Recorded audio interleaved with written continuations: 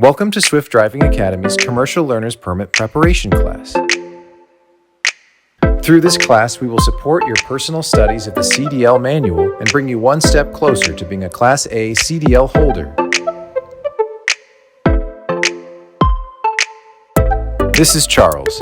He'll be your class instructor today. Here's what we'll cover over the course of this class. General knowledge, combination vehicles, and air brakes. CDL test review videos providing key chapters and sections of the CDL manual that will help you to prepare for the test.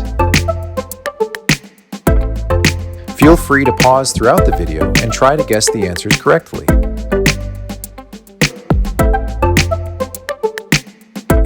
There are many references to the CDL manual throughout the video. While all reference text will appear on screen, you should follow along in your own copy of the CDL manual. This way you can take notes or mark up important pages easily.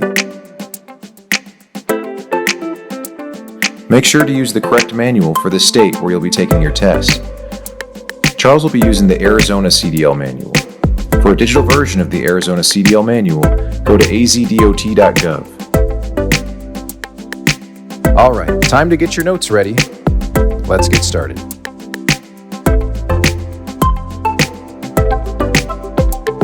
So, everybody, welcome to the Swift Driving Academy. My name is Charles Callow, and I'll be your instructor. And before we begin, I want to tell you a little bit about myself real quick. I started off as a student at the Swift Academy in San Antonio, Texas in 2005, okay?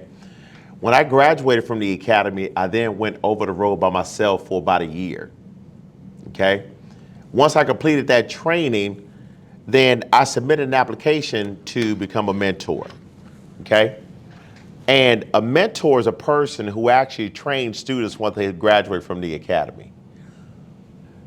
In 2010, I discovered that there was a position available in San Antonio, Texas for a classroom instructor. I applied for that position and I got it.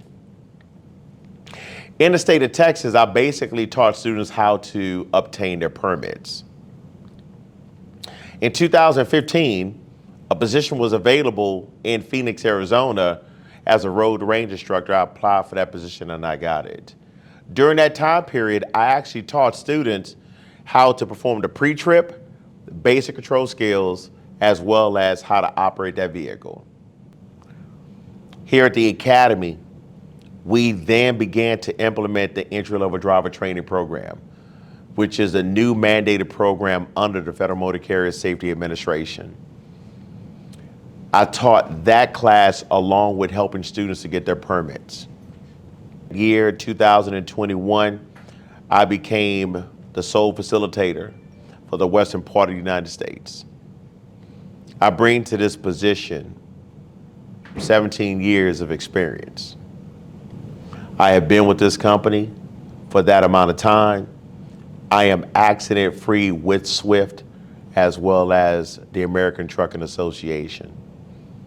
My behavior is that which is safety. I'm the type of instructor that focuses on learning. I don't focus on mistakes. I focus on learning. If you make a mistake, and tell me what you did and how do you fix it to make it better. That tells me that you're learning. I'm here to help you learn this information to pass a state required test. That's it. And we're going to be using certain techniques that's going to help us get over the process. But I got to tell you this, I need you to learn to use the most powerful weapon you have, your voice. You're like, what? Yeah, your voice.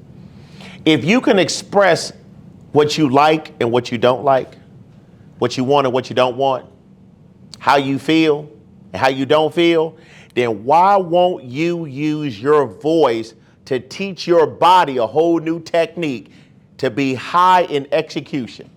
Somebody help me with it. Quiet, silence, huh? Ain't nobody got nothing for me? Ms. Butler, okay, Ms. Butler ain't gonna talk to me today. That's all right. But class, this is what I want you to know, that by using your voice, You're going to take new learned information and move it from short-term memory to long-term memory. Now, the IKW, the I stands for information. The I stands for information. In this classroom, that's all I'm going to be talking to you about is information. Right? When you know the correct information, it then allows you to put into practice, which becomes a knowledge. You ever realize, class, that sometimes when you know the correct information, you did what you thought was the best thing to do and it didn't work out quite well? And because we take the correct information, put it into the right practice, we develop the wisdom over time. That's what we do. Okay? The next thing I want to talk to you about is this little simple equation. PO plus P minus I equals HP. The PO stands for potential. Guess what? We all got it. Am I correct? Does everybody got 2 arms? 2 legs? Got a head? Got a torso? We all got the same potential. But with that potential, you have to practice. And you can't pick and choose when you practice. You got to practice consistently. Everybody with me on that? Floyd Mayweather, you think he practices sporadically? You think Earl Campbell did that? You think Emmitt Smith did that? You think LeBron, you think Michael Jordan did that? They always practice. That's why they learn to remove their interference. That interference can be physical, mental, emotional, or spiritual. You must ask yourself a very hard question and then come up with a very hard answer in order to become a high-performing individual. Anybody got any questions on that? We good? Perfect. Hi, my name is Charles and I'm not perfect. Hi, my name is Charles and I'm not perfect. Class, I made over 100 mistakes this weekend. How can I be perfect if I made 100 mistakes this past weekend? I can't. But class, what I do is I make the actions permanent in execution. Okay? Doubt. I don't teach doubt in this class. If you don't know something, guess what? It's okay. Hey, as a matter of fact, I don't expect anybody to know everything. How's that? Are we good? I don't expect you to know everything, class. Guess what? You just started when? I didn't hear you, class. What did you say? Man. So what makes you think I'm going to expect you to know everything? And you never had a conversation with me. Next, attitude. Each letter is represented by a number location of where it is in the alphabet. When you add this up, let's see what it comes up with. 1 plus 9 is 0, plus 1 is 11, plus 2 is 15, plus 5 is 0, carry the 2. 2 plus 2 is 4, plus 2 is 6, plus 2 is 8, plus 2 is... So class, with that said, your attitude has to be 100% in order for you to be successful. Is everybody with me on that? So can I ask a simple question? How's your attitude? Good, sir. How's your attitude? Good. Classes, wait a minute, hold on. I noticed you didn't say anything, Mike, but I noticed that your body mechanics did a whole lot of talking, so I'm going to close my eyes and I'm going to hear what you say. Mike, how's your attitude? Good. You see, when I removed that interference of vision, it allowed me to hear exactly what was being said.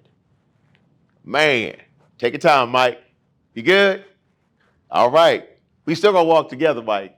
That's all I'm saying. We're gonna walk together. Now, Everybody, the next thing I want to talk to you about is this little circle.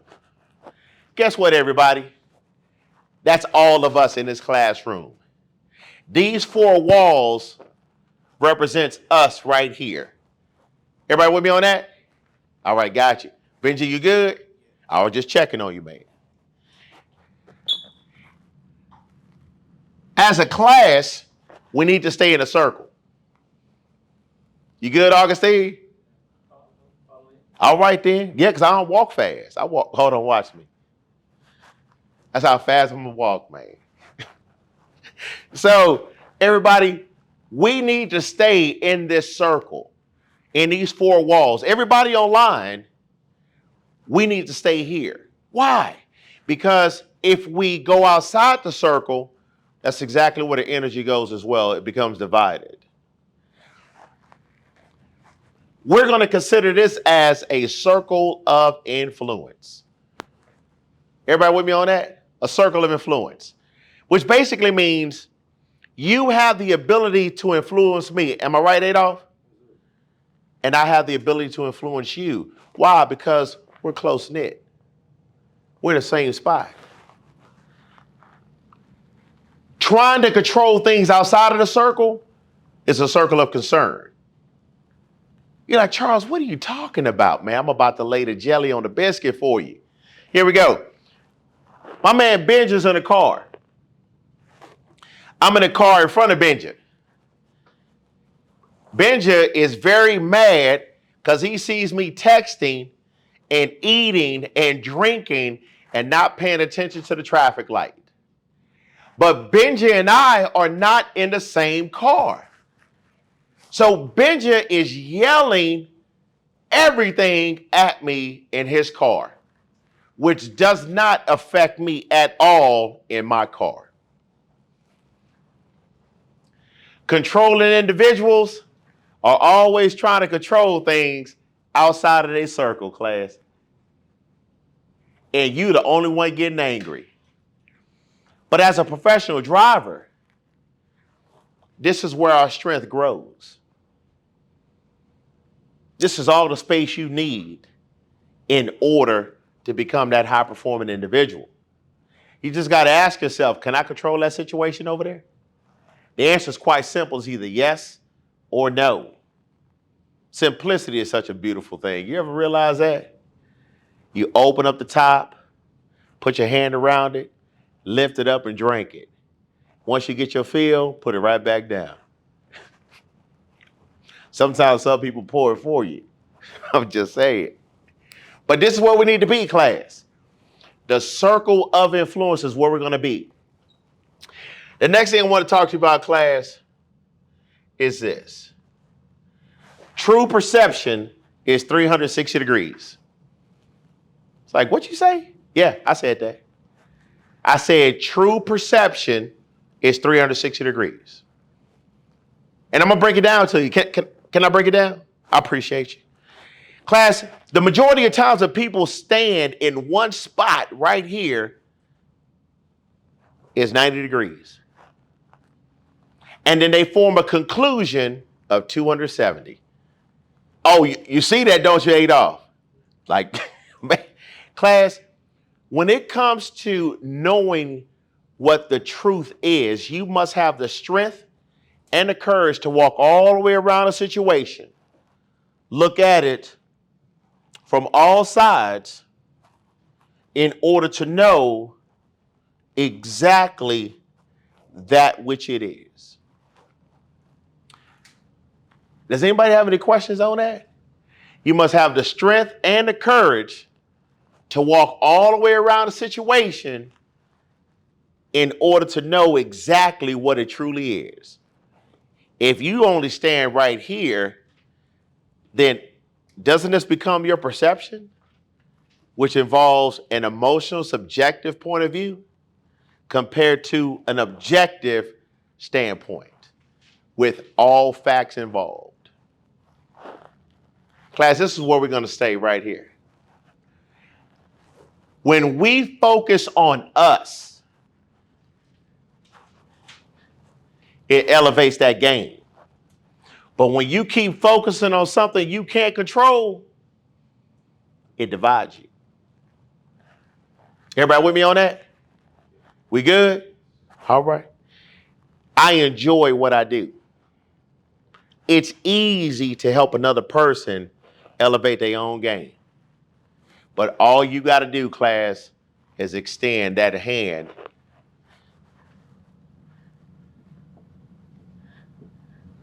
called trust. That's what I need you to do. I take that back. It's not what I need. It's something you're going to have to choose to do on your own. Class,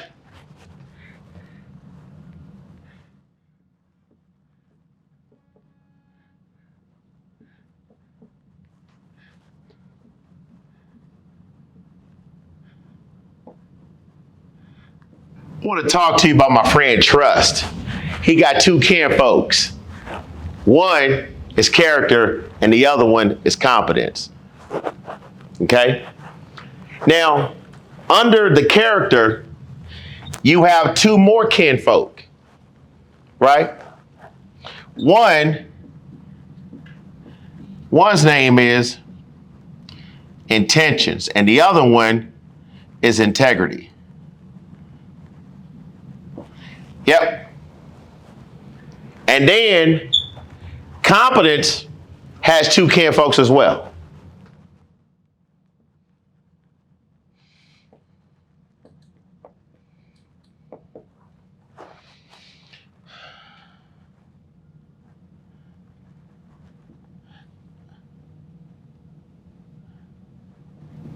Capability and results. Okay? Now, everybody, I want you to know that when you take a look at trust, remember I said you want to trust me to make sure that I teach you the correct information needed for you to pass that test? If you don't have trust in me, how can I help you? Take your time. But before that, you got to trust who? Man, say it again, Adolf.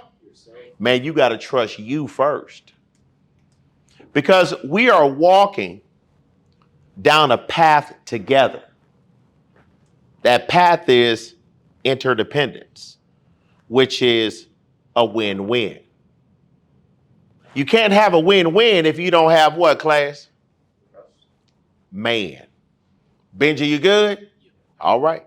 So, class, if you allow me to prove myself to you, I can help you be successful. Anybody got any questions on that? When you trust me, class, guess what? You don't doubt me. I'm here to teach you the correct information, to help you to pass a state required test in order to produce those results. Because everybody is capable, because we all have the same potential. Just because I've been doing this longer don't mean you can't do it, class. But I will tell you this, I'm going to teach you to be better than me. Better than when I first started. All you got to do is walk with me, because I don't run, though. You got to walk. If you used to running, come on now. Running don't do no good. We're going to operate in being effective. And because we are effective, it's going to be easy to be efficient, because we're going to be consistent at performing that process and knowing it. Once you start off, everything always starts off in the beginning as what? Slow. So inside of this classroom, I want you guys to know and understand this. As an instructor, I believe in the beginning, the middle, and the end to understand why that is the correct information. We can't just come in the middle and then have an expectation that we know what it is. Class, if you don't start at the beginning, how's that going to be good? What's the first thing you do when you want to build a house? Say that again. You got to lay that foundation. If your foundation is not good, then guess what? Your house going to fall on you. If I'm wrong, then please tell me. Class, we need to start at the beginning of everything that we do. That beginning is going to move forward slowly, but it's going to start to build up momentum. When you start to understand the correct information, you will produce those results in order to be successful. You will. The only thing is, you just don't see it yet. But class, just because you don't see it don't mean it's not true. It just means that you don't see it. Anybody got any questions on that? We straight? Appreciate you. In order to pass your CLP/permit test, you must pass 3 tests. 3. Again, general knowledge, air brakes, and combination vehicles. Okay? Copy down the information that I tell you. And the only thing you need to copy down is a page number and a section number. And the reason why, here you go. The reason why, class, is because the information that I'm going to give you will allow you to go back and quickly source the information in the CDL manual to read it a little bit further for you to understand it. Okay? Anybody got any questions on that? Everybody, the first thing I'm going to tell you guys right now is that we are going to start talking about general knowledge.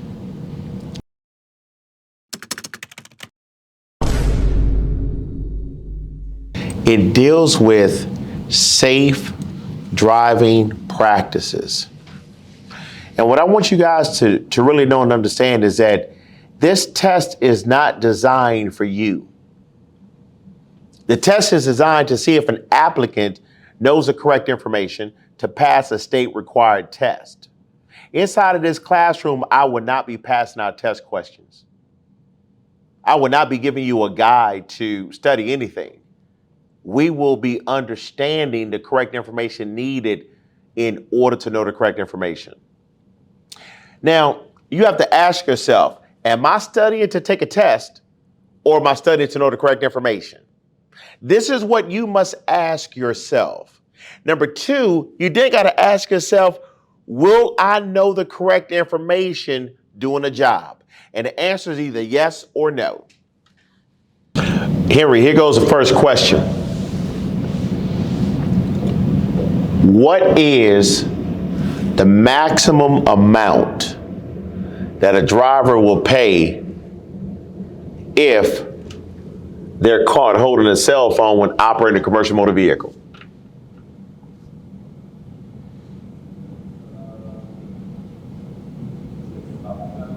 How much? That's incorrect. Michael, same question.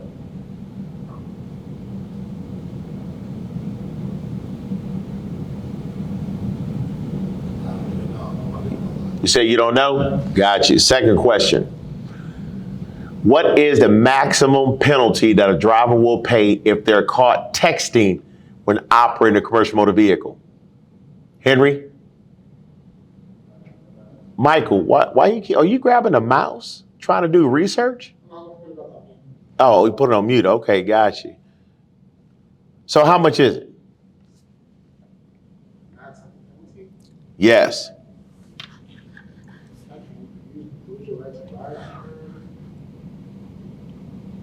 You lose your right to drive? Is that what you said? 6 months? That's incorrect. Okay? Last question.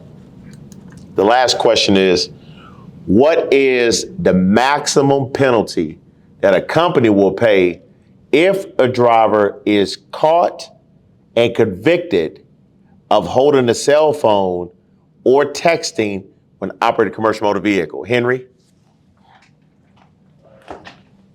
How much? You don't know. Okay. Michael? All right. Go ahead and mute your microphones, please. Both of you. So let me see if I understand this correctly. Let me know if I'm doing this right. So you're telling me that both of you have a CLP from your respective states that show that you read the CDL manual in order to pass a state required test, but you don't know that information. Am I correct when saying this? I don't know is not an answer choice, class.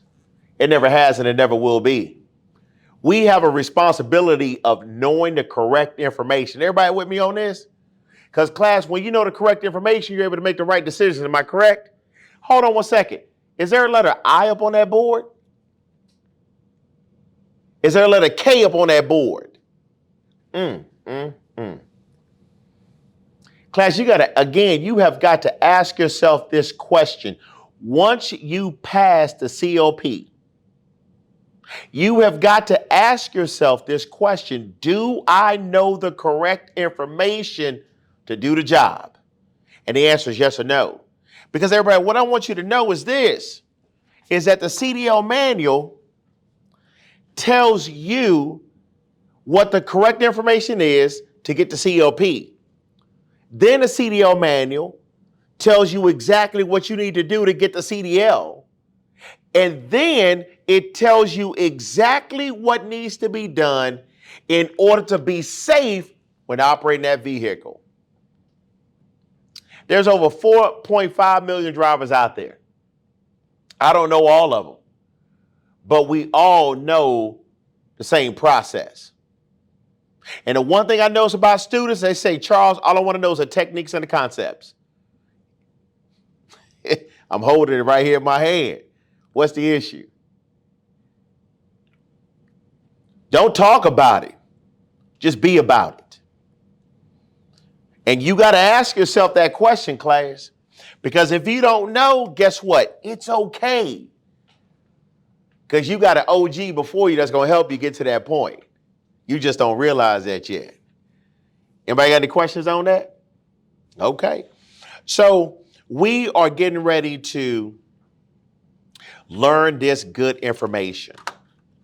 And this is good information, class. But we're going to be using certain techniques in this class. We're going to be very proactive in asking questions. We're not assuming anything. Anybody got any questions on that? We're not assuming. Benji, we good? We're not assuming anything. We're going to ask questions and we're going to start a process where we come up with the correct information. Why? Again, the beginning, the middle, and the end to understand why that is the answer. Because that is how we're going to be safe in the business.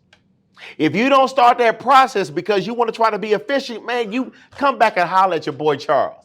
Let me know how it worked out. I'm kind of curious. Anybody got any questions on that? Okay. Like I said, class,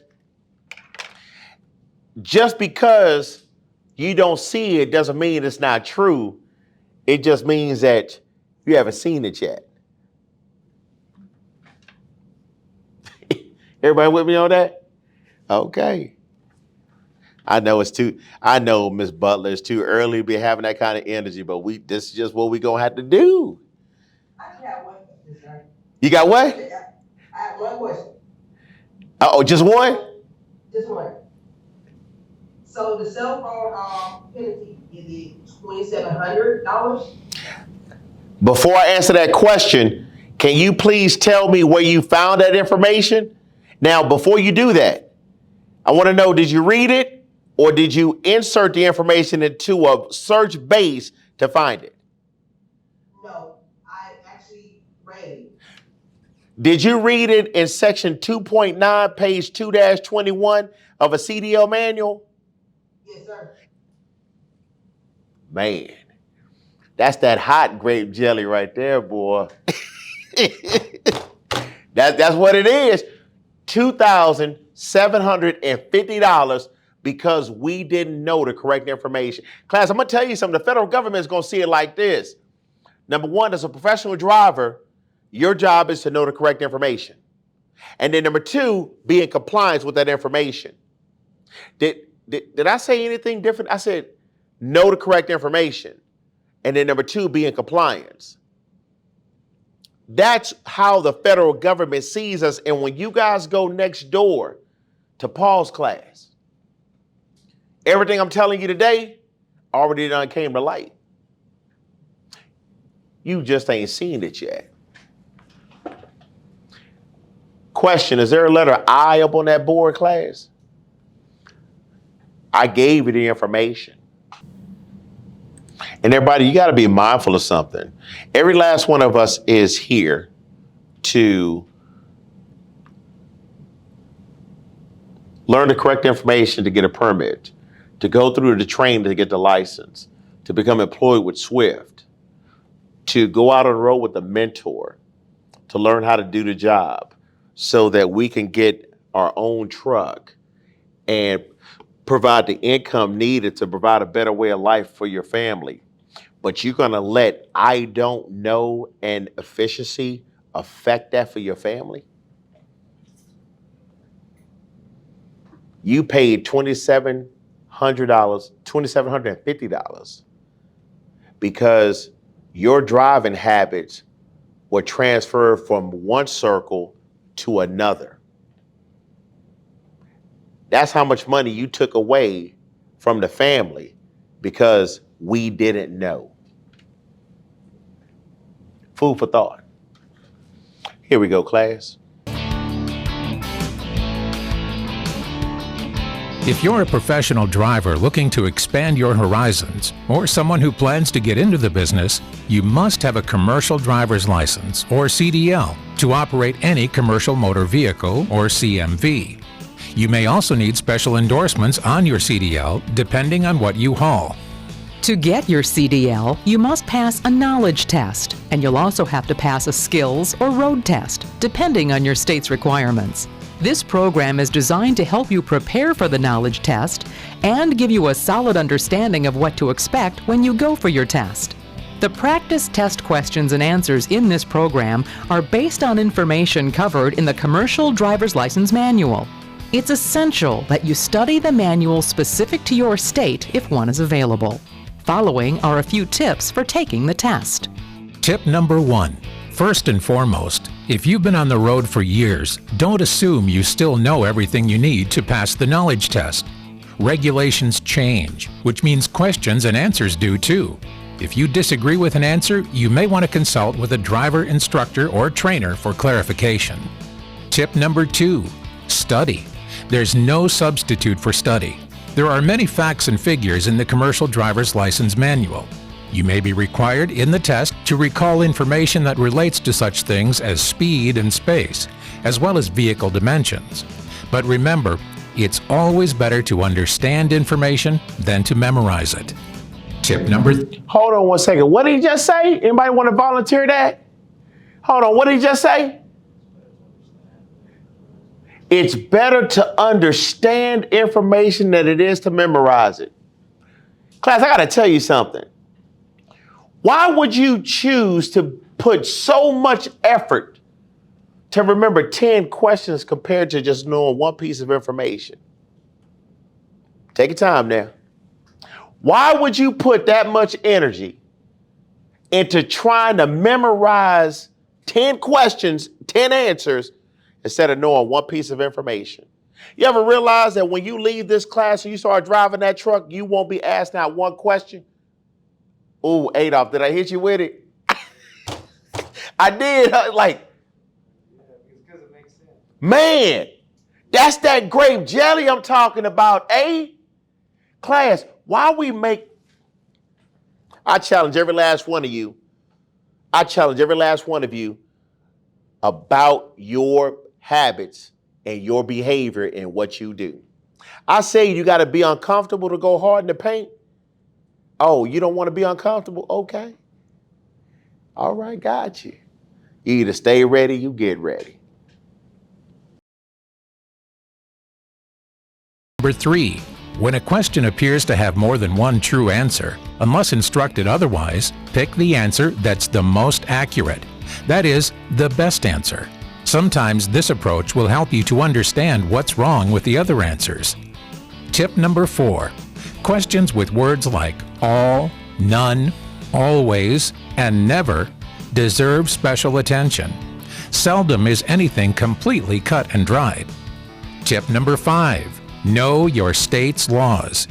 Where state laws vary from the federal is where the test you'll take is most likely to vary from this practice test. Driving safely consists of general knowledge and safe driving practices that all commercial motor vehicle drivers need to know. You'll be tested on this information before getting your CDL.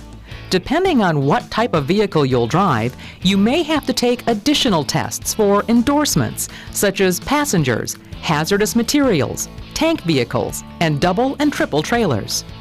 There are 3 tests most prospective CDL drivers will want or need to take: the General Knowledge Test, the Combination Vehicle Test, and the Air Brakes Test. Practice tests for each of them follow. The General Knowledge Test is the first exam you'll encounter, and it must be completed by every person who wishes to obtain a commercial driver's license, or CDL, regardless of the class of license being sought. This test covers basic concepts every driver needs to know and understand in order to safely operate a commercial motor vehicle, or CMV.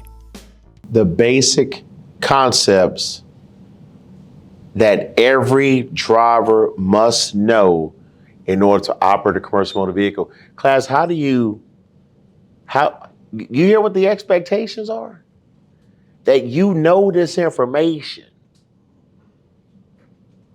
That's the expectation if you didn't catch it. We all drive together on the same road, am I correct? We share and play in the same sand pit. If you don't know the rules in the pit, then that means you're going to operate outside the process. And how is that going to affect relationships? Food for thought. While driving, you're looking ahead of your vehicle. What's the best way to do that? Okay, so it says that you're looking ahead of your vehicle, right? They want to know what is the best way to do that. So here's the information, class.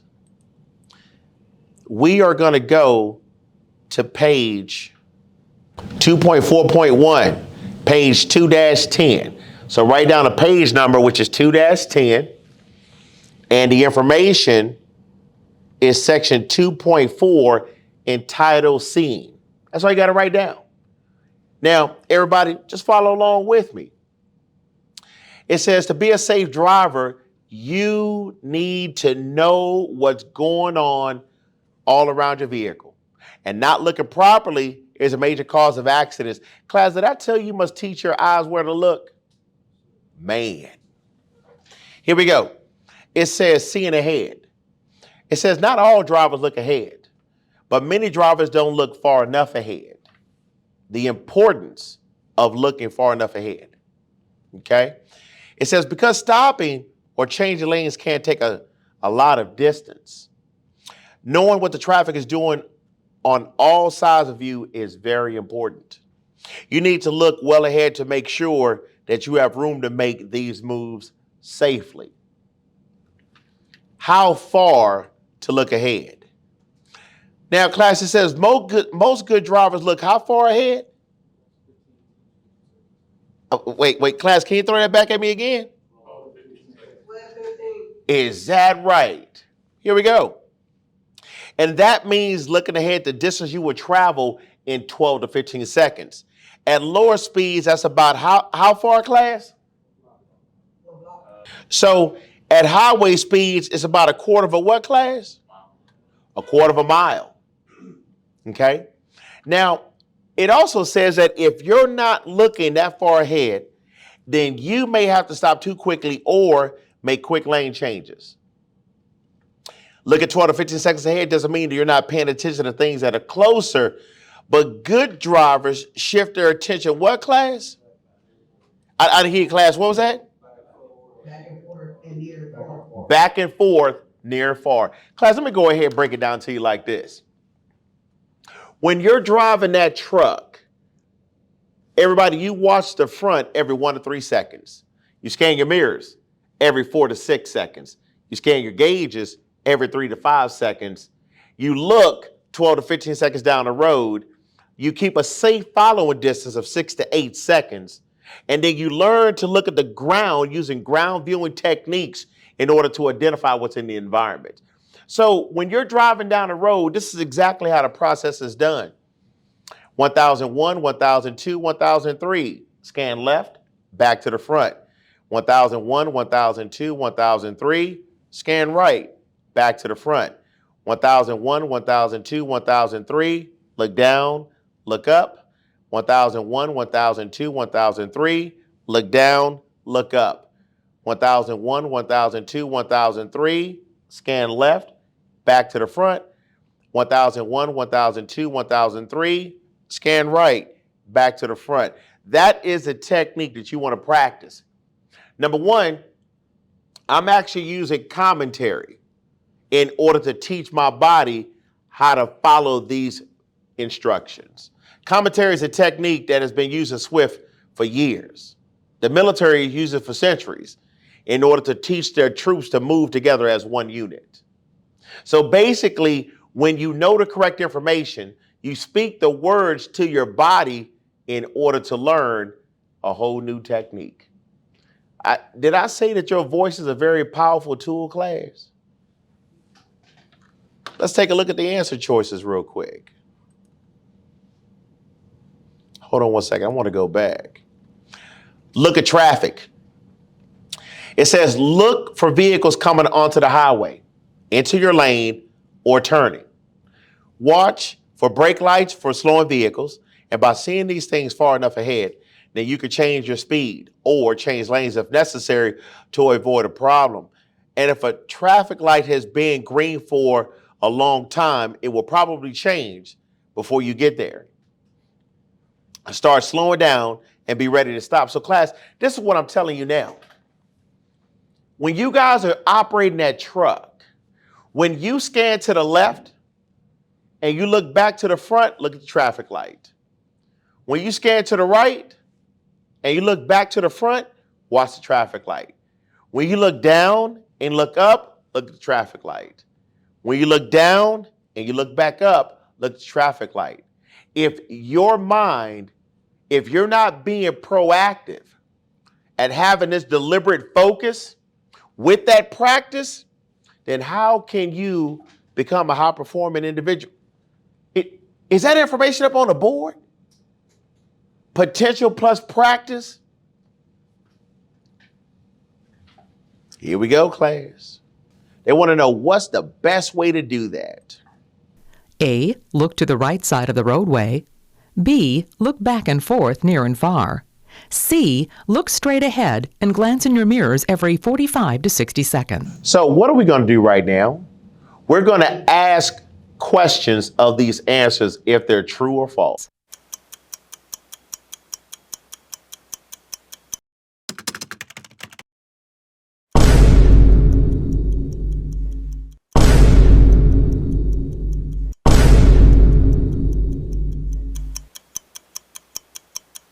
The correct answer is B. Look back and forth, near and far. When driving at night, you should A. Dim your lights when you're within 300 feet of oncoming traffic. B. Watch the white line on the left side of the roadway.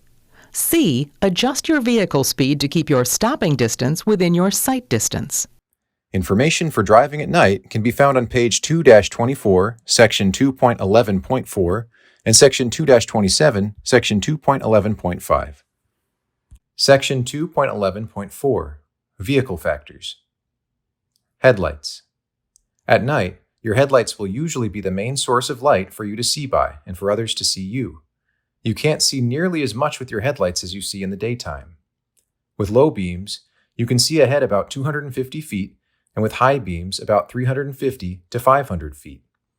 You must adjust your speed to keep your stopping distance within your sight distance. This means going slowly enough to be able to stop within the range of your headlights. Otherwise, by the time you see a hazard, you will not have time to stop. Night driving can be more dangerous if you have problems with your headlights. Dirty headlights may give only half the light they should. This cuts down your ability to see and makes it harder for others to see you. Make sure your lights are clean and working. Headlights can be out of adjustment. If they don't point in the right direction, they won't give you a good view, and they can blind other drivers. Have a qualified person make sure they are adjusted properly. Other lights. In order for you to be seen easily, the following must be clean and working properly: reflectors, marker lights, clearance lights, tail lights, identification lights. Turn signals and brake lights. At night, your turn signals and brake lights are even more important for telling other drivers what you intend to do. Make sure you have clean working turn signals and stoplights. Vehicle procedures. Make sure you are rested and alert. If you are drowsy, sleep before you drive. Even a nap can save your life or the lives of others. If you wear eyeglasses, make sure they are clean and unscratched. Don't wear sunglasses at night. Do a complete vehicle inspection of your vehicle. Pay attention to checking all lights and reflectors and cleaning those you can reach.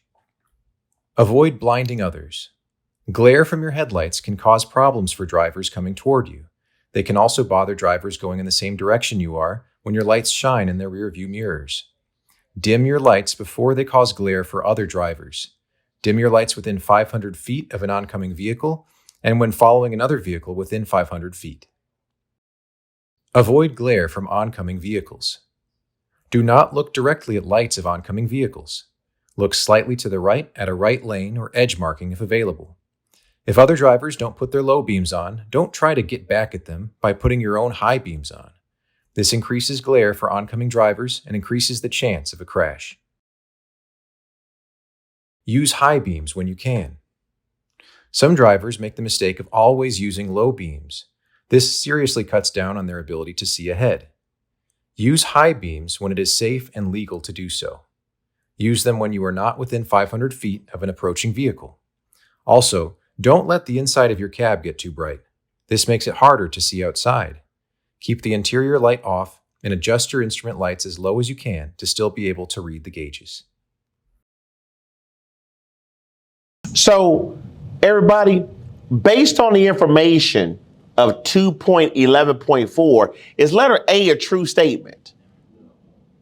Because we should dim our headlights how far? What was that again? Let me go back. Class, we should dim our headlights by how much? 500 feet. Okay. Here we go. How about letter B?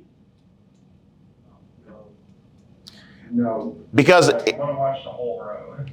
but the white line is on what side of the road? The right side. So that's a false answer. So that means that letter C is true. Am I correct? Here we go.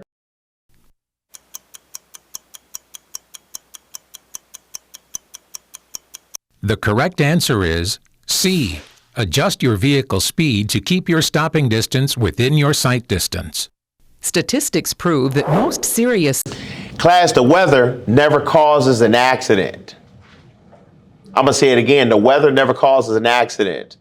Whether it be rain, snow, ice on the road, fog, they do not cause accidents. It is a person's driving behavior that causes that accident. Class, when you fail to make adjustments to, number one, identify the conditions of the environment and then make adjustments to that environment, who caused that accident?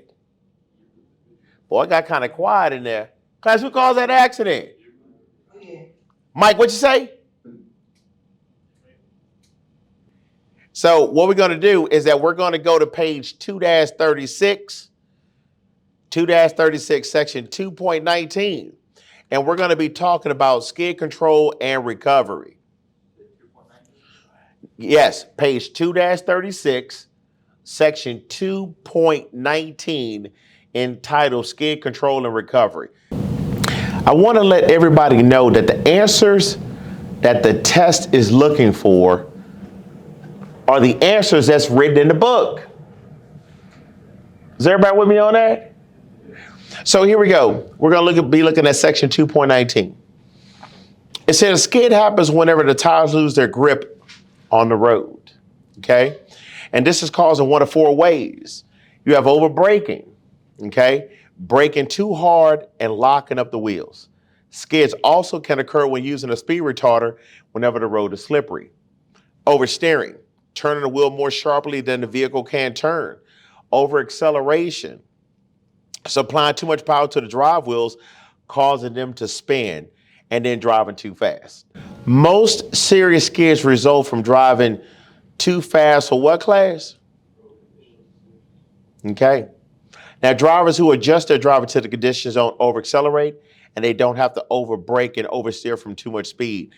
Everybody, simply put, you must teach your foot how to apply the brakes. Number two, you must teach your foot how to apply the accelerator with control. Now, when it comes to the accelerator, you must learn to use your whole foot. You cannot use your toes. You must learn to use your whole foot.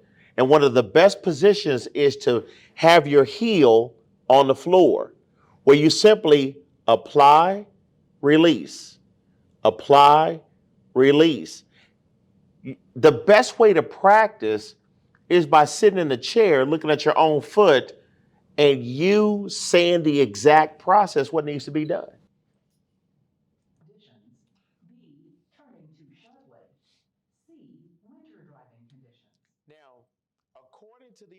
Now, according to the information under section 2.19, is letter A a true statement? Okay. How about letter B? How about letter C?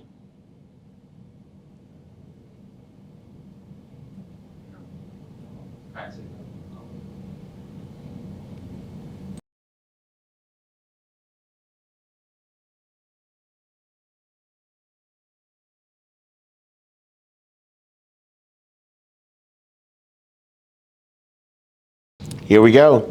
So they said when you're driving through what class? Hold on. Did I say class or did I say one person? I said class, which basically means classroom participation on everybody's part. Ain't that right, Ben Jay? All right, then I got you. So class, when you're driving through what? Heavy rain or standing water. Yeah. Again, everybody, your voice is a very powerful weapon that you don't use. But that's all right.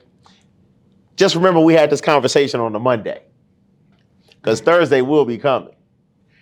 Like, man, he told me that on Monday. Like, I sure did. It says that your brakes may get wet. And what can this cause to happen when you do what? Apply the brakes. So let's go ahead and go back to that book we were looking at.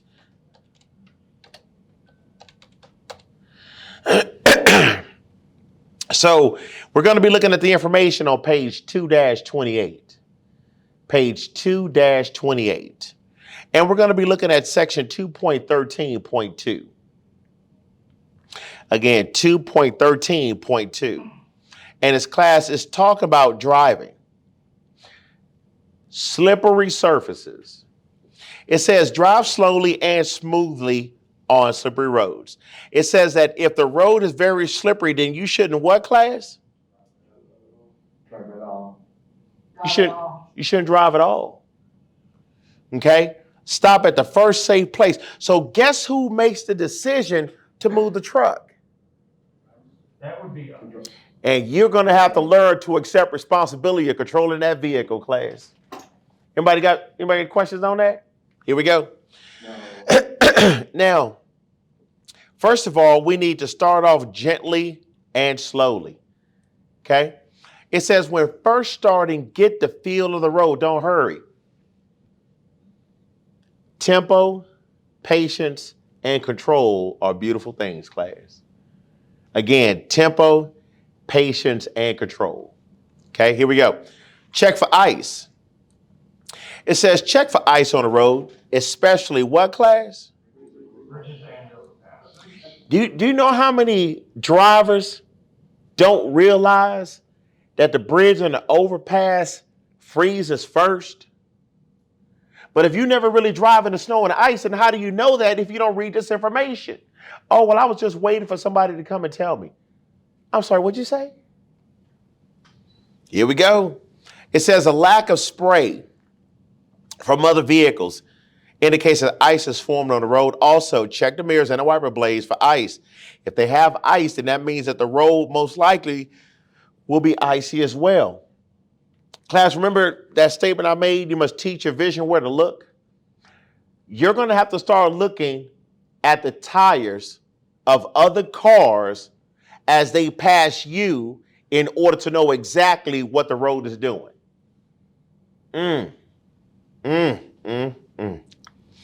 Adjust turning and braking to the conditions. It says make turns as what, class? Gently as possible. You know, the one thing I've noticed as an instructor is that individuals who speak softly are physically aggressive, and people who speak very loud have a very soft, gentle touch.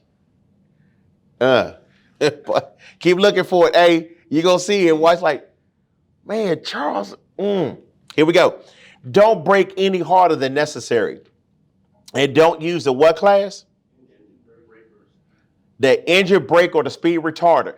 That was the same information that was discussed in section 2.19. Now, and the reason why is because they can cause the drive wheels to what? Skid on slippery surfaces. Next, adjust speed to the conditions. Don't pass slower vehicles unless what, class? Absolutely necessary. It says go slowly and watch far enough ahead to keep a steady speed. Okay? Avoid having to slow down and speed up. Take curves at slower speeds and don't brake while in the curve. Class, you never hit the brake in a curve. You're supposed to slow down when the road is still straight. Now, be aware that as the temperature rises to the point where ice begins to melt, the road becomes even more slippery, so slow down. Class, again, by you looking at the environment, allows you to make the right decisions to stay safe, to go back home to your family. Adjust the space to the conditions. Don't drive alongside other vehicles. Keep a longer following distance, and when you see traffic jam ahead, slow down or stop to wait for it to clear. Okay? Try hard to anticipate stops early and slow down gradually. Okay? Now, everybody, I need you to follow with me on this one. It says, watch out for what, class? No clouds. As well as what? Salt and sand. And give them plenty of room. Class, in the winter conditions, I need you to know you need to keep over a quarter mile distance from another vehicle. Did I say a car length? I said a quarter of a mile. Because you're in a condition where ice and snow meet.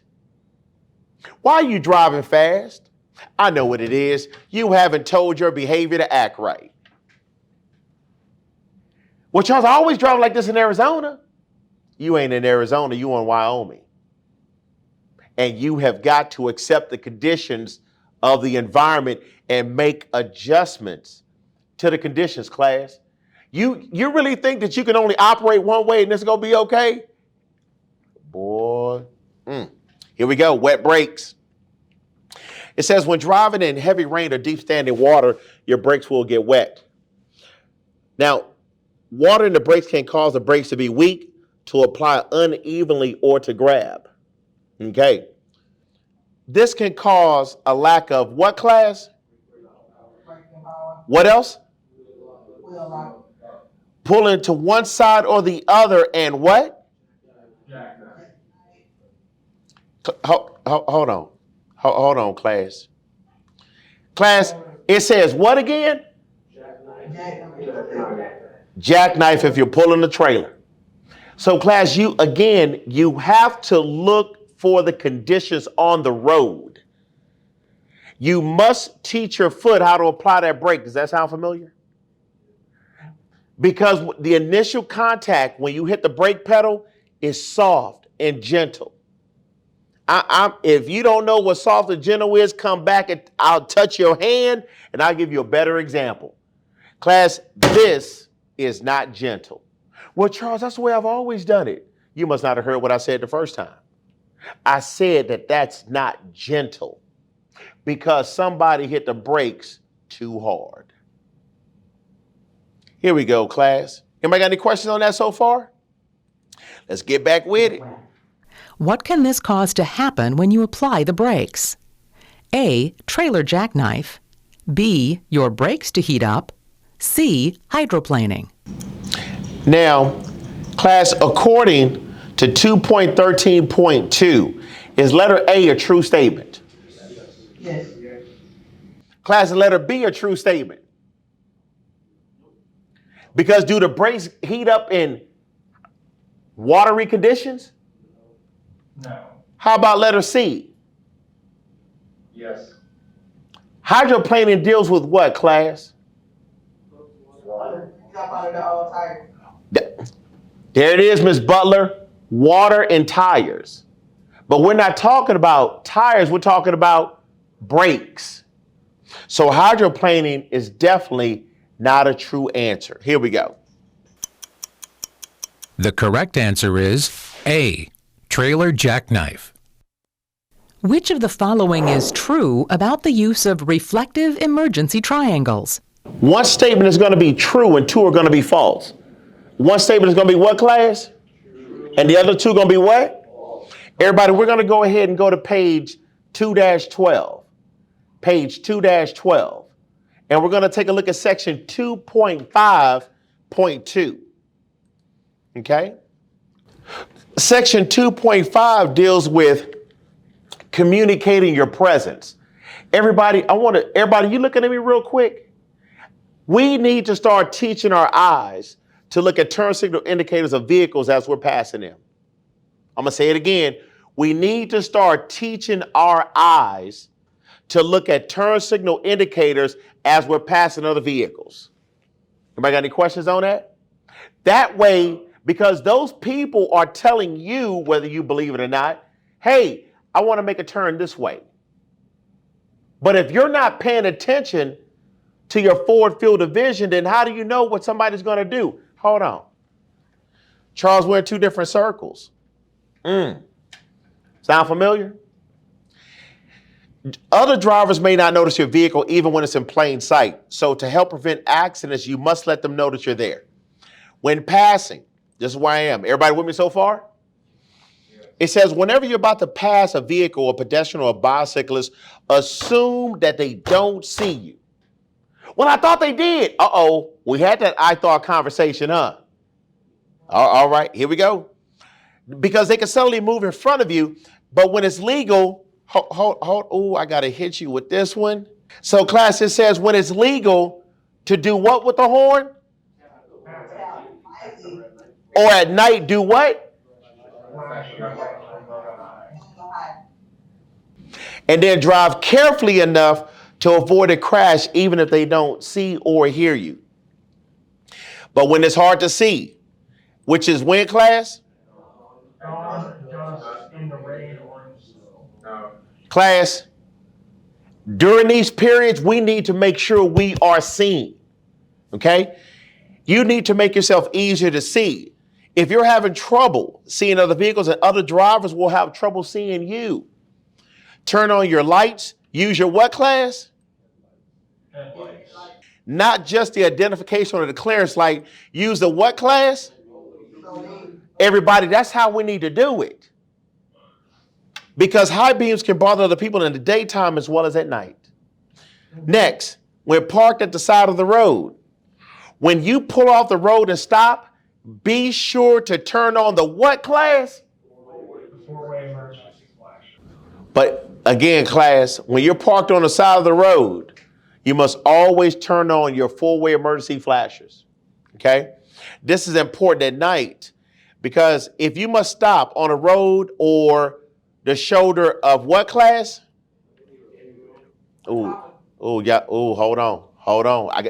Everybody, I need you to take a look at what I just highlighted. It says if you must stop on a road or the shoulder of any road, that means that if you're in the traffic lane or the shoulder of a road, it doesn't matter. Is everybody with me on that? Because sometimes your truck just going to break down and stop. That's a possibility. And let's face possibilities. It says that you must put out your emergency warning devices within how much time, class? 10 minutes. 10 minutes. Now, it says place your warning devices in the following locations. Now, it says if you must stop on or by a one-way or divided highway, place the warning devices within how far, class? Followed by what? Followed by what? 200. And then, hold on. I got to hit you with this one. And then what does that say? Towards the approaching traffic. Everybody, we need to talk about these two words, one-way and divided highway. Number one, they both mean the same thing. An example of a divided highway is I-10, I-20, I-5, I-8, I-80, and so forth. Those are all divided roads because all the traffic is going in one direction. If you take I-10 east to Tucson, all the traffic is going in what direction? East. Good, going east, that's correct. There's no traffic going like this because I-10 east only runs in one direction. Now, you are broke down on the road or the shoulder. You must first place one triangle how far behind the rear of your vehicle? 10 feet. And then how many feet behind your vehicle? And then followed by what, class? 200. Please make sure if you ever break down on the road, you follow this process. Now, if you must stop on a what, class? 2-lane. A 2-lane road carrying traffic in both directions or an undivided highway. I'm going to let y'all soak that up for a little bit. It says if you must stop on a 2-lane road carrying traffic in both directions or on an undivided highway, you must place one of the devices within how much, class? 10 feet in front or rear. That's very important. 10 feet on the front or rear of that vehicle. The next one must be how far, class? 100 feet behind and 100 feet ahead. 100 feet behind and ahead of the vehicle. Class, an example of a divided highway would be Van Buren. Because Van Buren does it like this. 75th Avenue does it like this. I-10 has a big median, don't it? But Van Buren does not. So you have got to remember the environment you're in and know exactly where to place those triangles, class. Here we go. Here's an example. You have a 2-way or divided road. One goes up front. How far? 100. The next one goes how far in the rear? 10. And the next one. 100. And you decide which way it's going to be placed. Just as long as you remember the distance. 100, 10, 100. Okay? Now, class, we got to talk about this one. Back beyond any hill, curve, or other obstruction that prevents other drivers from seeing the vehicle within how far? 500 feet. Man, okay, I knew you was with me. I'm just making sure. If the line of sight view is obstructed due to a what, class? Hill or curve. Then move the rearmost triangle to a point back down the road so warning is provided. So you think it's like, Charles, hold on, help me out. Man, you know I'm going to help you. Here it is, class. So if you're broke down on a hill, the first triangle goes back behind the tractor how much? 10 feet. And then the next one is anywhere between 100 to 500 feet. That's on a hill. Now, if you're in a curve, the first one goes how far behind the vehicle? Also 10. And then as far back as what? 500 feet. Now, the one up front still hits that 100. The one up front still hits that 100. But you can move, what they're saying is you can move the rear triangle as far back as 500 feet. 500 feet. Everybody, we good? Okie dokie. Now, everybody, I got to give you this foresight. If you don't follow this process and somebody hits your vehicle, who caused that accident? Just as long as we're on the same sheet of music. Which of the following is true about the use of reflective emergency triangles? A. Regulation requires they be placed within 5 minutes of stopping. B. You don't need to use them as long as you've pulled your vehicle completely off the traveled portion of the roadway. C. If you stop on a hill or curve, it's necessary to place them as much as 500 feet out to provide adequate warning. So, according to the information under 2.5.2, is letter A a true statement? No. Because we're supposed to place the triangle, we're supposed to have them out within how much time? 10 minutes. Very good, everybody, 10 minutes. So that's a false statement. How about letter B? It's also false. That's also false because it says that you don't need to use them as long as you pulled your vehicle completely off the road. Class, that's false because the information stated that if you must stop on a road or the shoulder of any road, you must put out the emergency warning devices within 10 minutes. 10 minutes. So that's a false statement. So that means that letter C is the correct answer.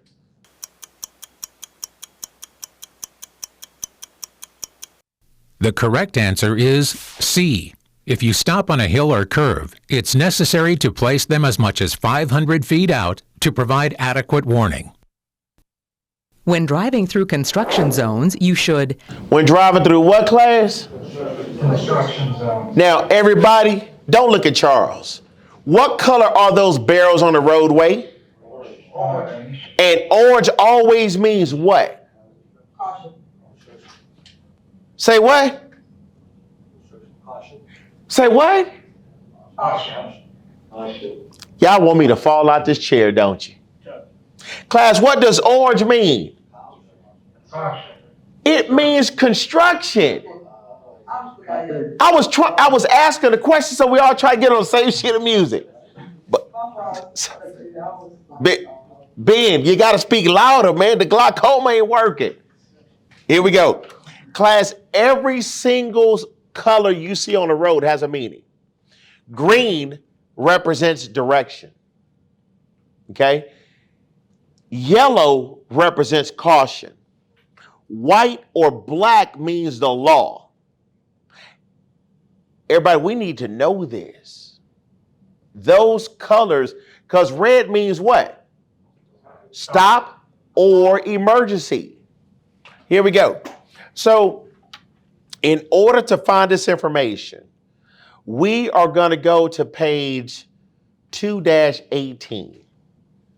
Page 2-18, 2-19, correct. And we're going to take a look at section 2.8.2.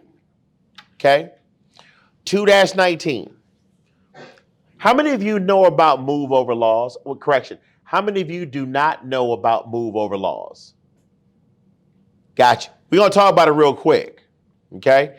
And we're going to be taking a look at this section right here. It says that when you're approaching an authorized emergency vehicle stopped on the roadside or by a work zone, then you should proceed with caution by slowing down and yielding the right of way by making a lane change into a lane not next to that of the authorized emergency vehicle or the work zone if safety and traffic conditions permit.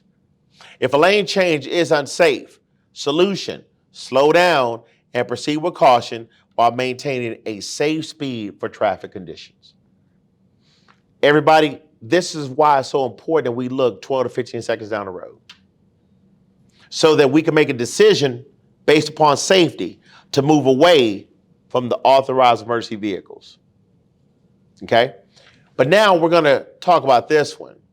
Slow down and be careful, very careful, if you see any of the following road hazards. First is work zones. It says when people are working on a road, it is a hazard. There may be narrow lanes, sharp turns, or uneven surfaces. Other drivers are often distracted and they drive unsafely. Workers in construction vehicles may get in the way. Drive slowly and carefully near work zones. Now, class, I need your help with this one. It says use your what? Four-way flashers Or your what? We warn other drivers behind you. This is your new practice. We communicate to those behind us by using four-way flashers and tapping the brake lights. Again, that is your new technique to start practicing. Anybody have any? So when you start slowing down, you can put on your four-way flashers, or you can simply tap your brake lights. Does anybody have any questions on that? Now, just like tap, tap, tap, rapidly to make them flash. Okay? The next thing we're going to talk about are drop-offs. It says sometimes the pavement drops off sharply near the edge of the road. Driving too near the edge can't tilt the vehicle toward the side of the road, and this can cause the top of your vehicle to hit roadside objects. Also, it can be hard to steer as you cross a drop-off, going off the road or coming back on. Okay? Now, again, everybody, when it comes to hazards, we need to discuss this. Okay? Now, a hazard is any road condition or other road user, such as a driver, a bicyclist, or pedestrian, that is a what class? I didn't hear you, class. What'd you say? Possible danger. For example, a car in front of you is heading toward the freeway exit, but his brake lights come on and he begins braking hard. This could mean that the driver is uncertain about taking an off-ramp. He might suddenly return to the highway. This car is a hazard. And if the driver of the car cuts in front of you, it is no longer just a hazard. It's a what class? It's an emergency. Class, did we have a conversation? You must teach your eyes where to look. Yes. Man. It says you will have more time to act if you see hazards before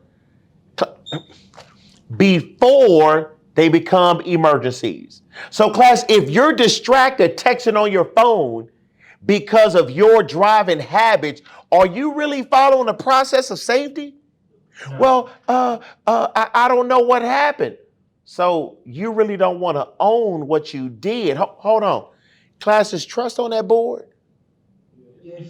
Is character up on that board? Yes. Is integrity up on that board? Yes. Here we go. It says that in the example above, you might make a lane change or slow down to prevent a crash if the car suddenly cuts in front of you. Seeing this hazard gives you time to check your mirrors and signal a lane change. Being prepared reduces the danger, and a driver who did not see the hazard until the slow car pulled back on the highway in front of him would have to do something very suddenly. Sudden braking or a quick lane change is more likely to lead to a crash. Learning to see hazards. There are often clues that will help you see hazards. The more you drive, the better you can learn to see hazards.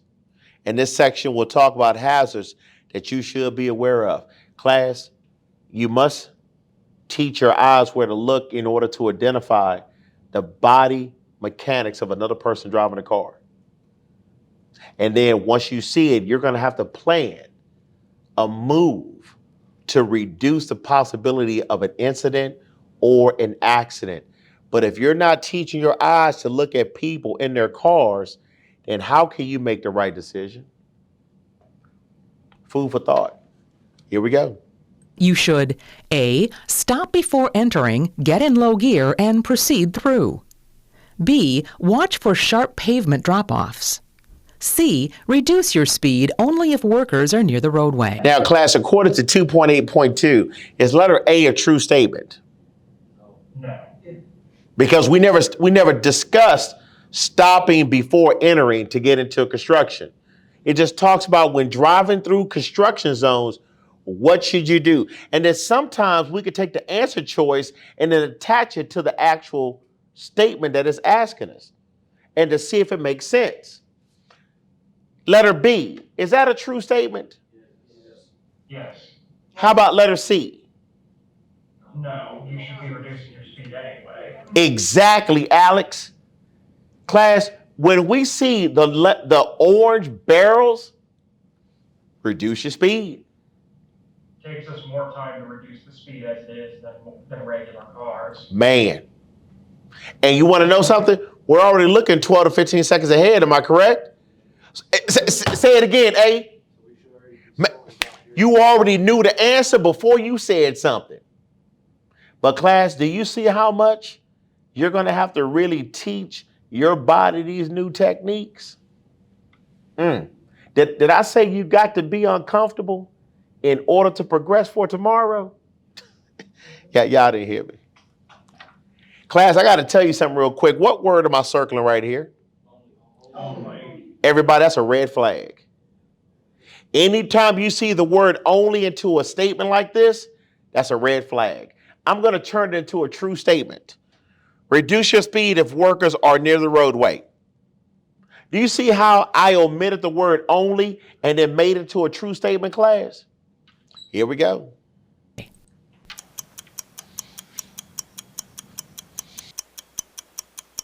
The correct answer is B. Watch for sharp pavement drop-offs. If you break down on a level, straight, 4-lane divided highway, Class, what kind of highway is that? Divided. So I'm going to put it to you like this, everybody. When you see the word divided, all three triangles go behind you. I'm going to say it again. You ready? When you see the word divided, all three triangles go directly behind you. But when you see the word undivided, one goes up front, two go in the back. Again, when you see the word undivided, one goes up front, two go in the back. Everybody, we good? All right, here we go. where should you place the reflective emergency triangles? A. 10 feet from the rear of the vehicle, 100 feet from the rear of the vehicle, and 100 feet to the front of the vehicle. B. 10 feet from the rear of the vehicle, 100 feet from the rear of the vehicle, and 200 feet from the rear of the vehicle. C. 100 feet from the rear of the vehicle. So, class, the word that they used was divided, correct? And the word divided means that all the triangles go where? Behind us. So I'm going to point this out to you, okay? Rear, rear, front. Is that a true statement? Rear, rear, and rear. Is that a true statement? Yes. Rear, rear, and then rear. Yes. So in other words, we already eliminated one answer. So now we go from the rear to the distance. 10, 100, 200. Is that a true statement? Yes. 100, 200, 300. No. Class, this is exactly how we need to attack these answer choices. Left to right, top to bottom. We cannot just look for certain word usage and say, okay, that's the right answer.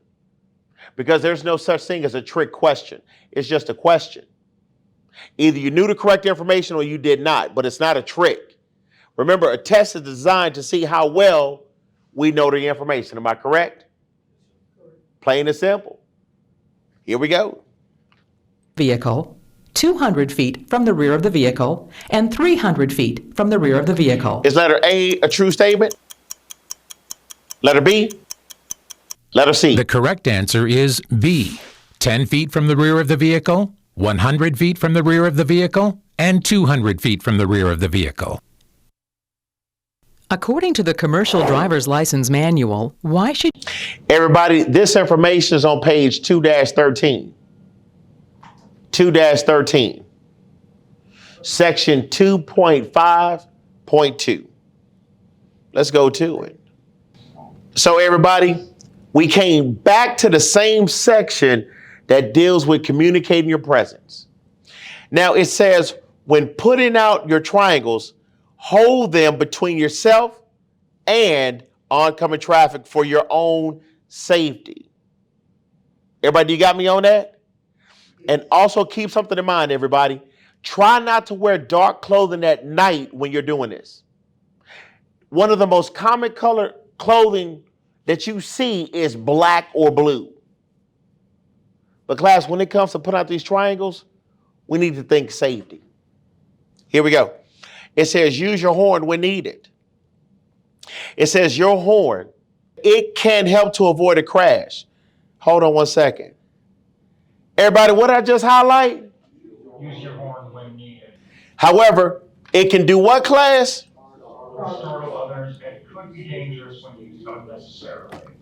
Class, that is something. There's at least two questions that come out of that one statement right there.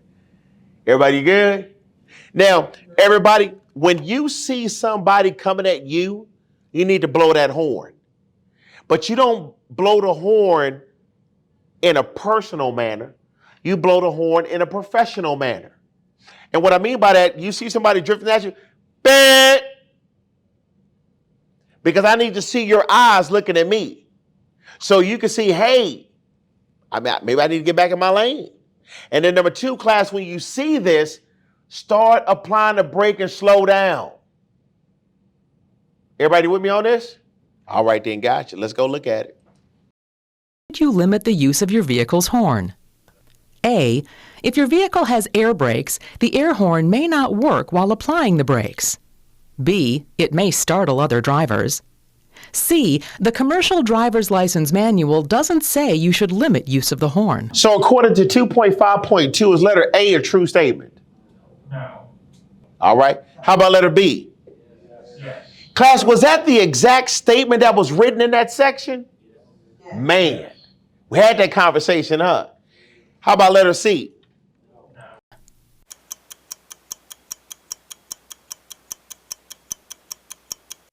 The correct answer is B. It may startle other drivers. Which of the following should you not do? So, two answers are going to be true. One is going to be false. So, class, as you take a look at this question, it says, which one of the following should you not do? So, two answers are going to be correct, and one is going to be false.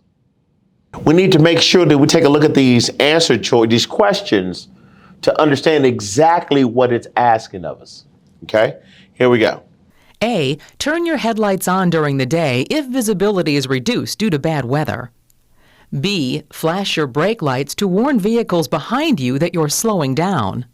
C. Flash your brake lights if someone is following too closely.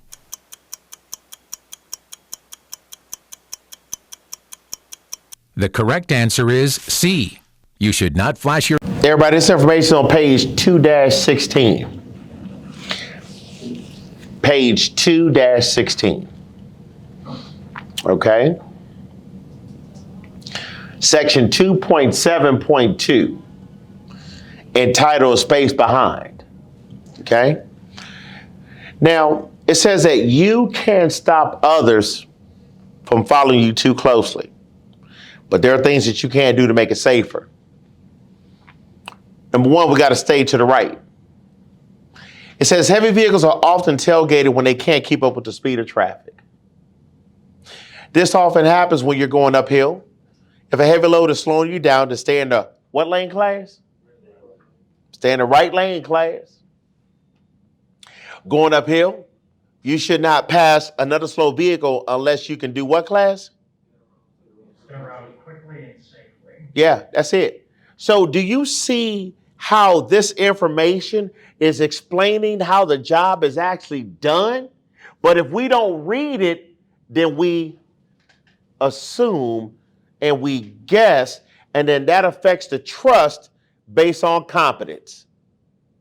Are you producing safe results? Yes or no? Here we go. Class, can anybody control the tailgater in this classroom? If you do, raise your hand. I want to talk to you later. Okay, here we go. It says that in a large vehicle, it's often hard to see whether the vehicle is close behind you. You may be tailgated. When you're traveling too slowly, drivers trapped behind slow vehicles are often followed too closely. Now, in bad weather, many car drivers follow large vehicles closely during bad weather, especially when it's hard to see the road. I can vouch for that based on my experience. They follow you because they can't see ahead. Okay? If you find yourself being tailgated, then here's some things that you can do to reduce the chances of a crash. First, avoid quick changes.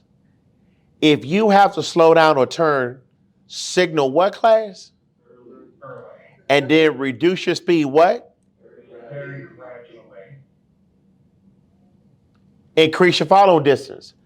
Opening up room in front of you will help you to avoid having to make sudden speed or direction changes. It also makes it easier for the tailgater to get around you. Don't speed up. It's safer to be tailgated at a what class? Low speed. Than a high speed. Because the faster you drive, the more you increase the impact of an accident. But I don't think a lot of people really think about that, class. That's why it's crazy whenever I observe people who always feel like they should speed up instead of slowing down, getting behind some people, demonstrating a little bit of humility, being a little bit more humble.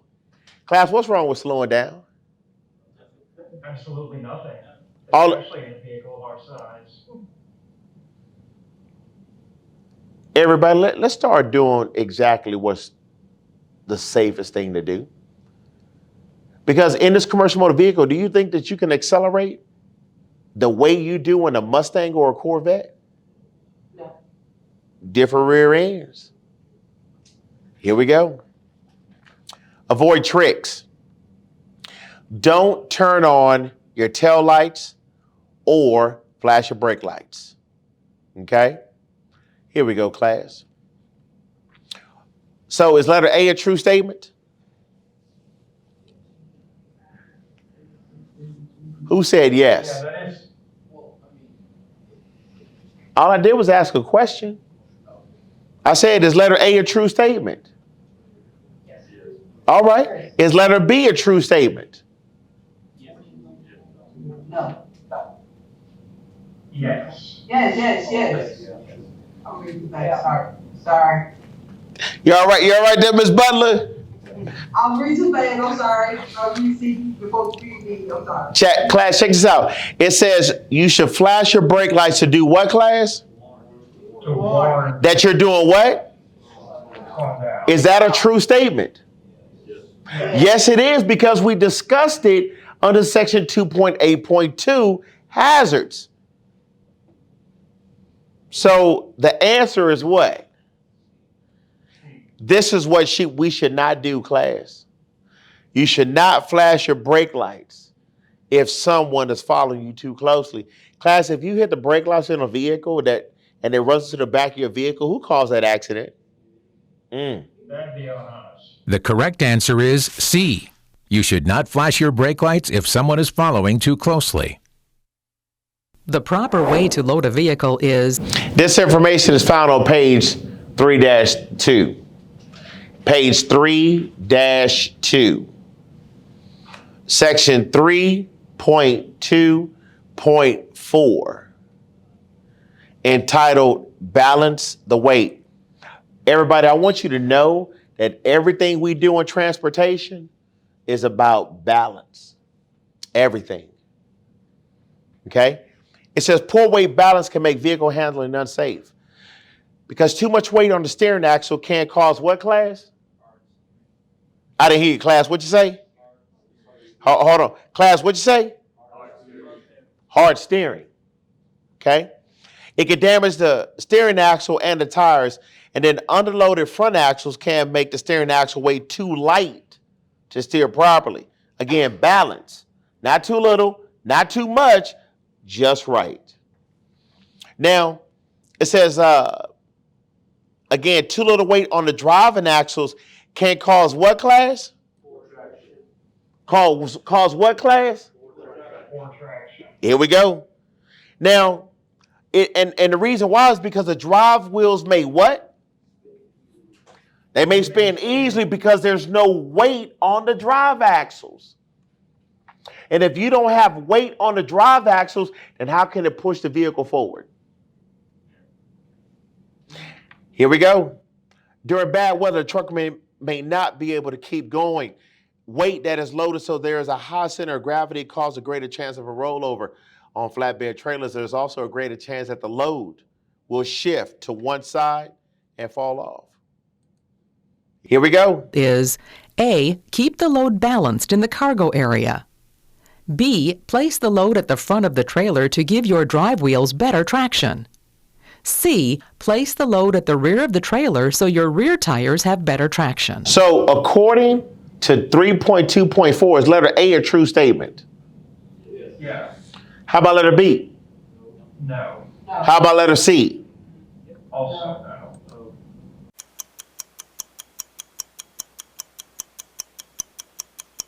The correct answer is A.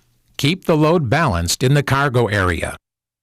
When driving a vehicle with a height over 13, This information is on page 2-17. Page 2-17, section 2.7.4. And we're talking about what class? I didn't hear class, what'd you say? Space overhead. Space overhead. It says hidden overhead objects is a danger. You want to make sure that you always have overhead clearance. Don't assume that the heights posted at bridges and overpasses are correct. Repaving or packed snow. Again, repaving or packed snow reduces the clearances since the heights were posted. Next, the weight of a cargo van changes its height. An empty van is what class? Higher than a loaded one. That you got under a bridge when you were loaded doesn't mean that you can do it when you're empty. Okay? If in doubt that you have safe space to pass under an object, do what class? Go slowly. Go slowly. Now, if you aren't sure that you can make it, then take another route. Warnings are often posted on low bridges and underpasses, but sometimes they are not. Some roads can cause a vehicle to what class? There can be a problem clearing objects along the edge of the road, such as signs, trees, or bridge supports. Where this is a problem, drive a little closer to the what? Center of the road. Center of the road. Before you back into an area, get out and check for overhanging objects, such as trees, branches, or electric wires. It's easy to miss seeing them while you're backing. Class, just to give you a heads up, under this section right here is anywhere between 2 to 5 questions under that one section. Here we go. feet, you should A. Assume all clearances are of sufficient height. B. Height clearance is not a concern as long as you stay on state or federal roadways. C. Stop and check before proceeding if you're unsure of clearance. So according to 2.7.4, is letter A a true statement? Oh, no. No, class, because we should never, what? Assume. We don't do that in our business. How about letter B? Also false. Yeah, because just because you're on a state or a federal highway, it's still a concern because all state and federal highways can have a low bridge. So the answer is what? C. Here we go. Now, everybody, after I play this video, I made a comment earlier that you need to look at the turn signal indicators of vehicles directly in front of you. Am I correct? Yeah. Make sure your eyes do that, okay? The correct answer is C. Stop and check before proceeding if you are unsure of clearance. Class, is that a divided or undivided roadway? That is undivided. Very good. And the truck is driving in what lane? Correct. Because slower traffic always drives where? Correct. Aye. Does that vehicle communicate in its intentions that they're going slower? Very good. By having on their four-way emergency flashes. Controlled braking is Class, this information is found on page 2-34. Page 2-34. And we're going to be looking at section 2.17.2, entitled How to Stop Quickly and Safely. If somebody suddenly pulls out in front of you, your natural response is to hit the brakes. Now, this is a good response if there's enough distance to stop and you use the brakes correctly. Class, have I told you that you need to teach your foot how to apply that brake? It says you should brake in a way that will keep your vehicle in the what, class? Hold on, class. Keep your vehicle in a what? And then allow you to what? Allow you to turn if it becomes necessary. The next part we're going to be talking about is controlled braking. It says with this method, you apply the brakes as hard as you can. What does that word say, class? Ben J, what you say? Tyler, what you say? Without locking the wheels. Keep the steering wheel movements very what, class? Very small. Very small. While doing this. If you need to make a larger steering adjustment or if the wheels lock, do you need to do what, class? Release the brakes. Ben J, what you say? Okay, I was just checking. And then reapply the brakes as soon as you can. Class, there's at least 3 different questions that could come from that one paragraph. And that's the process that we use every single time when we're driving. We use controlled braking all day long. When you're going to a traffic light, controlled braking. When you're going to get off the freeway, controlled braking. That's the process. And then it tells you exactly how it needs to be done safely. A. Applying the brakes hard enough for the wheels to lock up. B. Applying the brakes hard enough to lock up the wheels, then releasing and reapplying again. C. Applying firm brake pressure, but not to the point of lockup. Now, class, according to 2.17.2, is letter A a true statement? False. How about letter B? True. No, that's stat braking. Now, hold on. Is it true, though? It is true. Yes, it's true. Okay. How about letter C? That one is true for the control braking. The question was talking about controlled braking. So let's go ahead back and take a look at it, class. It says with this method, you apply the brakes as hard as you can without what, class? Locking the wheels. Locking the wheels. Let's go back and look at that thing real quick. Is letter A a true statement? No. No. How about letter B? No. Not control. How about letter C? That control. Class, the reason why letter A is false is because of this word right here. Lock up. You can't lock the wheels. It's called controlled, not lock up. Letter B says you apply the brakes hard enough to do what? Lock up the wheels. You're not supposed to lock up the wheels. And then it says release and then reapply again. No. It said, letter C says apply firm pressure, but not to the point of what, class? Lock up. That's it. That is why it's so important to read these answer choices left to right, top to bottom. Sometimes twice or 3 times. There's nothing wrong with it. Here we go. And then it's also okay if you use your voice as well to speak it out loud. Because when you speak out loud, class, you actually hear your thoughts. Here we go.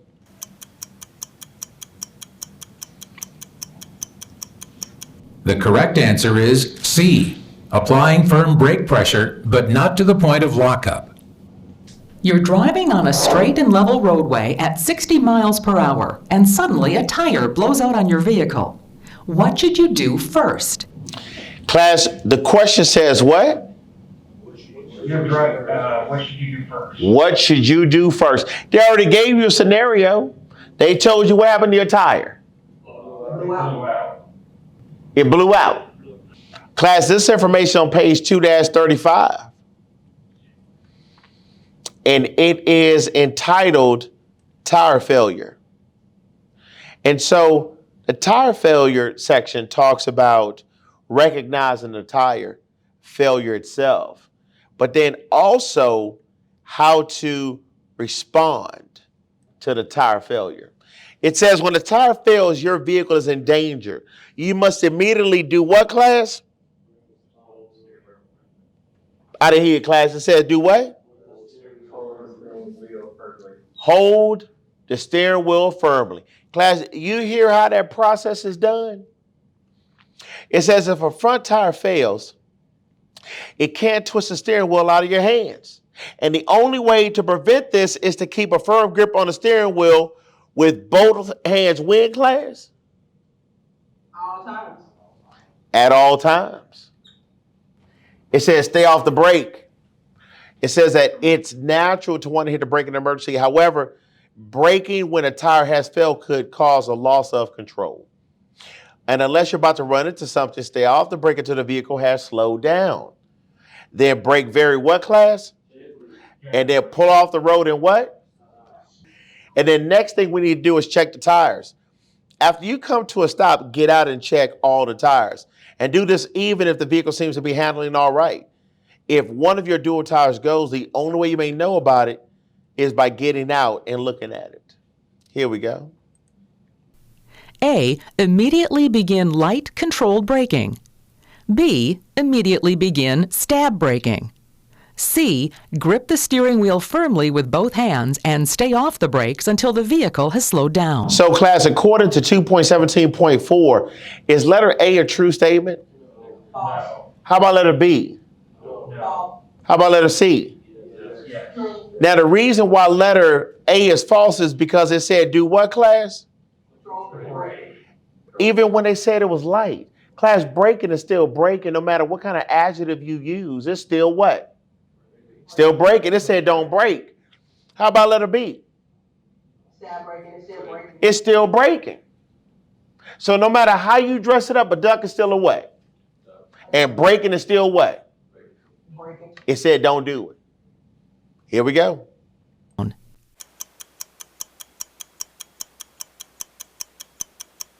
The correct answer is C.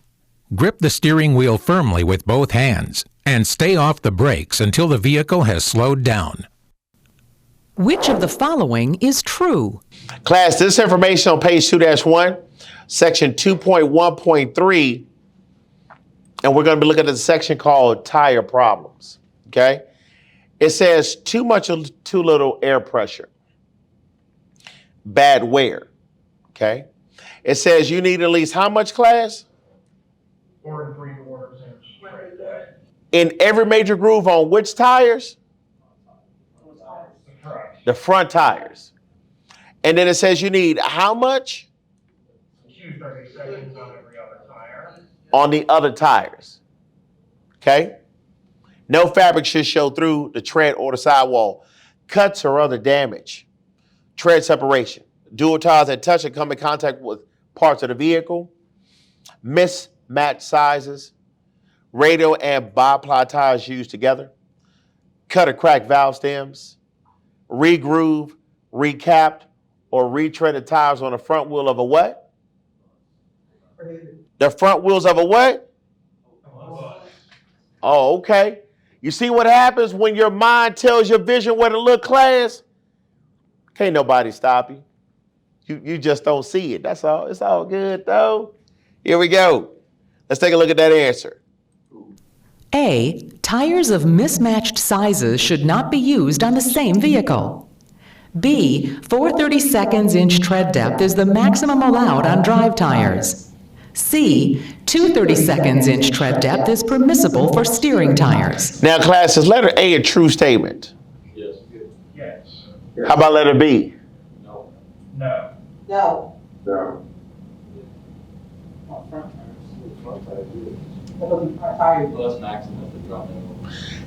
430 seconds pertains to which tires? Tires. Exactly, the front tires.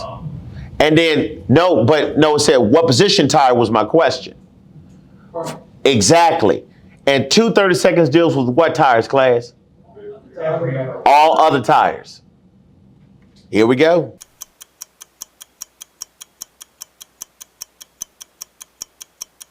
The correct answer is A.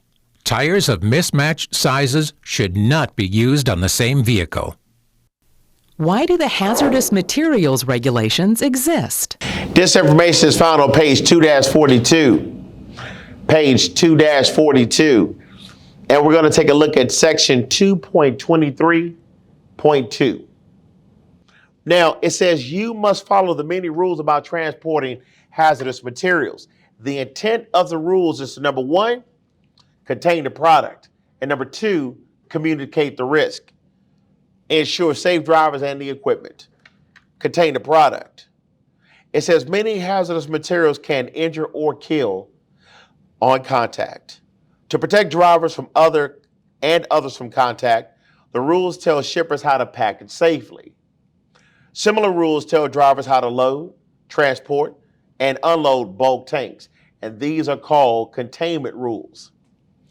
To communicate the risk, the shipper uses a shipping paper and a diamond-shaped hazard label to warn dock workers and drivers of the risk. After an accident or a hazardous material spill or leak, you may be injured and unable to communicate the hazards of the materials that you are transporting. Firefighters and police can prevent or reduce the amount of damage or injury at the scene if they know what hazardous materials are being transported. Your life and the lives of others may depend on quickly locating the hazardous material shipping papers.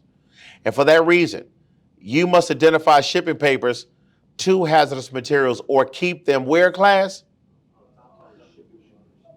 Keep them on top of other shipping papers. In a pouch on the driver's door, or in clear view within reach while driving, or on the driver's seat when out of the vehicle. A. To communicate a risk. B. To contain the product. C. Both A and B. Now, class, according to 2.23.2, is letter A a true statement? Letter B? And letter C?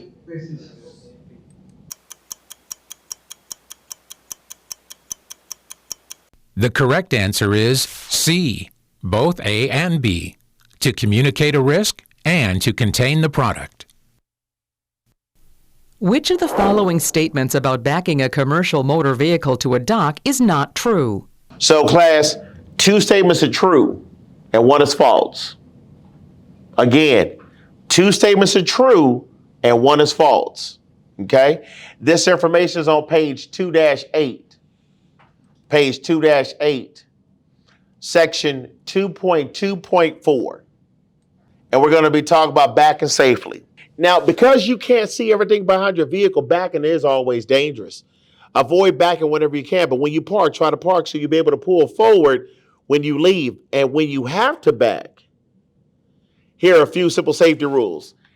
Class, it says put the vehicle in the best position to allow you to do what? Back safely, class. This position will depend on the type of backing to be done. The next thing we need to do is what, class? Class, it says look at your line of travel before you begin to back. Get out and walk around the vehicle. Check your clearance to the sides and overhead in and near the path of your vehicle you will take. Class, can I ask you a question? If you look at the board, is there a circle that says 360 degrees on it? That's exactly what that's about. You must learn to get out of that vehicle and walk all around the vehicle in order to truly know the information to make the right decision. But if you don't do that, then you just filled in 270 degrees. It says use a mirrors on what, class? Both sides. It says check the outside mirrors on both sides. What, class? Frequently. It says get out of the vehicle and then check your path if you're unsure. When you're backing up that truck, this is how the process is done. Scan left, scan right, scan left, scan right, scan left, scan right, scan left, scan right. Do you see the tempo, the rhythm of my voice, and the movement of my body? My voice was giving my body signals on how to move to execute that process. Here we go. And then, class, we need to back slowly. It says always back as slowly as possible. And it says use the what, class? The lowest reverse gear. The lowest reverse gear. That way, you can more easily correct any steering errors. You also can do what? Stop quickly if necessary. Stop quickly if necessary. Class, you don't ever want to back up fast. But you ain't got to take my word for it. Just do whatever you feel like you want to do. And then let me know how it works out for you. I'm kind of curious. Here we go. Back and turn toward whose side? The driver's side. The driver's side. Class, what side is the driver's side on in America? Or the left side. Class, it says back and turn to the driver's side so you can what? See better. Everybody, back to the driver's side so you can what? See better. See better. Back and toward the right side is very what? Because you can't what? If you back and turn toward the driver's side, then you can watch the rear of your trailer by looking out of the what, class? The side window.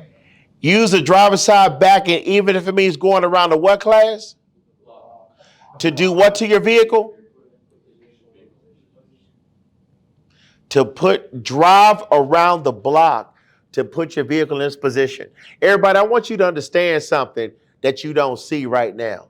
There's no supervisor in that truck for you to turn around and ask a question to in order to make a decision. You must learn to take the initiative to execute on your own by knowing the correct information.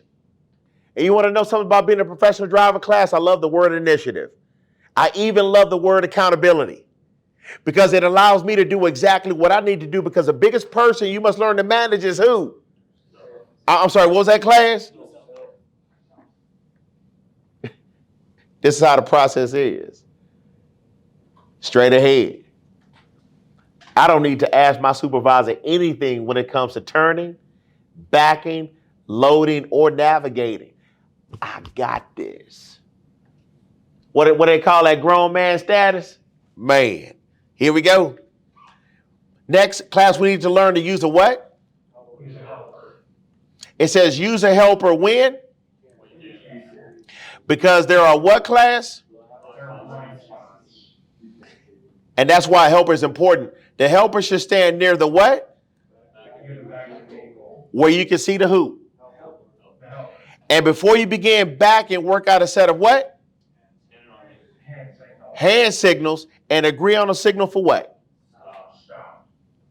Everybody with me on that? I want you to know that just in section 2.2.4 is anywhere between 5 to 9 questions. Anybody got any questions on that? And we're talking about it in class, huh? A. Since you can't see behind you, you should back slowly until you bump the dock. B. Use a helper and communicate with hand signals. C. You should always back toward the driver's side when possible. Class, according to 2.2.4, is letter A a true statement? No. How about letter B? Yes. How about letter C? Yes. Class, when they say, since you can't see, just back up till you bump the dock, it's kind of like you doing this. Look, everybody, check this out.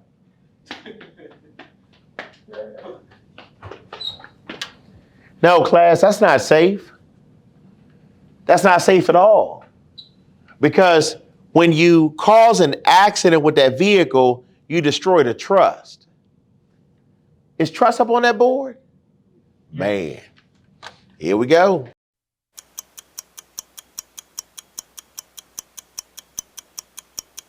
The correct answer is A. Since you can't see behind you, you should back slowly until you bump the dock. As alcohol begins to build up in the body, which of the following is affected first? Everybody, this information is on page 2-40. Page 2-40. Section 2.22.1. Everybody, you ready? 2-40, section 2.22.1. Here we go, class. Now, when it comes to this section, I'm gonna go ahead and start talking about right here. Okay? It says that alcohol impairs muscle coordination, reaction time, depth perception, and night vision. It also affects the parts of the brain that control what, class? And for some people, one drink is all it takes to show signs of what? Impairment. Now, how alcohol works. Alcohol goes directly into the what, class? And then goes to the what? So in other words, it goes from the blood to the head. That's what happens. Now, after passing through the brain, a small percentage is removed in urine, perspiration, and by breathing, while the rest is carried to the liver.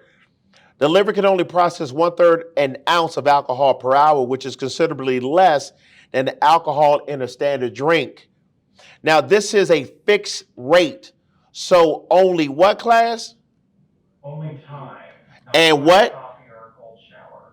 Hold on. Everybody, we need to go back. We need to go back and we need to talk about that again. Class, this is a fixed rate. So only what? Time. And not what? Or what? Will sober you up. Okay? And if you have drinks faster than your body can't get rid of them, then you will have more alcohol in your body and your driving will be more affected. The BAC, or blood alcohol concentration, commonly measures the amount of alcohol in your body. Now, class, this is a very important statement. It says all of the following drinks contain the same amount of what? A 12-ounce glass of 5% beer. A 5-ounce glass of 12% wine. A 1.5-ounce shot of 80 proof liquor, all contain the same amount of alcohol. Now, what determines the BAC? The BAC is determined by the amount of alcohol that you drink, how fast you drink, and your weight. Those are the three factors that determines that. Now, alcohol and the what, class? And the brain. So they had talked about this in the earlier section. It says alcohol affects more and more of the brain as the BAC builds up. But the first part affected controls what, class? Judgment and self-control. Class, judgment and self-control. Now, one bad thing about this, it can keep drinkers from knowing that they're getting drunk. And of course, good judgment and self-control are absolutely necessary for safe driving. Class, I want to talk to you real quick. I'm going to give you a little bit of foresight. I strongly recommend you don't consume alcohol when you're operating that truck. Again, I'm just not telling you what to do, but I'm just giving you a little bit of advice, a little bit of foresight on a Monday. Now, class, I'm going to tell you this right now. I'm going to give you the correct information so you know what the consequences are. If you get caught drinking in that commercial motor vehicle and you're driving, or even in your car, that information will be reported to your license and stay on there for 5 years. Who do you think is going to hire you?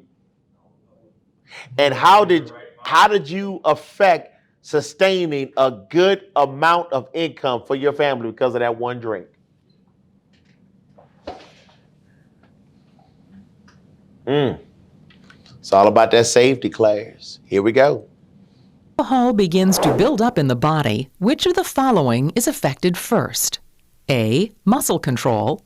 B. Coordination. C. Judgment and self-control. Is letter A a true statement? No. Letter B? Letter C. The correct answer is C, judgment and self-control. Which of the following is true concerning cold weather driving? Everybody, this information is found on page 2-27. Page 2-27, section 2.13.1, entitled Driving in Winter. You want to make sure your vehicle is ready before driving in winter weather. You should make a regular vehicle inspection and pay extra attention to the following items. Coolant level and antifreeze amount. Make sure the cooling system is full and there is enough antifreeze in the system to protect against freezing. This can be checked with a special coolant tester. Defrosting and heating equipment. You want to make sure that the defroster works. They are needed for safe driving. Make sure the heater is working and that you know how to operate it. And if you use other heaters and you expect to need them.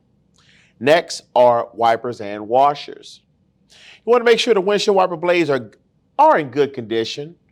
You want to make sure the wiper blades press against the window hard enough to wipe the windshield clean. Otherwise, they may not sweep off snow properly. Also, make sure that the windshield washer works and there is, hold on one second. What does that say, class? Washing fluid in the washer reservoir. Class, before you ever drive that truck, you always want to make sure you have that in there. Now, use windshield washer antifreeze to prevent freezing of the washer liquid. If you can't see well enough while driving, stop safely and fix the problem. One of the best things I've ever used in my vehicle is Rain-X. Rain-X is some of the best stuff I've ever used in my truck when I was driving. Tires. You want to make sure that you have enough tread on your tires. The drive tires must provide enough traction to push a rig over wet pavement and through snow. The steering tires must have traction to steer the vehicle. Enough tread is especially important in winter conditions. You must have at least 4 to 30 seconds of an inch in every depth in every major groove on the front tires and at least 2 30-seconds of an inch on other tires. More would be better, and use a gauge to determine if you have enough tread for safe driving. Tire chains. You may find yourself in conditions where you can't drive without chains, even to get to a place of safety. It says carry the right number of chains and what, class? Extra cross links. And you want to make sure that they fit your drive tires. Check the chains for broken hooks, worn or broken cross links, bent or broken side chains. Learn how to put the chains on before you need to do it in snow and ice. Lights and reflectors. You want to make sure the lights and reflectors are clean. Lights and reflectors are especially important during bad weather. Check from time to time during bad weather to make sure that they are clean and working properly. Windows and mirrors. Remove any ice or snow, etc. from the windshield, windows, and mirrors before starting. Use a what, class? Windshield softener. Or a what? Snow brush. And the windshield defrost as necessary. So again, class, in order to remove ice and snow, you can use a windshield scraper, a snow brush, and a defroster. Okay? Handhold steps and a deck plate. Remove all ice and snow from handholds, steps, and deck plates, and this will reduce the danger of slipping. The radiator shutters and the what, class? Winter front. The winter front. It says remove ice from the radiator shutters and make sure the winter front is not closed too tightly. If the shutters freeze shut or the winter front is closed too much, the engine may what, class? Overheat and stop. That winter front is like a leather canvas on the front of a truck that you close it to keep the heat on the engine. It reduces the amount of air that goes through the windshield to cool down the engine. But if it's closed, it can cause it to overheat. Okay? exhaust systems. Exhaust system leaks are especially dangerous when cab ventilation may be what?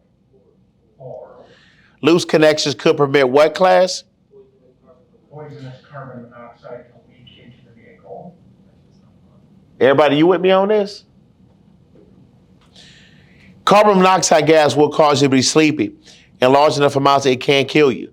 Check the exhaust system for loose parts and for sounds and signs of leaks. So class, should we really inspect this exhaust system in the winter?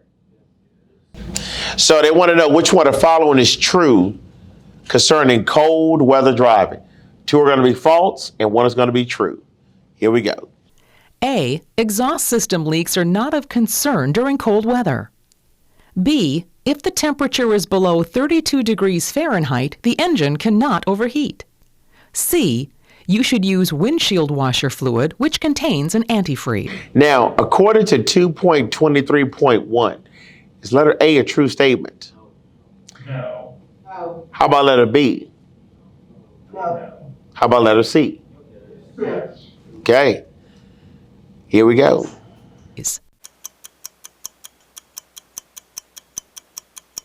The correct answer is C. You should use windshield washer fluid, which contains an antifreeze. Hazardous materials placarding is an example of So class, they're talking about what? The hazmat placarding. That's what they're talking about, okay? This information is going to be found on page 2-42. Page 2-42, okay? And we're going to take a look at section 2.23.3. And we're going to talk about what, class? Placards. Placards, correct. It says placards are used to warn others of hazardous materials, which basically means that it is a form of communication. Am I correct?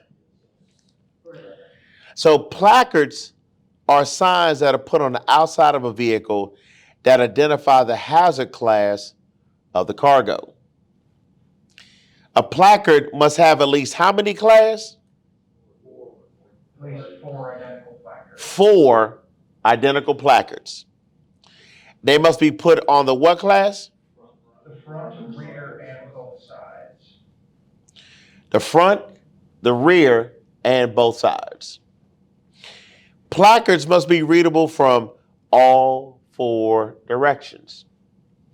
They must be how big, class? 10 3/4 inches. Turned upright on a point in a what? In a diamond shape. Cargo tanks and other bulk packages displays the identification number of their contents on placards or what, class? Orange panel. There's about 4 to 5 questions in that one paragraph. Here we go. of A. Containment, B. Controlling the hazardous materials risk, or C. Communication. Now, according to 2.23.3, are placards about containment? No. How about controlling the hazardous material risk? No. How about C? Yes. Okay. Communication. Class, you know what? I got to say this. Ignorance is bliss. When you don't know, it's a beautiful thing until you do know. You have no idea how many times I see people who drive near a tanker that has gasoline in it, smoking a cigarette, roll down their window, and just throw it out. It's almost like my heart just stops. I'm like, man. Class, those signs mean something. Remember earlier we talked about if you have a hazmat load, where your paperwork should go? Yes. Those placards must all be the same. If not, that's not good. Here we go. The correct answer is C. Communication. Controlled braking is We talked about this already, didn't A. Used when the goal is to keep the vehicle in a straight line while braking. B. Only used with hydraulic brakes. C. Only used when the vehicle is equipped with anti-lock brakes. So according to 2.17.2, is letter A a true statement? How about letter B? How about letter C? Now, why is letter B false? Say what? Why is letter C false? Correct. Letter B is false is because of the word only. Letter C is false is because of the letter only. Class, control braking is used on vehicles with hydraulic and air brakes.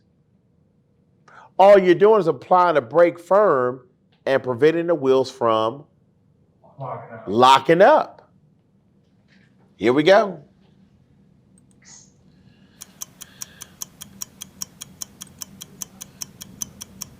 The correct answer is A. Used when the goal is to keep the vehicle in a straight line while braking. What is hydroplaning? Ooh, we talked about this one earlier, huh? So everybody, this information is on page 2-14. Page 2-14. And we're going to be taking a look at section 2.6.2 entitled Matching the Speed to what class? It says that you can't steer or brake unless you have what class?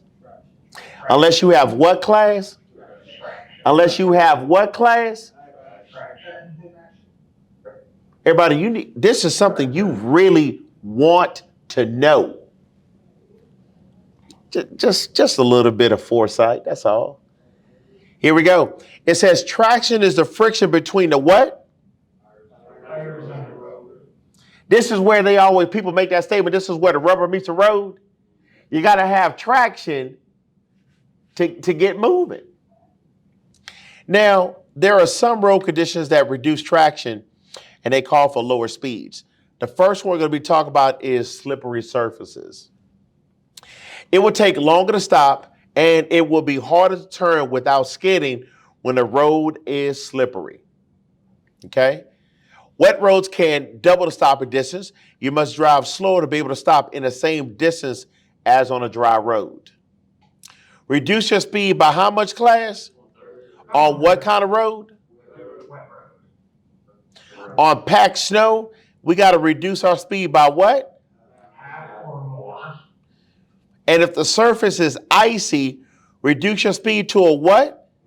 To a crawl and stop driving as soon as you can safely get to go. Class, who drives the truck?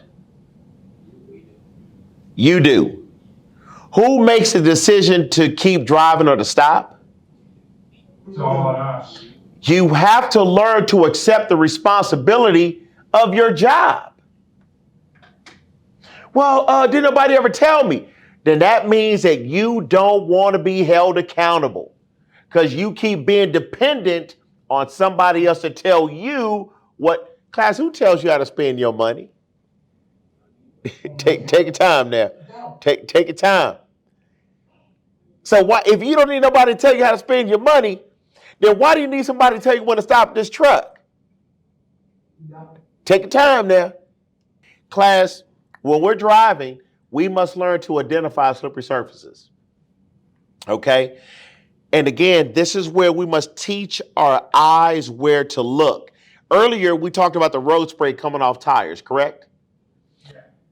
Sometimes it's hard to know when a road is slippery. Here are some signs. Shaded areas. Shaded parts of the road will remain icy and slippery long after open areas have melted. Bridges. When the temperature drops, bridges will freeze before the road will, and be especially careful when the temperature is close to 32 degrees Fahrenheit. Melting ice. Slight melting will make ice wet. Okay? Wet ice is much more slippery than ice that is not wet. Black ice. Black ice is a thin layer that is clear enough to see, so you can see the road underneath it. Okay? It makes the road look wet. And anytime the temperature is below what, class? And the road looks wet, look out for what? Vehicle icing. An easy way to check for ice is to open the window and feel the what, class? I didn't hear you, class. What you say? Okay. Also feel what? I didn't hear you, class. What was that? Or the what? If there is ice on these and the road surface is probably starting to ice up just after the rain begins. Right after it starts to rain, the water mixes with the what? Left on the road by the what? This makes the road very slippery. But if the rain continues, it will wash the oil away. Class, sometimes you ever see water on the roadway and it looks like a rainbow on the ground? Class, that's oil. And if your eyes aren't looking at it, then you're setting yourself up for a hydroplane. Well, did nobody ever tell me? Class, it's not a person's job to tell you anything. It's your responsibility to read and know the information and be in compliance. Do those words sound familiar? Yes. Okay. Hydroplaning. In some weather, water or slush collects on the road. When this happens, your vehicle can't hydroplane. It's like what, class? Like water ski. Now, the tires lose their contact with the what? And you have little or no what? Traction. You may not be able to what? Right. You can regain control by releasing the what? And then pushing in the what? Clutch. This will slow the vehicle and let the wheels do what? If the vehicle is hydroplaned, do not use the what? To slow down. If the drive wheels start to skid, push in the what? And let them turn freely. Class, it says it does not take a lot of water to cause what? Hydroplaning can occur at speeds as low as what?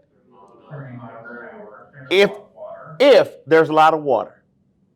Okay? Hydroplaning is more likely if tire pressure is what? Or the tread is? Class, it is the grooves in the tire that carry away the water. Class, that's why it's so important to make sure you have enough tread even on your own personal vehicle. It removes the water from the road so your tires can still make contact so you can be safe. Now, road surfaces where water can't collect can create conditions that cause a vehicle to hydroplane. So watch for reflections, tire splashes, and raindrops on the road. These are indications of standing water. Here we go. A. Excessive heat buildup during heavy rain. B. Something that only occurs at high vehicle speeds. C. When your vehicle wheels lift off the roadway on a thin film of water. Now, according to 2.6.2, is letter A a true statement? How about letter B? How about letter C? Okay. Class, why is letter B false? I mean, the hydroplane can happen as low as 30 miles an hour. It's not only. Class, there go that red flag. Here we go. Remember, hydroplaning can also occur at low speeds based upon a large amount of water. Okay? The correct answer is C. When your vehicle wheels lift off the roadway on a thin film of water.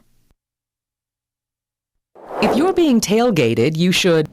We're going to go back to page 2-17. Page 2-17. Section 2.7.2. It says, if you find yourself being tailgated, number one, we must avoid quick changes. Next, we must increase your following distance. Opening up room in front of you will help you to avoid having to make sudden speed or direction changes. It also makes it easier for the tailgaters to get around you. Don't speed up, and then avoid tricks. You should A. Motion for the tailgater to pass you when it's safe. B. Increase your following distance. C. Slam on the brakes. Is letter A a true statement? No. Letter B? Letter C? No. The correct answer is B. Increase your following distance. Which of the following conditions may produce a skid? Class, this information is on page 2-36. Page 2-36, section 2.19. It is entitled Skid Control and Recovery. Over braking. Braking too hard and locking up the wheels. Skids also can occur when using a speed retarder when the road is slippery. Again, class, how do we use that brake? Number one, heels on the floor. Number two, the initial contact must be soft and gentle. And then apply firm controlled pressure as needed. Next is oversteering. Turn the wheels more sharply than the vehicle can turn. Over acceleration. Supply too much power to the drive wheels, causing them to spin. Has anybody ever driven on ice before? When you drove on ice, did you go fast? Guys, you need to take your time. You must teach your foot to be in control. If not, then somebody's going to record you and you're going to hear this soundtrack. Oh no, oh no, oh no, no, no, no, no. That's going to be your soundtrack. Anybody got any questions on that? We good? Got you. Here we go. A. Over braking. B. Oversteering. C. Both A and B. Is letter A a true statement? Yep. Letter B? Yep. Letter C? Okay. The correct answer is C. Both A and B. Overbraking and oversteering. When fighting a fire, which is most correct? This information is on page 2-38. Page 2-38, section 2.21.3. Again, page 2-38, section 2.21.3. And we need to talk about fighting fires. Okay? Here we go. Knowing how to fight fires is important. Okay? And drivers who didn't know what to do have made fires much worse. Know how to use the fire extinguisher. Know how the fire extinguisher works. Study the instructions printed on the extinguisher before you need it. And here are some procedures to follow in case of a fire. Now, number one, we have to pull off the road. Okay? The first step is to get the vehicle off the road and stop. In doing so, park in a what class? Away from what? Class, Anything that is flammable. this is where we need and what to do. Okay? Again, it's telling you what to do in the event that something happens. Next, it says don't pull into what class? The service Service station. station. Don't do it. Why are you pulling your vehicle on fire into a truck stop? Okay. Man, they said if I'm going down, everybody going down. Is that what they- Man, here we go. And then notify the emergency services of your problem and your location. Keep the fire from spreading. Again, preventing things from getting worse. Minimizing is what we do in class. It says keep the fire from spreading. Now, before trying to put out the fire, make sure that it doesn't spread any further. With the engine fire, turn off the engine as soon as you can. Don't open the hood if you can't avoid it. Shoot foam through the lovers, the radiator, or from the underside of the vehicle. Okay? For a cargo fire in a van or box trailer, keep the door shut, especially if the cargo contains hazardous materials. because open the van doors will supply the fire with oxygen and cause it to burn very fast. Extinguish the fire. Here are some rules to follow in putting out a fire. When using a fire extinguisher, stay as far away from the fire as possible. And then aim at the what class? Base of the fire, and not where? Here we go. A. Get downwind of the fire before using the fire extinguisher. B. Aim the fire extinguisher at the base of the fire. C. Aim the fire extinguisher at the top of the fire. So is letter A a true statement? How about letter B and letter C? Everybody, I need your eyes to look at B and C. And I want you to notice how identical those answer choices are and how one word can change an entire statement. Okay? This is what we are going to have to be aware of when we are taking this test. Okay? Here we go.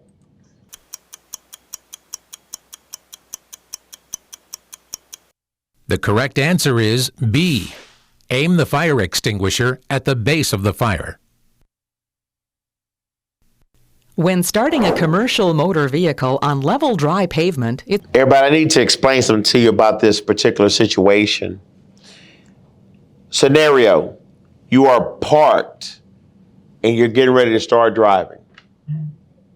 Again, you are parked and you're getting ready to start driving. So when you're starting on a what class? They want to know it's not usually necessary to do what? Okay. So we're going to go ahead and go to page 2-8, and we're going to be talking about section 2.1, accelerating. Okay. Number one, don't roll back when you start. Okay. You may hit someone behind you. If you have a manual transmission vehicle, partly engage the clutch, okay, before taking your right foot off the what class? Now, put on the parking brake whenever necessary to keep from what class? But if you're on a level dry surface, is it necessary to apply the parking brake? No, it's not. Only to prevent you from rolling back. Now, release the parking brake only when you have applied enough what class? To keep from rolling back. On a tractor trailer equipped with trailer brake hand valve, the hand valve can be applied to keep from rolling back. Speed up smoothly and gradually so the vehicle does not jerk. Rough acceleration can cause what class? Now, we're pulling a trailer. Rough acceleration can damage the what? The coupling. Class, again, it goes back to teaching your foot how to apply that accelerator. Heel to the floor. Use your entire foot over the fuel pedal, not your toes, as in rain or snow. If you use too much power, the drive wheels may spin. You could lose control. If your drive wheels begin to spin, then all you got to do is what class? Take your foot off the accelerator. Here we go. it's not usually necessary to A. Apply the parking brake, B. Press on the accelerator while you pop out the clutch, C. Both A and B. So according to 2.2.1, is letter A a true statement? Should we, if we're on a flat level surface, is it necessary to apply the parking brake? If we're on a flat level surface, is it necessary to press on the accelerator and pop the clutch? Class, you only need to do that with a dragster.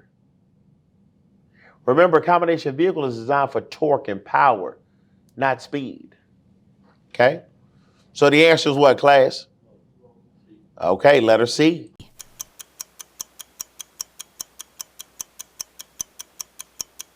The correct answer is C, both A and B. It is usually not necessary to apply the parking brake and press on the accelerator while you pop out the clutch. Shifting gears properly is important because This information is on page 2-9. Page 2-9, section 2.3, entitled Shifting Gears. Okay? Is everybody ready? All right, here we go. It says correct shifting of gears is important. If you can't drive, you want to get your vehicle into the right gear while driving, you will have less control. Okay? Everybody, I want to give you a heads up that when you guys take your CDL test, you will have a restriction on your license that prevents you from operating a vehicle with a manual transmission.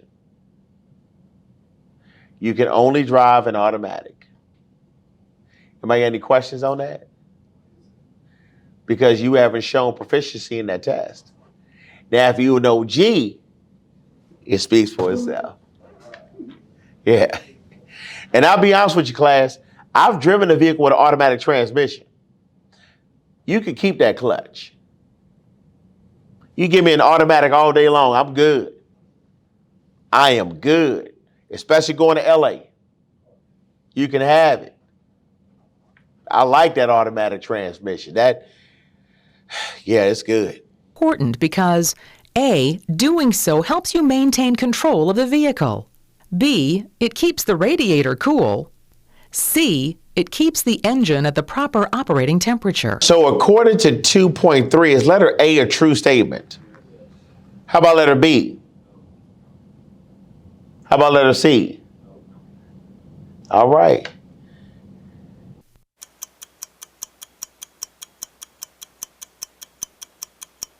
The correct answer is A.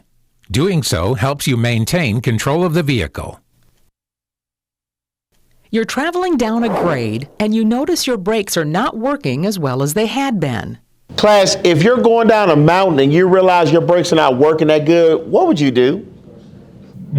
As soon as I can, I want to stop and make sure that my brakes are fine. That is exactly what you want to do. Stop the vehicle as soon as possible. Anybody got any questions on that? You're like, Charles, what are you talking about? Man, I'm about to show you. I want to go to page 2-34. Page 2-34. And we're going to take a look at section 2.17.3. Again, page 2-34, section 2.17.3, entitled Brake Failure. Is everybody ready? Here we go. So, brakes kept in good conditions rarely fail. But most hydraulic brake failures occur for one of two reasons: a loss of hydraulic pressure and brake fade on long hills. And that's what we're going to talk about. Okay? Find an escape ramp. While slowing the vehicle, look for an escape ramp, such as, hold on one second. What does that say, class? Also what? Or an escape ramp. Class, those are the three things that your eyes need to look for when you're going through this situation. Anybody got any questions on that? Here we go. But turning uphill is a good way to slow and stop the vehicle. You want to make sure the vehicle does not start rolling what, class? After you stop. You want to put it in a what? And then apply to what? If necessary. Roll back into what, class? That will do what? It's telling you exactly what to do. Well, Charles, nobody ever told me to do that. Do you have a CDL? Yeah. Then that means you read that book to get that license. Brake failure on a downgrade. We're going to take this slow. And everybody, I highlighted this section for a very important reason. Going slow enough And braking properly will almost always prevent what, class? Class, did anybody hear about that young man that went down that mountain in Colorado and accidentally killed those people because he lost his brakes? It said go down long grades. What, class? Slowly and doing what? That's the process. Well, no, there's no. The information told you exactly what to do. That behavior is what the federal government is looking to stop. They are trying to prevent accidents of large buses and trucks with the motoring public. But that bad behavior is still out there, and we're not following the process. You just need to be held accountable. That's all. And prosecuted to the full extent of the law. Because it says exactly what needs to be done. Why are you going 80 miles an hour on a mountain? Somebody want to help me with that? Because the information in the manual says to go what? It says go slow. And brake properly will almost always prevent brake failure on a downgrade. But the young man lost his brakes because he was going the opposite. We not seeing that, huh? Okay, it's all good. Just a little bit of foresight, that's all. Here we go. Class, once your brakes have failed, okay, you're going to have to look outside your vehicle for something to stop it. Your best hope is a what, class? Now, if there is one, then there will be signs telling you about it. Use it. Use it, class. Now, ramps are usually located a few miles from the top of a downgrade. That's where it is. Every year, hundreds of drivers avoid injuries to themselves or damage to other vehicles by using escape ramps. Did it just say damage to other vehicles? Now, some escape ramps use what, class? Soft gravel that resists the motion of a vehicle and brings it to a what? Others do what, class? They turn uphill, using a hill to stop the vehicle and soft gravel to hold it in place. And any driver who loses brakes going downhill should use an escape ramp if it's available. If you don't use it, then your chance of having a serious crash may be much greater. Now, if no escape ramp is available, then take the least hazardous escape route that you can, such as a what, class? Or what? Or turns uphill. You want to make the move as soon as you notice your brakes don't work.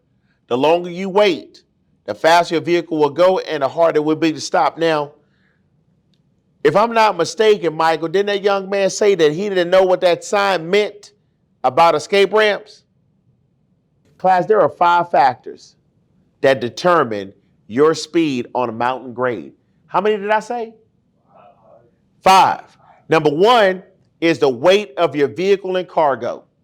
Number 2 is the length of the grade. Number 3 is the steepness of the grade. Number 4 is the weather. And number 5 is the road conditions. These are 5 factors in the equation that tells us how fast we should go down a hill. Let me give you an example. I weigh 76,000 pounds. How much do I weigh? 76,000. I'm facing an 8-mile, 6% downgrade. How long is the grade? And what's the steepness of it? Okay. So that means I'm going 20 miles an hour. How fast did I say? Because the information in the manual told us that going slow and braking properly will almost always prevent brake failure on downgrades. Class, this is what it takes. So what you do is that when your vehicle speed reaches 20 miles an hour, you apply the brake. Once you reach 15 miles an hour, release the brake. By taking your foot off the brake pedal allows the brake drums to cool off. And then you apply the brake again. And you hold it back down to 15. Now, when you release the brake pedal, to go from 15 to 20 should take more than 3 seconds. But if it gets back up there faster than that, you're going too fast for the environment. And while you're doing this class, you need to be looking at your speedometer just like this. Look down, look up. Look down, look up. Look down, look up. Look down, look up. Did I say look down your nose?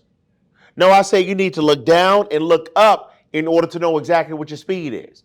Again, if you're not practicing these techniques in combination with commentary, then how are you teaching your body new techniques, class? You should A. Stop as quickly as you can. B. Downshift 1 or 2 gears and continue. C. Begin pumping your brake pedal. Class, is letter A a true statement?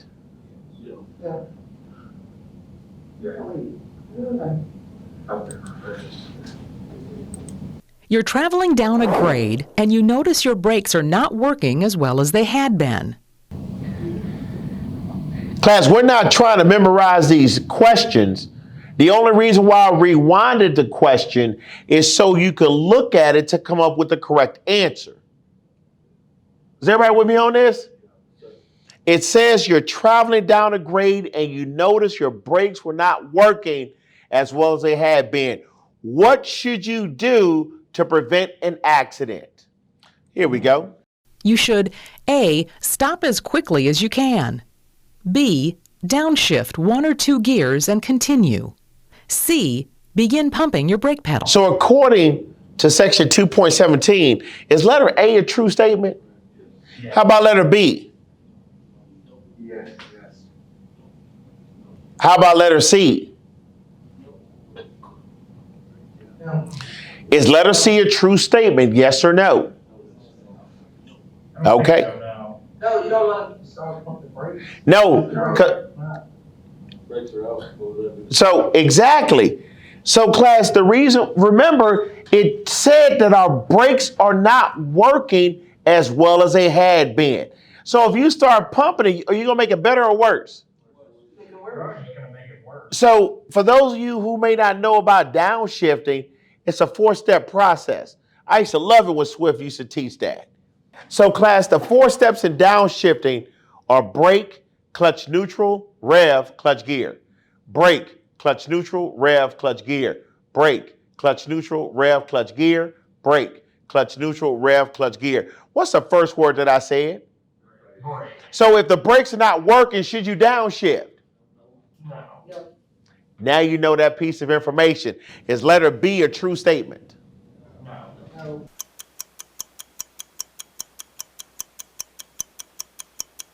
The correct answer is A. Stop as quickly as you can. Water will extinguish which of the following fires? So they're talking about water will extinguish which fires. This is what they're talking about, okay?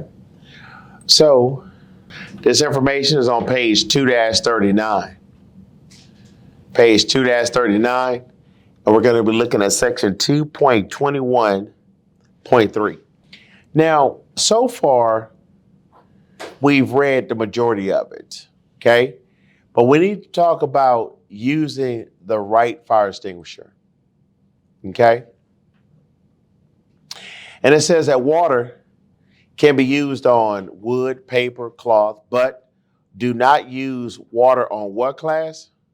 Electrical fires Or what? or gasoline fires. Okay. A burning tire must be cooled, and lots of water may be required. If you're not sure what to use, especially on hazardous material fires, wait for the firefighters. Position yourself where, class? Upwind. And let Don't the, get accidentally poisoned. that's right, and let the wind carry the extinguisher to the fire. Continue until whatever was burning has been cooled. An absence of smoke or flame does not mean that the fire cannot restart. Okay, here we go. A. Electrical fires. B. Diesel fuel fires. C. Tire fires. Is letter A a true statement? Letter B? Letter C? Yes.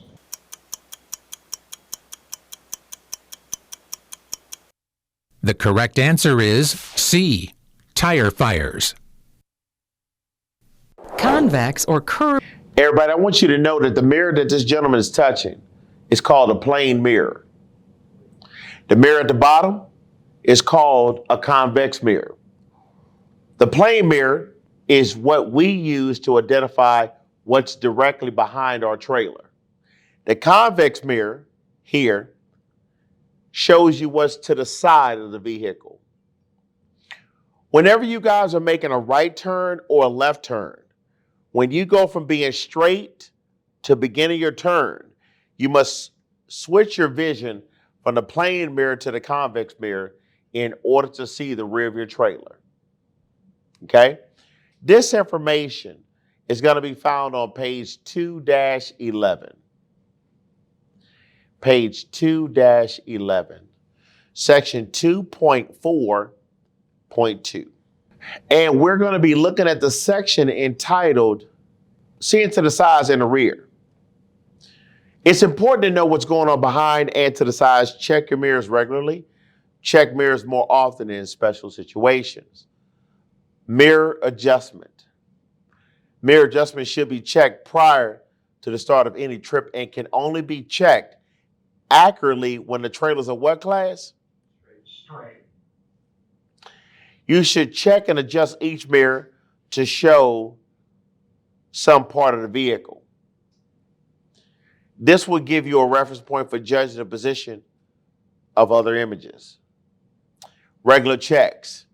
You need to make regular checks of your mirrors to be aware of traffic and to check your vehicle. Class, again, did we talk about teaching our vision where to look? If you're not looking in mirrors, then how can you see what's beside or behind you? Traffic check. You want to check your mirrors for vehicles on either side and in back of you. In an emergency, you may need to know whether you can make a quick lane change. You want to use your mirrors to spot overtaking vehicles. There are what, class? Blind spots. That your mirrors cannot what? Show you. Okay. Check your mirrors regularly to know where other vehicles are around you and to see if they move into your blind spots. Class, you have no idea how important that statement was. How many of you really truly feel that all you can do is, and all you need to do is just look straight ahead and drive? But you want to know something? That's what I always observe when I see people driving cars. They start driving, they do just like this.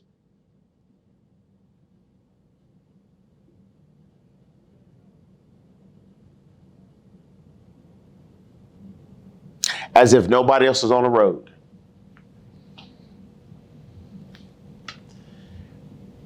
Check your vehicle. You want to use your mirrors to keep an eye on your tires. Okay? That's another good reason to use your mirrors, class. It is one way to spot a tire fire. If you're carrying open cargo, you can use the mirrors to check it. Look for loose straps, ropes, or chains. Watch for flapping or ballooning tarp. Again, if you're not using your mirrors, then how can you tell what's going on with your vehicle? Next, special situations require more than regular mirror checks. These are lane changes, turns, merges, and tight maneuvers. Lane changes. You need to check your mirrors to make sure that no one is alongside you or about to pass you. Check your mirrors before you change lanes to make sure that there's enough room. After you have signaled to check that no one has moved into your blind spot, right after you start the lane change, to double check your path is clear, and after you complete the lane change. So class, this is the process that you want to do when you're going to make a lane change. Everybody looking up here real quick? So you put on your turn signal, let it blink about 4 times, and while the signal is blinking, you check your mirror. Okay? When you're making the lane change, once you determine that the lane has cleared, then this is the process you perform, class. Scan left, back to the front. Scan left, back to the front. Scan left, back to the front. Scan left, back to the front. Scan right, all tires in the lane, cancel your signal. We don't look one time and then stop. We don't put on the turn signal, let it blink, and then cancel it. You keep the turn signal on because of communication. Anybody got any questions on that process? Foresight on a Monday. Okay, here we go. Turns. In turns, you want to check your mirrors to make sure that the rear of your vehicle will not hit anything. Again, class, when you're making a turn, when your trailer goes from being straight to being bent, that means you're actually turning around the curb. You must go to the convex mirror. Next thing, class, is again, when we're merging in traffic, everybody, you just don't look one time and go. Because people speed up often when they see large, slow vehicles moving into a lane. This is what you must always be aware of. And you never use your vehicle in an intimidating factor to try to stop somebody. That's not professional at all. Well, Charles, that's what I seen. I get that. But just because you see something doesn't mean it's not true or that it is true in that case. All it means is that you saw somebody perform a process that wasn't based upon this book. The next thing we're going to be talking about is how to use those mirrors. You want to use your mirrors correctly by checking them what, class? And then what? Turn, look, back. Turn, look, back. Again, class, if you're not doing this right now, you might want to start practicing at home or in that hotel before you start to get to the road for your training. Again, just a little bit of foresight on a Monday. Okay? It says, when you use your mirrors while driving on the road, check quickly. Look back and forth and understand, or correction, look back and forth in your mirrors and the road ahead. Again, you look straight ahead, scan, back to the front. Scan, back to the front. That's exactly what they're talking about. And again, class, they're telling us exactly how the process is done. It says, don't focus on the mirrors for too long. Otherwise, you will be traveling quite a distance without knowing what's happening ahead. And remember, the most important part of the vehicle is what's up front. Okay? It says that many large vehicles have curved, known as convex, fisheye, spot, or bug-eye mirrors. Okay? Now, mirrors that show a wider area than flat mirrors. This is often helpful, but everything appears what, class? Smaller. In a convex mirror than it would if you were looking at it directly. And things also seem what? Than they really are. And it's important to realize this and allow for it. Okay? Here we go. Curved mirrors will A. Make objects appear to be larger than they really are. B. Make objects appear closer and larger than they really are. C. Show a wider area than flat mirrors. Now, according to 2.4.2, is letter A a true statement? No, the opposite, in fact. How about letter B? No. How about letter C? Yes. Okay.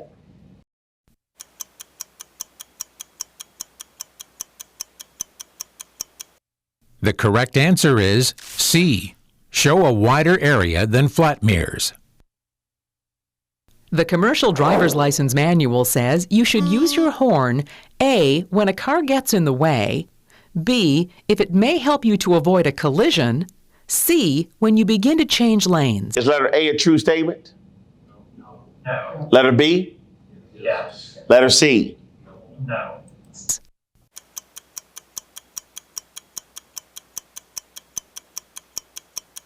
The correct answer is B. If it may help you to avoid a collision. Which of the following is true about tire pressure? Everybody, we are going to go to the section on page 2-29. Page 2-29. We're going to be looking at section 2.14.1 entitled Driving in Very Hot Weather. Okay? Okay. It says, do a normal vehicle inspection, but pay special attention to the following items. Tires. You want to check the tire mounting and the air pressure. Inspect the tires every what class? Or 2 hours or 100 miles. when driving in very hot weather. Class, what does that statement say right there? Air pressure increases with temperature. Air pressure increases with temperature. That means your tires are just basically growing. Okay? Now, do not let the air out or the pressure will be too low when the tires cool off. But if the tire is too hot to touch, remain stopped until the tire what class? Otherwise, the tire may blow out or catch fire.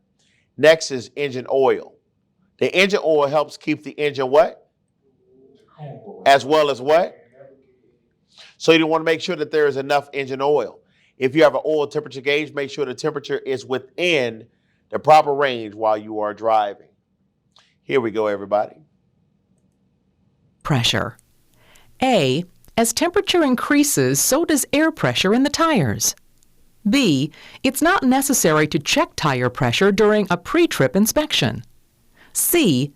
In warm weather, it's best to let out some of the air in the tires to reduce pressure. Is letter A a true statement? Yes. Letter B? No. Letter C?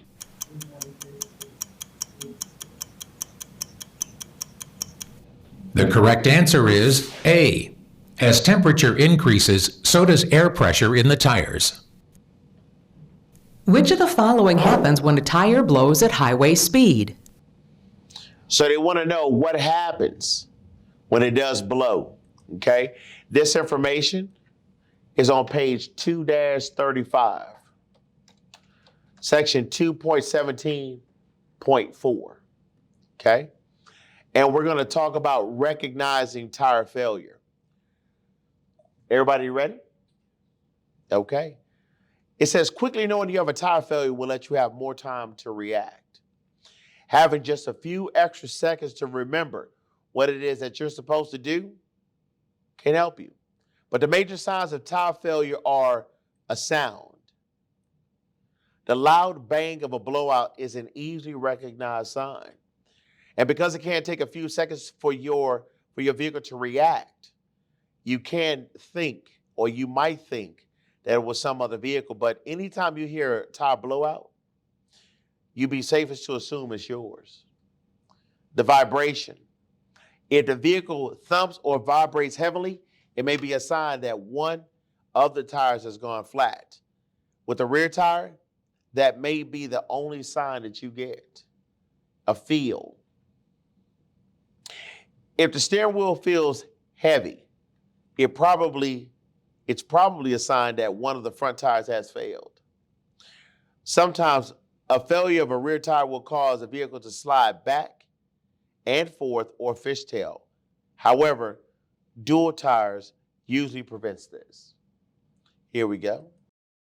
Speed. A. You'll experience an immediate and dramatic drop in speed. B. You'll feel a vibration. C. The low air pressure signal device will come on. Now, according to that information, is letter A a true statement? No. How about letter B No. Yes. and letter C? Yes. No. No. The correct answer is B. You'll feel a vibration. What is the purpose of a pre-trip inspection? This information is on page 2-1. Page 2-1. Section 2.1.1. And what we're going to talk about is why inspect. Is everybody ready? It says that safety is the most important reason that you inspect your vehicle. Safety for yourself and for other road users. A vehicle defect found during an inspection could save you problems later. You could have a breakdown on the road that will cost you time and dollars, or even worse, a crash caused by the defect. Federal and state laws require the drivers inspect their vehicle. Federal and state inspectors also may inspect your vehicle. If they judge the vehicle to be what class? Then they will do what? They will put you out of service until it is fixed. Did they specify a certain amount of time? No, they just said they're going to do what? Put you out of service. Until when? Class, I want you to be aware that they could put you and the truck out of service if you are not in compliance. Anybody got any questions on that? You don't want that on your driving record, class. I'm giving you this information today. Here we go. Man, it becoming strong. Inspection. A. To avoid being cited by a law enforcement official. B. To make sure the vehicle is safe to operate. C. To see if additional freight can be added to maximize revenue. Now, is letter A a true statement? No. No. How about letter B? Yes. How about letter C? Yes. No. No. No.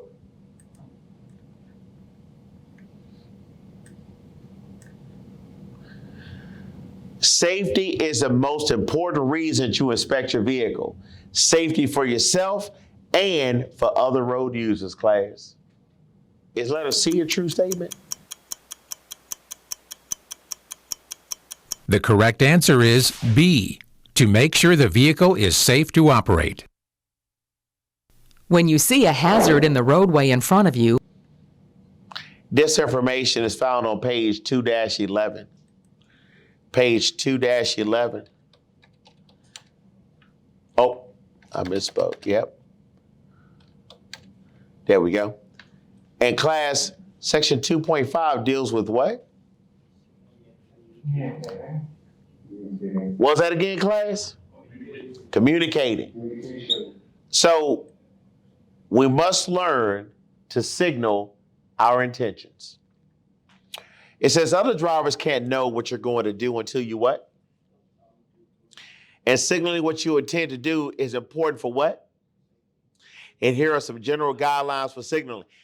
Now, turns. There are 3 good rules for using turn signals. Signal early. Signal well before you turn. It is the best way to keep others from trying to pass you. Signal continuously. You need both hands on the steering wheel to turn safely. Don't cancel the signal until you have completed the turn. Everybody, I want you to know, when I used to train students will put on their turn signal, keep their hand on the wheel, and then keep their finger right above the turn signal to cancel it. And I used to ask, what are you doing? What do you mean? They didn't even know what their body was doing. That's not the technique I taught you. Next, cancel your signal. Don't forget to turn off your turn signal after you have turned. Class, that's why it's so important to scan your dashboard while you're driving to make sure that you are not communicating improperly. Lane changes. You want to put your turn signal on before changing lanes, okay? Change lanes slowly and smoothly, and that way a driver you didn't see have a chance to honk his or her horn or avoid your vehicle. Class, the way that the process is done is number one, you put on the turn signal, check your mirrors, and wait until it's clear. There is nothing that says that just because you put on the turn signal, you need to hurry up and make a lane change. It's a courtesy. You're communicating your intentions on what you're going to be doing, but nowhere does it say that somebody is supposed to let you over. That's the reason why you signal early to do that and wait patiently. Slowing down. You want to warn drivers behind you when you see that you need to slow down. A few light taps on the brake pedal. Class, didn't we talk about that earlier? Under emergencies or hazards? Enough to flash your brake lights should warn the following drivers. Use your four-way emergency flashers for times when you're driving very slowly or are stopped. They talked about that also in work zones, huh? Because you have to slow down in a work zone. And they said that we can lightly tap the brake pedal or we could put on the four-way emergency flashers. Okay, here we go. Warn other drivers in any of the following situations. Trouble ahead. The size of your vehicle may make it hard for drivers behind you to see hazards ahead. If you see a hazard that will require slowing down, warn drivers behind you by flashing your brake lights. Tight turns. Most car drivers don't know how slowly that you have to go to make a tight turn in a large vehicle. Give drivers behind you warning by braking early and slowing down gradually. Stopping on the road. Truck and bus drivers sometimes stop in the roadway to unload cargo or passengers. Warn the following drivers by flashing your brake lights. Again, class, don't stop suddenly. We always signal our intentions sooner rather than later. Driving slowly. Drivers often don't realize how fast they're catching up to a slow vehicle until they are very close. And if you must drive slowly, alert the following drivers by turning on your emergency flashers if it's legal. Okay? Don't direct traffic. Some drivers try to help out others by signaling when it's safe to pass. You should not do this. You could cause an accident. You could be blamed, and it could cost you many thousands of dollars. Class, I know we try to be courteous as much as possible, but when you're operating that commercial motor vehicle, it's not your job to tell people to come around you. Don't do it. Here we go. You should A. Steer and countersteer around it. B. Stop quickly and get off the roadway if possible.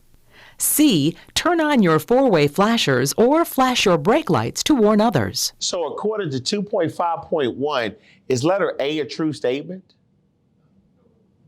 How about letter B? Class, these two words do not apply to us. Stop quickly. So the answer is what? Here we go.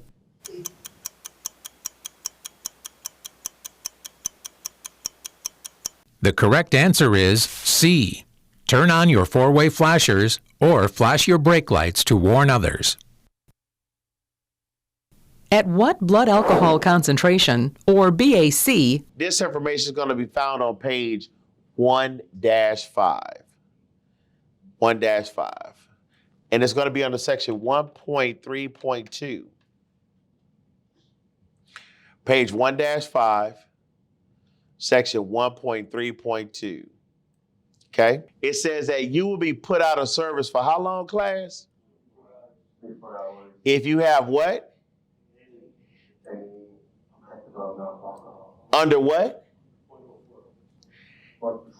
Class, I got to tell you, that's about 3 different questions right there.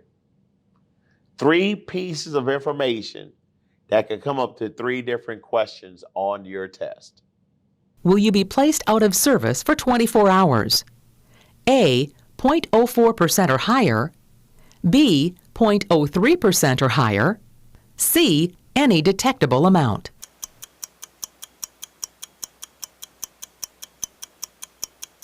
The correct answer is C, any detectable amount.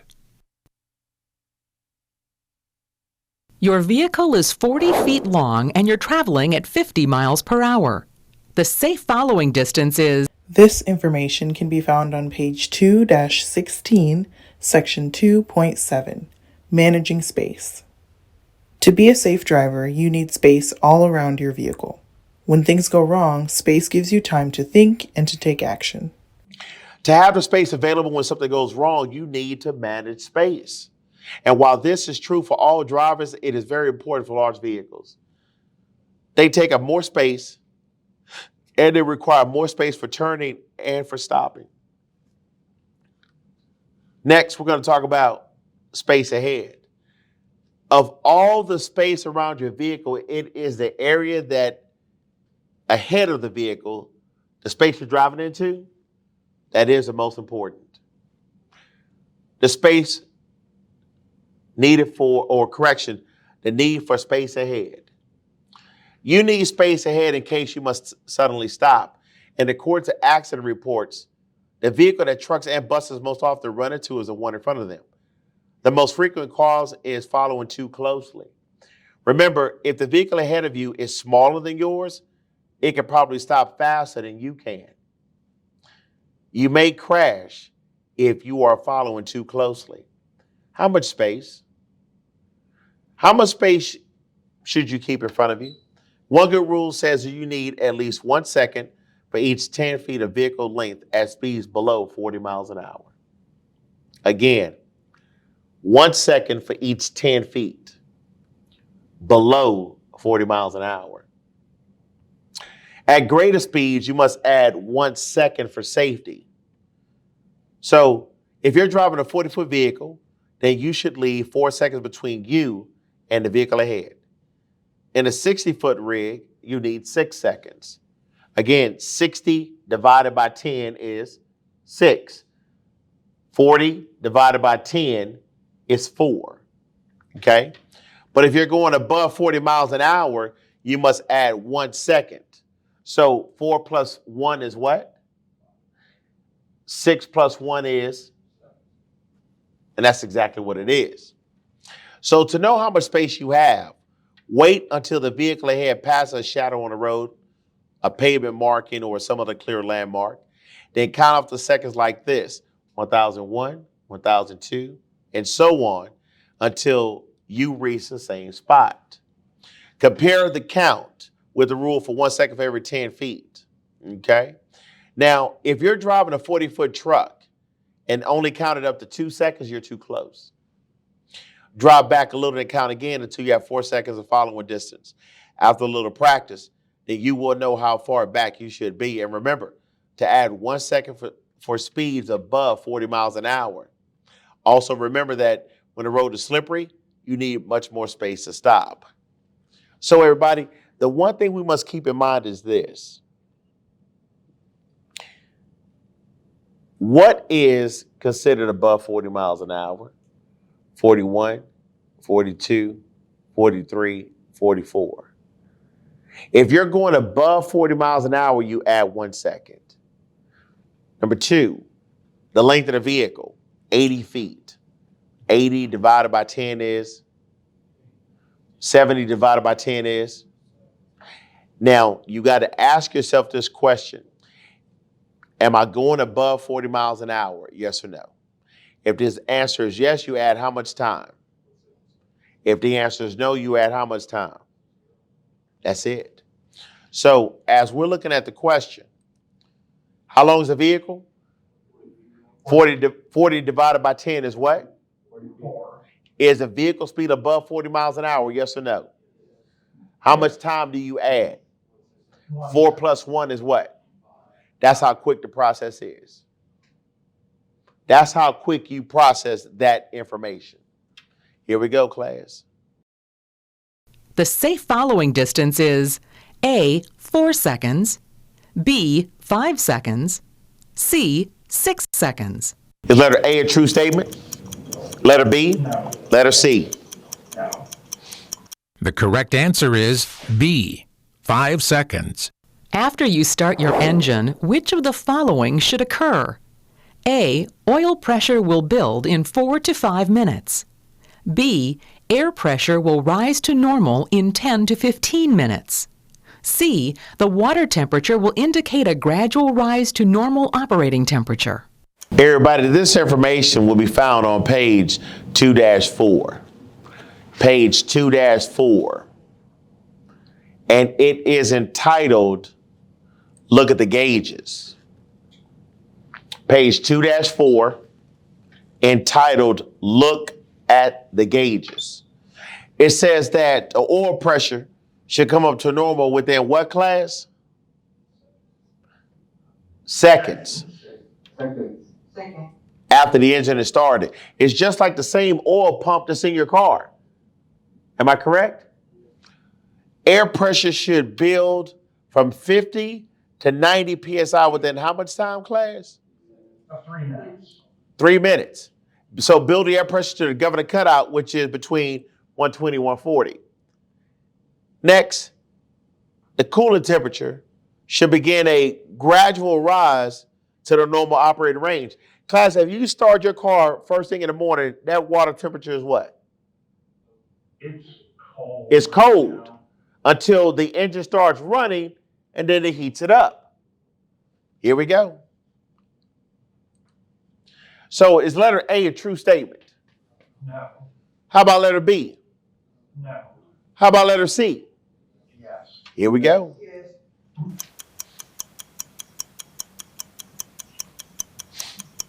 The correct answer is C. The water temperature will indicate a gradual rise to normal operating temperature.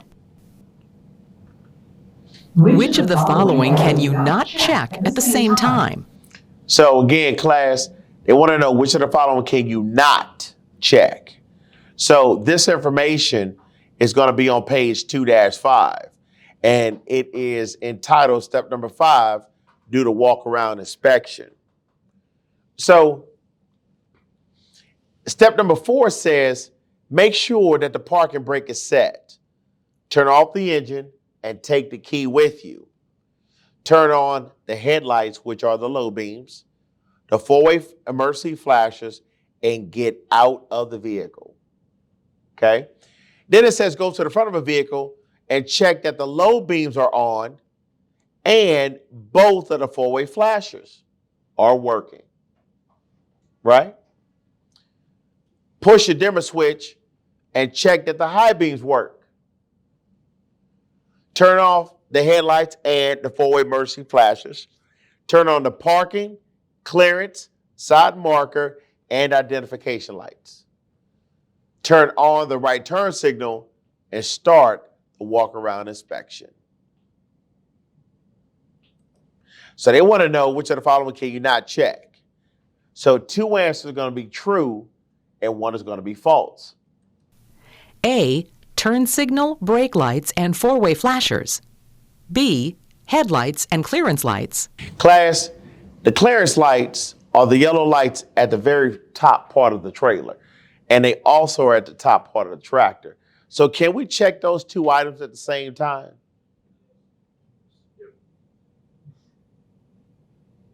Is that a yes or a no? Okay. Lights. C, clearance lights and 4-way. Class, you see these 3 lights right here at the bottom? Those are also known as clearance lights. Can we check the clearance lights and the 4-way flashers at the same time?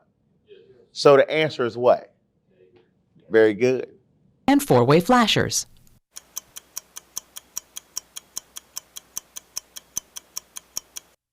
The correct answer is A. turn signal, brake lights, and four-way flashers. Which of the following is true about rear drive wheel skids when braking? This information is found on page 2-37. Page 2-37. And we're going to go to section 2.19.1. Page 2-37, section 2.19.1, entitled Drive Wheel Skids. It says, by far the most common skid is one in which the rear wheels lose traction through what class? Excessive braking or braking acceleration. Now, skids caused by acceleration usually happen on what? Ice or snow. And all you have to do is do what class? Take your foot off the acceleration. That's it. Take your foot off the accelerator can easily stop them. Now, if it is very slippery, then pushing a what? Clutch. Otherwise, the engine can keep the wheels from rolling freely and regaining traction. Next, rear wheel braking skids occur when the rear drive wheels lock.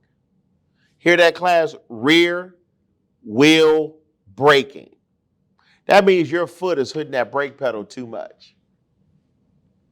Now, because the lock wheels have less what? Traction.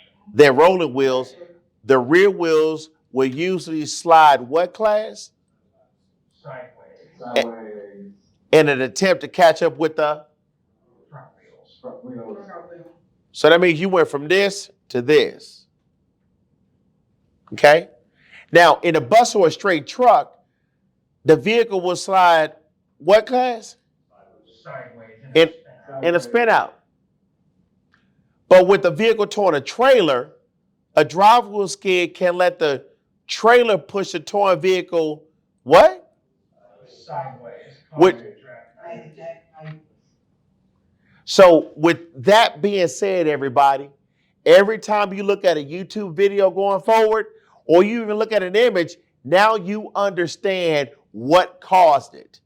Somebody was following too closely or applied their brakes too hard, locked up the drive wheels, and the trailer went from being straight to being bent. Anybody got any questions on that? Here we go. A. The vehicle's front wheels will slide sideways. B. It's not a cause of jackknifing. C. If it occurs with a vehicle towing a trailer, the trailer can push the towing vehicle sideways. Is letter A a true statement? No. Letter B? No. Letter C? Yes. The correct answer is C. If it occurs with a vehicle towing a trailer, the trailer can push the towing vehicle sideways. Okay. I got you. Everybody, it's been a pleasure working with you today, and I look forward to working with you tomorrow.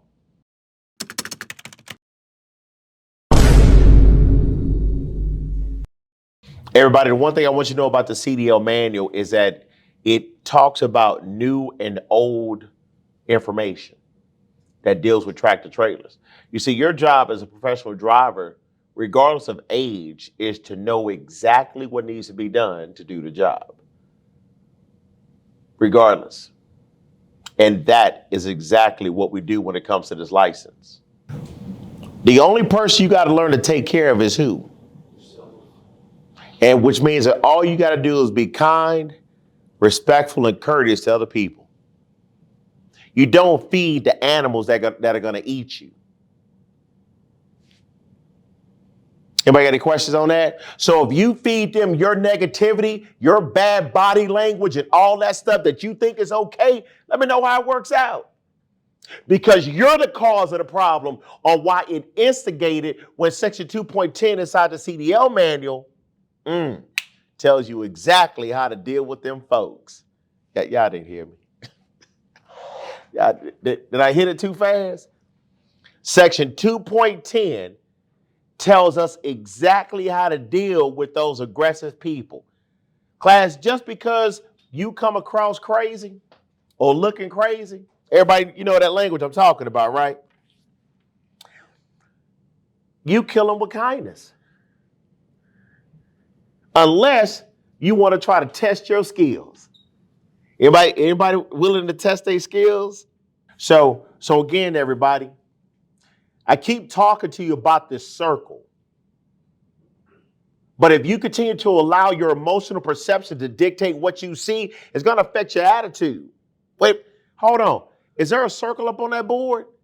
Is attitude up on that board, class? Is that road ranger outside or inside of your circle? Can you control what's outside of your circle? Come on now. Come on now. Everybody, it's quite simple. 1 + 1 is always what? That's how easy it is. You can't control other folks. All you got to do is control who? And the biggest person that you're going to have to learn to manage is yourself, class. Ain't no supervisor there you can run to. You better handle your business on your own. The CDL manual tells us exactly how to deal with that information and those situations. Class, how was it at 17 years driving into business, I ain't got no issues like that? When I see people do stuff that's crazy, I just look at them. I don't feed them, though, because some people be looking for a reason to jump off. You control that. Just like having a conversation. You can speak or you can use nonverbal, but you're still speaking. And you control what's going on. Number one, you got to control it here. Number two, you got to control it here. And you have to think about what is best for everybody to get along in that circle. I ain't never had no issues. And I know I've been up on the East Coast. I know I've been to Philly. I know I've been to Detroit. I've been to Chicago. And guess what? They still people. They are still people. We got to do better. Got to do better. You're either part of a problem or part of a solution. One of the two. Anybody got any questions on that? Section 2.10 tells us exactly how to deal with them folks.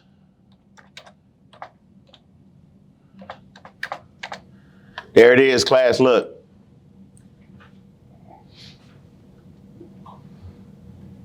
Got it up on the screen. But we're going to talk about this later. But right now, we're going to take care of business, continue on with where we were from yesterday. We will come back over this. Okay. So it says, which of the following is what, class? About what? When what? So that means that two answers are false and one is true. So we're already prepping ourselves by looking at what it is. Sometimes two statements will be true and one will be false. This is what you got to look for, fellas. You have got to start at the beginning with the question. Which of the following is true about rear drive wheel skids when braking? So one answer is true and two is false. And everybody, I got to tell you this. Don't rush this process. Take your time and start being proactive and stop being efficient. Well, I got to hurry up. What are you going to do after you finish? What are you going to do? Rush to finish and not pass? What kind of results did that produce? Read the questions 2 to 3 times if you need to. Class, the test is timed to the point with not like it's a countdown, but it just goes to show how long it took you to complete the test. Okay? It doesn't hurt you or affect you in any way, shape at all. So can you control time?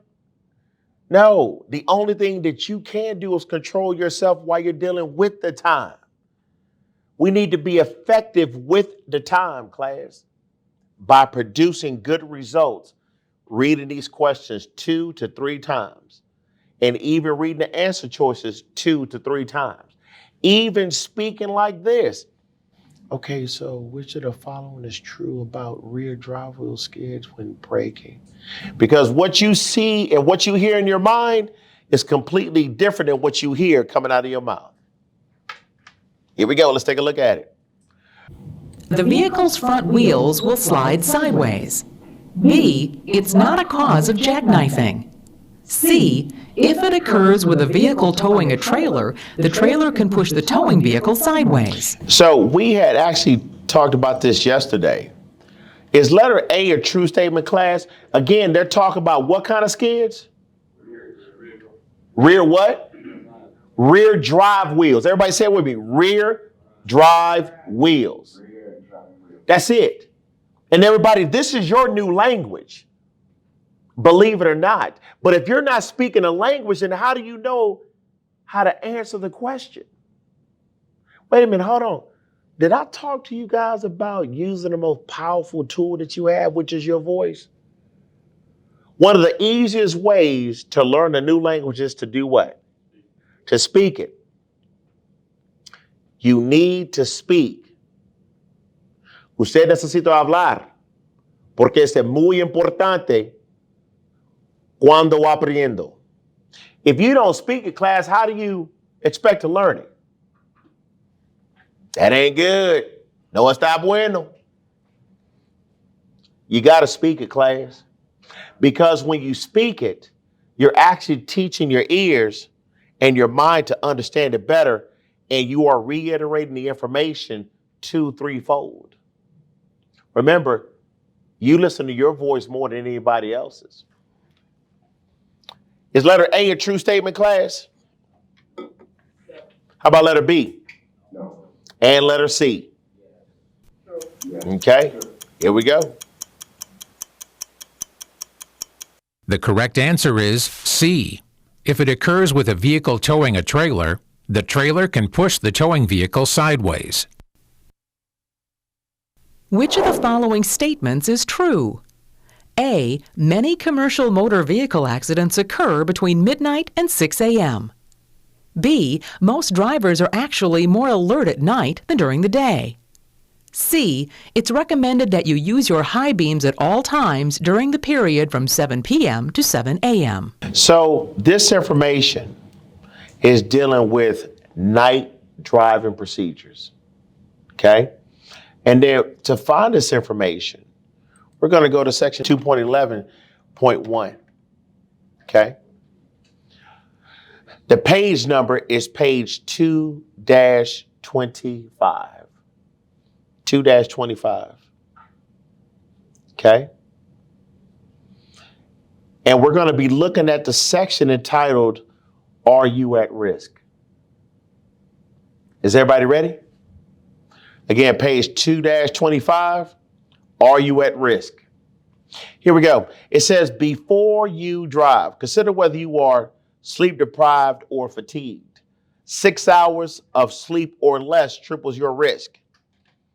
Suffering from sleep loss, a poor quality sleep, or sleep debt. Driving a long distance without the proper rest breaks. Driving through the night, the mid-afternoon, or when you would normally be asleep. Many heavy motor vehicle accidents occur between midnight and 6 a.m. Taking sedated medications, working more than 60 hours a week, working more than one job, and your main job involves shift work, driving alone on a long, rural, dark, or boring road, flying or changing time zones. These are all of the different factors that determine if you're at risk. How do you prevent it? Get adequate sleep. Adults need how many hours, class? 8 to 9 hours. 8 to 9 hours to maintain what? Alertness. Class, if you find yourself drinking a whole lot of energy drinks, you're changing the physiology of your own body. When your body needs to sleep, class, you can't stop it. You will drop right where you are. Okay? Prepare a route carefully to identify total distance, stopping points, and other logistic considerations. Schedule trips for normal hours. You are normally what, class? Awake, not the middle of the night. Drive with a passenger. Avoid medications that cause drowsiness. The best time to take those kind of medications is when you're about to what, class? Go to sleep. Class, don't put yourself in a bad situation. Well, it says here. Okay. Consult your physician.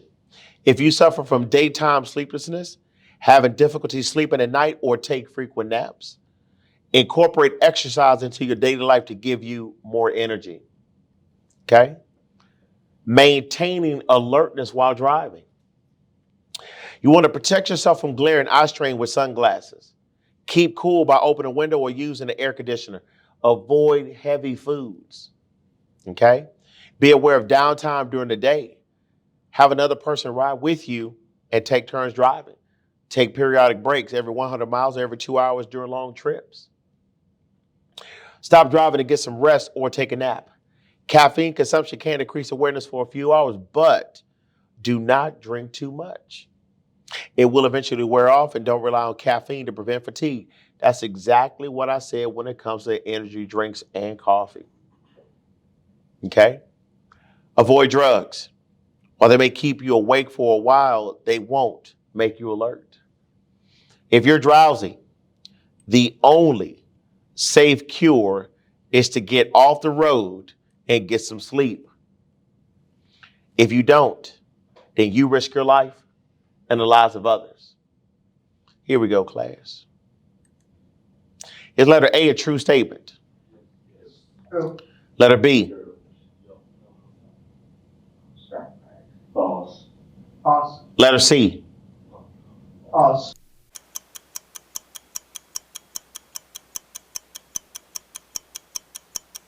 Hold on, I want to ask a question. This subject matter talks about high beams. At what distance are you supposed to turn your high beams off, class? 500 feet. Somebody said the first part, 350 to 500 feet. Class, when are you supposed to dim your high beams? 350 to 500 feet. Class, when are you supposed to dim your high beams? 350 to 500 feet. That's exactly what I was looking for, class. So by us knowing that previous information, we know that letter C is incorrect because it causes glare, which can blind a person when driving and cause a what? So if you don't know when, how do you know how to make the right decision?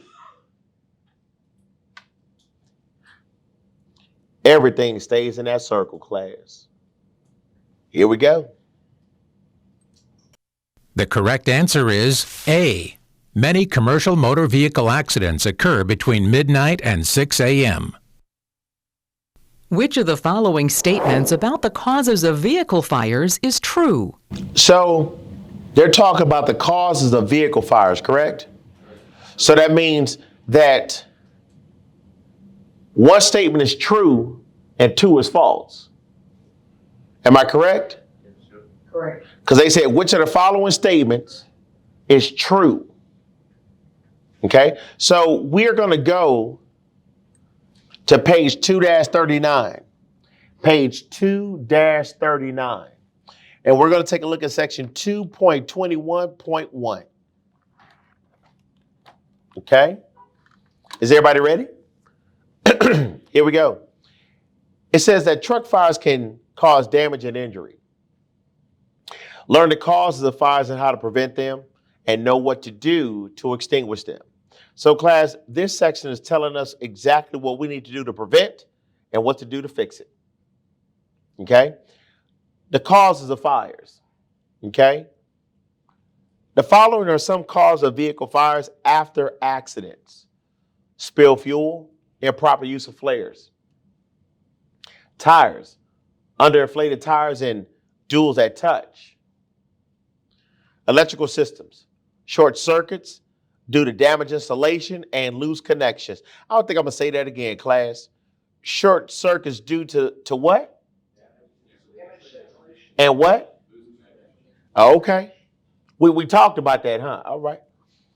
Fuel, a driver smoking, improper fueling, and loose fuel connections. Okay. Cargo, flammable cargo, improperly sealed or loaded cargo, and what class? The board recognition. Class, I'm gonna go ahead and say something real quick. Do not be on your cell phone when you're fueling up that truck.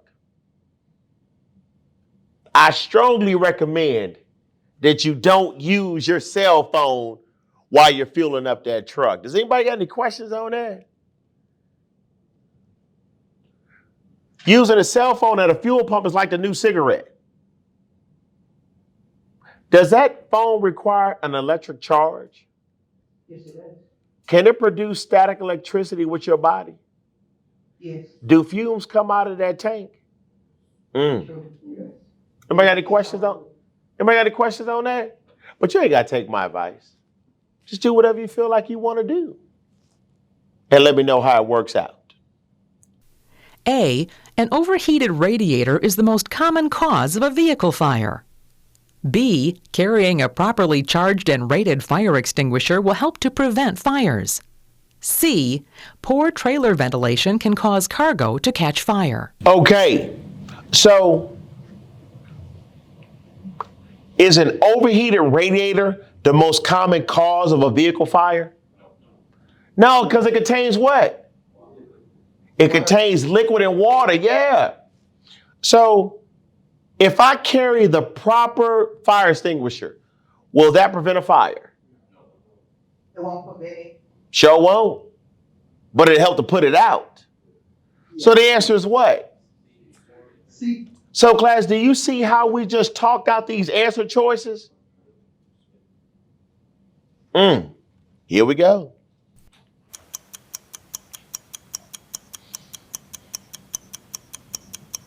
The correct answer is C. Poor trailer ventilation can cause cargo to catch fire. Everybody, if you're ever in this situation, try to drop the trailer and save the tractor. If the fire's in the back and you realize it, try to save the tractor. But if not, just get away from it. Okay, here we go. Over-the-counter medication used to treat the common cold Mix that purple with that Sprite, boy.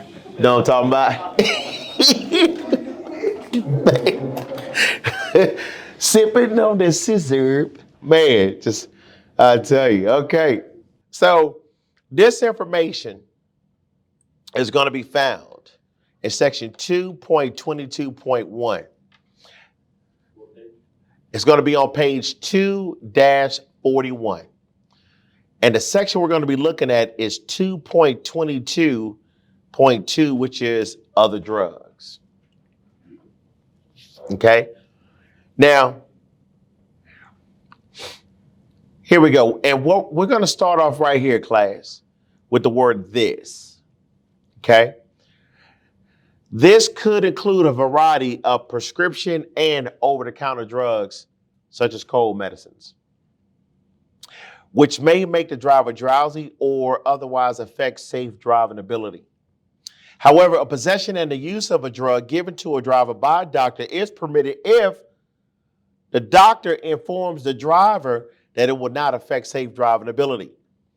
Pay attention to the warning labels for legitimate drugs and medicines and to a doctor's orders regarding the possible effects. Stay away from illegal drugs. Do not use any drug that hides fatigue. The only cure for fatigue is rest.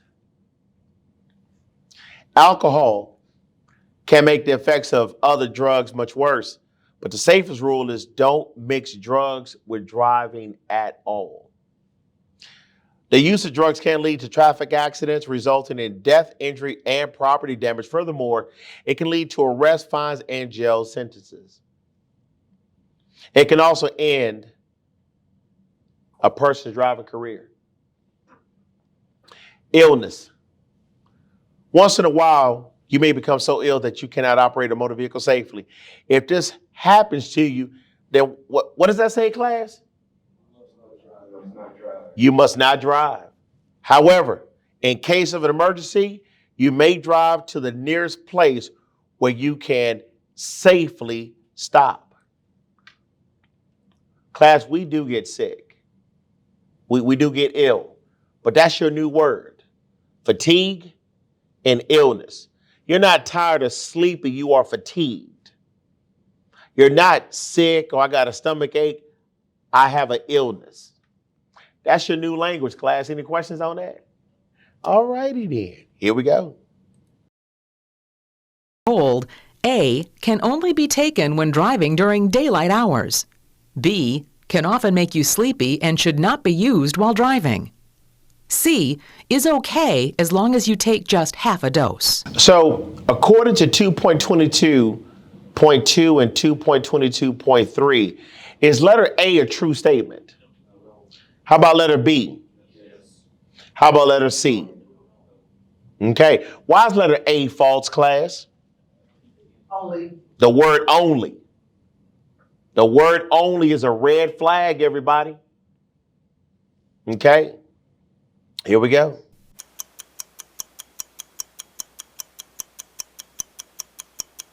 The correct answer is B, can often make you sleepy and should not be used while driving.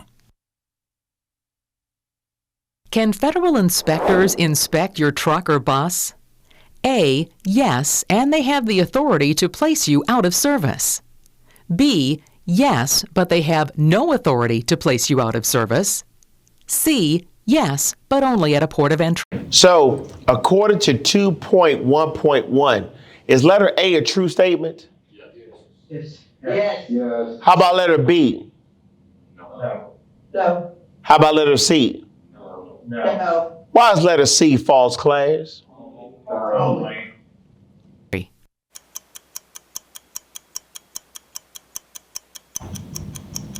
The correct answer is A, yes, and they have the authority to place you out of service. Class, it goes back to that conversation. You never want to have that on your driving record. You never want to have that attached to your license. So do what's necessary to do the job the right way and prevent that from happening. Anybody got any questions on that? Here we go. How many missing or broken leaves in a leaf spring will cause your vehicle to be placed out of service? So we are going to go to page 2-2. Page 2-2. And we're going to look at the section on the right-hand side that deals with suspension system defects. Okay? Is everybody ready? Everybody good? Here we go. It says the suspension system holds up the vehicle in the what class? Hold on. The suspension system holds up the vehicle in the what class? The load. Again, everybody, you cannot be operating a truck if you don't know why this is going on. But yet you ask why, but you're given the why, but do you know the why? Here we go. Therefore, broken suspension parts can be what class? Class, did I say earlier it's not your job to know how that thing functions and works? I said your job is to identify it, report it, and get it fixed. Well, Charles, what about? Let me go back to what I said. The beginning, your job. The middle is to identify it, the end, to get it fixed. You go outside of that process, let me know how it works out for you. Anybody got any questions on that? Okay, here we go. It says spring hangers that allow a movement of the axle from the proper position. We need to look for cracked or broken spring hangers. Missing or broken leaves in any leaf spring. If 1/4 or more are missing, it will put the vehicle out of service, but any defects could be dangerous. If you identify a class, always remember that safety is your guide. Anybody got any questions on that? All right, here we go. A, 1/4 of the total. B, 1/2 of the total. C, 1/3 of the total. Is letter A a true statement? Letter B? Letter C? No. The correct answer is A, 1/4 of the total. A first offense for driving a CMV under the influence. Pull up, headshot, sit down, stand up, pass out, wake up, fade it. That's what it is. That's exactly what it is. Don't do it. It just ain't worth it, class. Don't do it. So they're talking about a what class? A first offense. A first offense. Okay? And then under the influence of what? Or drugs. And then the next part will cause you to lose your CDL for how long? That's what we're looking for. A first offense under drugs and alcohol will cause you to lose your license. This information is found on page 1-4. Page 1-4, section 1.3.2. And everybody, we're talking about CDL disqualifications. It says that you may not drive a commercial motor vehicle if you are disqualified for what class? For any reason. Any reason. Well, how am I going to earn money for my family? Did you think about that process before you committed to that act? No.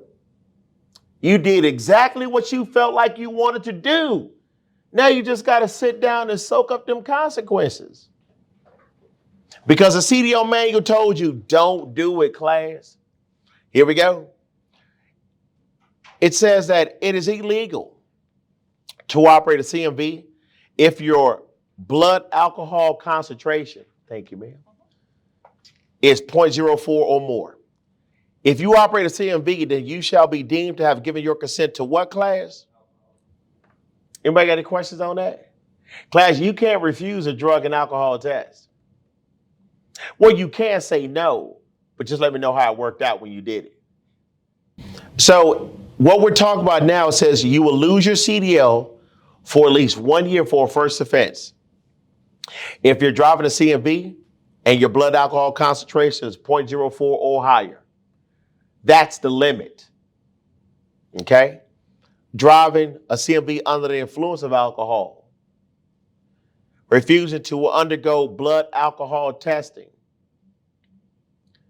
Driving a CMV while under the influence of a controlled substance. Leaving the scene of an accident involving a CMV. Committing a felony involving the use of a CMV. Driving a CMV when the CDL is what class? Causing a fatality through the negligent operation of a CMV.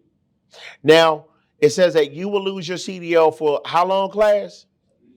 3 years. At least 3 years. At least 3 years.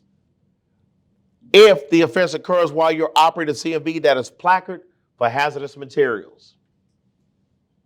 3 years. Class, I want you to know and understand something. I hope that drink was worth it. Because you just lost your ability to sustain at taking care of your family. Anybody got any questions on that? Here we go. It says you will lose your CDL for life for a second offense. Class, the federal government has already laid down the rules. You can either accept them or reject them. It's your call. Just do whatever you feel like you want to do. It's okay. It's all right. All we got to do is fight. Here we go. You will lose your CDL for life if you use a CMV to commit a felony involving a controlled substance. Class, how much marijuana can you put in a 53-foot trailer? You done. Can't put any. You can't put it in there. You can put it in there. But when you get caught, just cut your license up, man. You done. Well, I was going through. You must not have heard what I said in class that day. I say you done. Here we go. Now, Enoch, I want you to know that to be legally drunk, you have to be 0.04 or higher. But if you are under 0.04, such as 0.03, 0.02, then they're just going to place you out of service for 24 hours and allow you to sober up. Okay? Yes, sir. Because, like, let's just say you take a weekend off and you go party Friday and Saturday, come back to work Monday, and they hit you with it, and you test, and you tell them, oh, well, I drank the last 2 days. Oh, you ain't got to say nothing. The alcohol's still in your system. And that's the whole point. You cannot drive that vehicle under the influence, even though you had Friday, you were going hard to paint Saturday and Sunday, and you came back on a Monday. It might have been a good idea to wait a whole another 24 hours before you got back in that truck, because your body still got that alcohol in it. And so you need time for that alcohol to be removed from your body. Class, don't put yourself in a bad situation. If you know you went harder to paint on that drink, don't do it. Say, hey, man, I'll be in tomorrow. I know I was supposed to go out today. I'm going to go out tomorrow. Because the rules tell us exactly what is going to happen.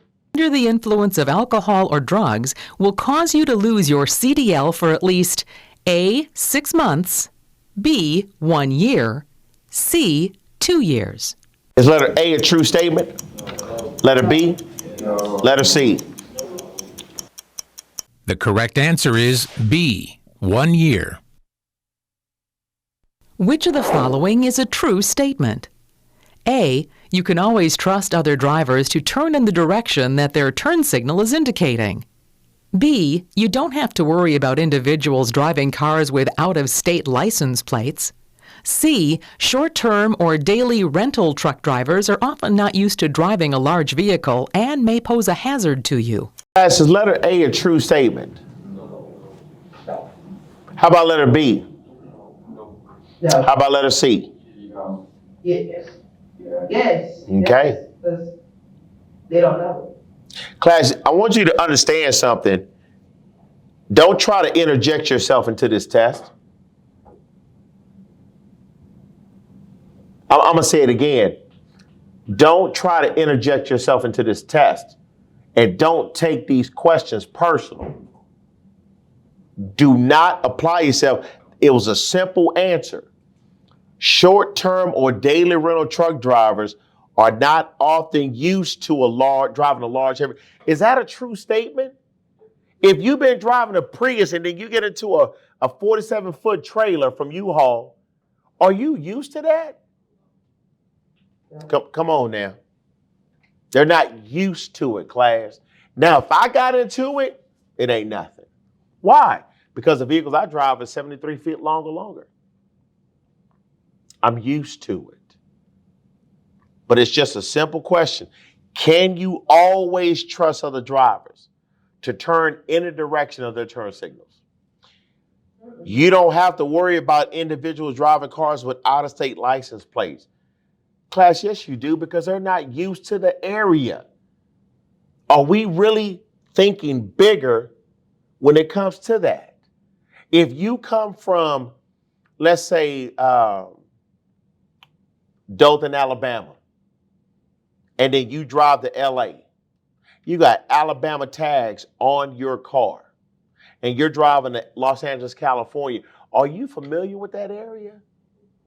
No. They're still trying to figure things out themselves because it's a new environment. But if you plug how you do something, did you change the process? Yes, you did. And you don't even notice it. Class, you have got to have that deliberate focus in what you do. Here we go.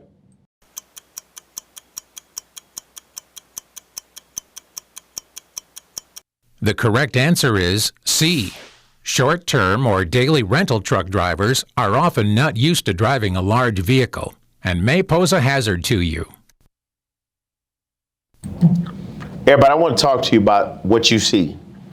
At this current moment, you're looking at a trailer that has the trailer tandems slid all the way back to the rear.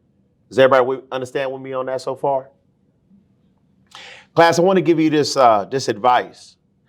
If you ever go to Laredo, Texas, to deliver a load to a Mexican forwarding company, before you back the trailer into a hole or a dock area, slide your trailer tandems all the way back to the rear in order to have maximum control in backing that trailer. Foresight on a Tuesday. Anybody got any questions on that? These are the trailer tires, right? These are the trailer tandems. The drive axles are up here. The steer axle is, of course, the very front. So always slide them back to the rear. Okay? Now, what you're about to witness is the trailer is getting ready to move, and it's going to slide the tandems from the back to the front. And this process will be learned while you're out on the road learning the job. Here we go. Bridge formulas are designed to... So we're talking about bridge formulas. This information is going to be found on page 3-1. Page 3-1, section 3.2.2. Here we go, class. And it's talking about the legal weight limits. You must keep weights within legal limits. States have maximums for GVWR, GCWR, and axle weights. Often, the maximum axle weights are set by what class? Bridge formula. A bridge formula permits what class? Maximum axle. Less. For axles that are what? Closer. You might want to ask yourself, why does Charles keep repeating that information? And this is to prevent overloading bridges and roadways. Again, everything we do in the business is about balance. Okay? Now, overloading can have bad effects on steering, braking, and speed control. Overloaded trucks have to go very slowly on upgrades. Worse, they may gain too much speed on downgrades. Stopping distance increases, and brakes can fail when they're forced to work too hard. Class, didn't we talk about going down those hills yesterday? Mm-hmm. Did we just talk about brake fade this morning? Mm-hmm. There goes the why. Here we go. A. Permit the same maximum axle weight for any axle spacing. B. Permit less maximum axle weight for axles that are closer together. C. Permit less maximum axle weight for axles that are further apart. Now, class, is letter A a true statement? No. No. How about letter B? Yes. How about letter C? No. No. Everybody, I want you to notice how close letter B and C is. Less. Closer and farther is the two difference. But what I'm referring to is how they're written identical. Permit less maximum axle weight for axles that are. They're almost identical, class. So if you're looking for those key words, instead of reading it from left to right, from the beginning to the end, you might miss it. You might miss it, class. Tempo, patience, and control is exactly the process we want to follow when it comes to this test, class. Hurrying up to finish this test, having test anxiety, if you've been putting in working from the beginning, you already know you're going to produce great results. But you know for a fact, if you know you haven't been putting in work on the front end, you already know what the results you're going to get on the back end. So don't be bringing that test anxiety to the crib, because test anxiety don't pay for a single bill at the house.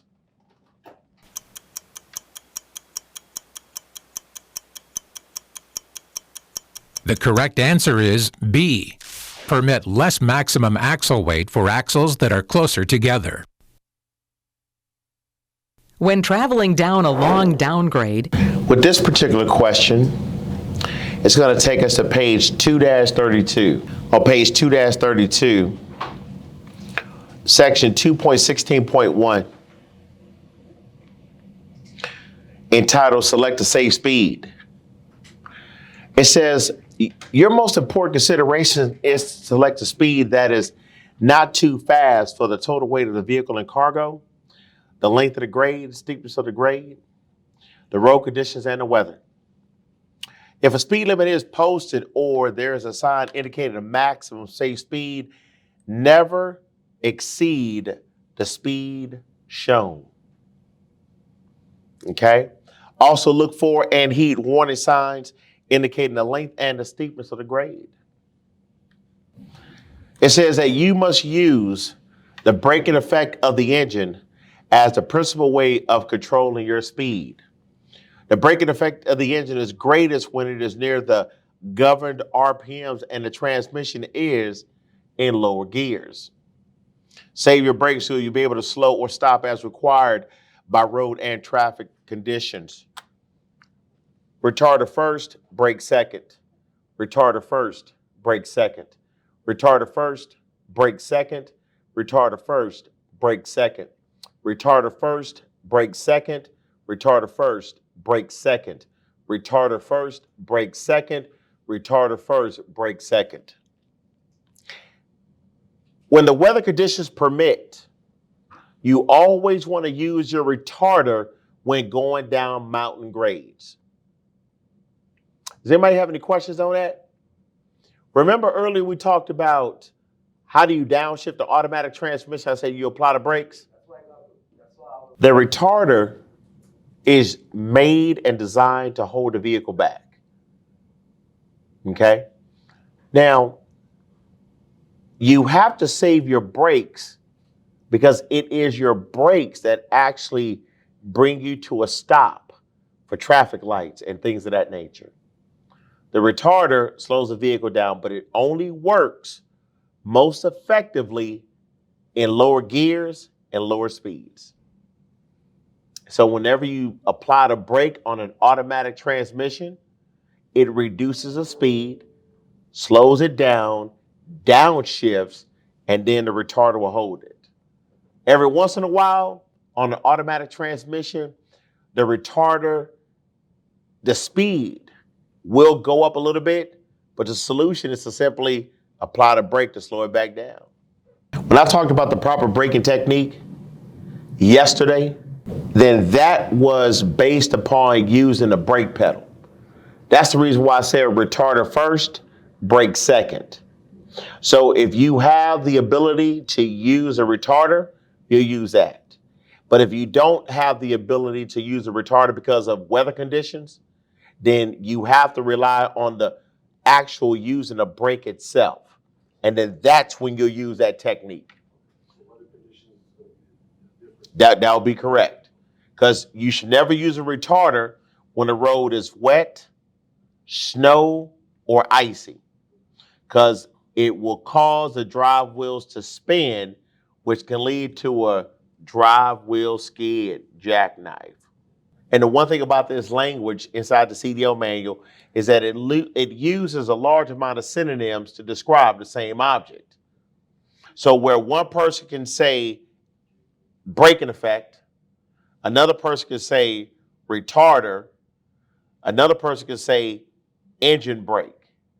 They're all the same thing. They're a device used to slow the vehicle down and is referred to as a retarder. The braking effect of the engine is a retarder. Anybody got any questions on that? They have different types, but we'll discuss those later. you should always A. Apply trailer brakes to reduce speed or maintain speed.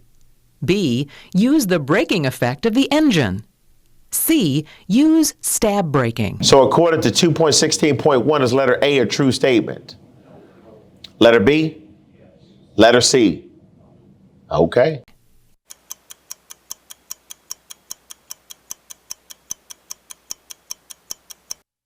The correct answer is B. Use the braking effect of the engine. What three factors add up to the total stopping distance for a commercial motor vehicle without air brake? This information is going to be found on page 2-13. Section 2.6. Controlling speed. Driving too fast is a major cause of fatal crashes. You must adjust your speed depending on driving conditions. These include traction, curves, visibility, traffic, and hills. Section 2.6.1. Stopping distance. Perception distance plus reaction distance plus braking distance equals total stopping distance. A. Perception distance, reaction distance, and braking distance. B. Eye lead time, reaction distance, and braking distance. C. Perception distance, reaction distance, and response distance.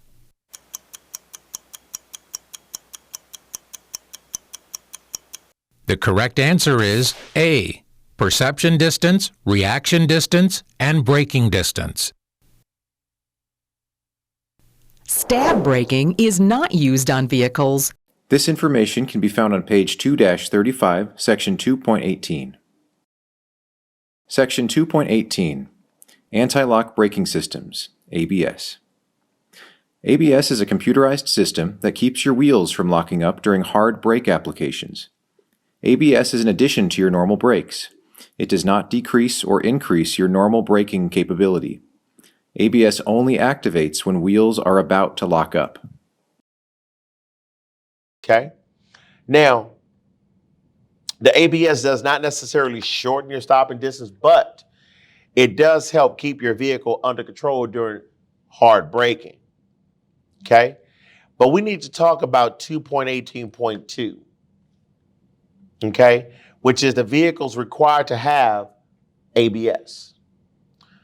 The DOT requires that the ABS be on tractors with air brakes built on or after what time period, class? March 1st. Other air brake vehicles, which can include trucks, buses, trailers, and converter dollies built when?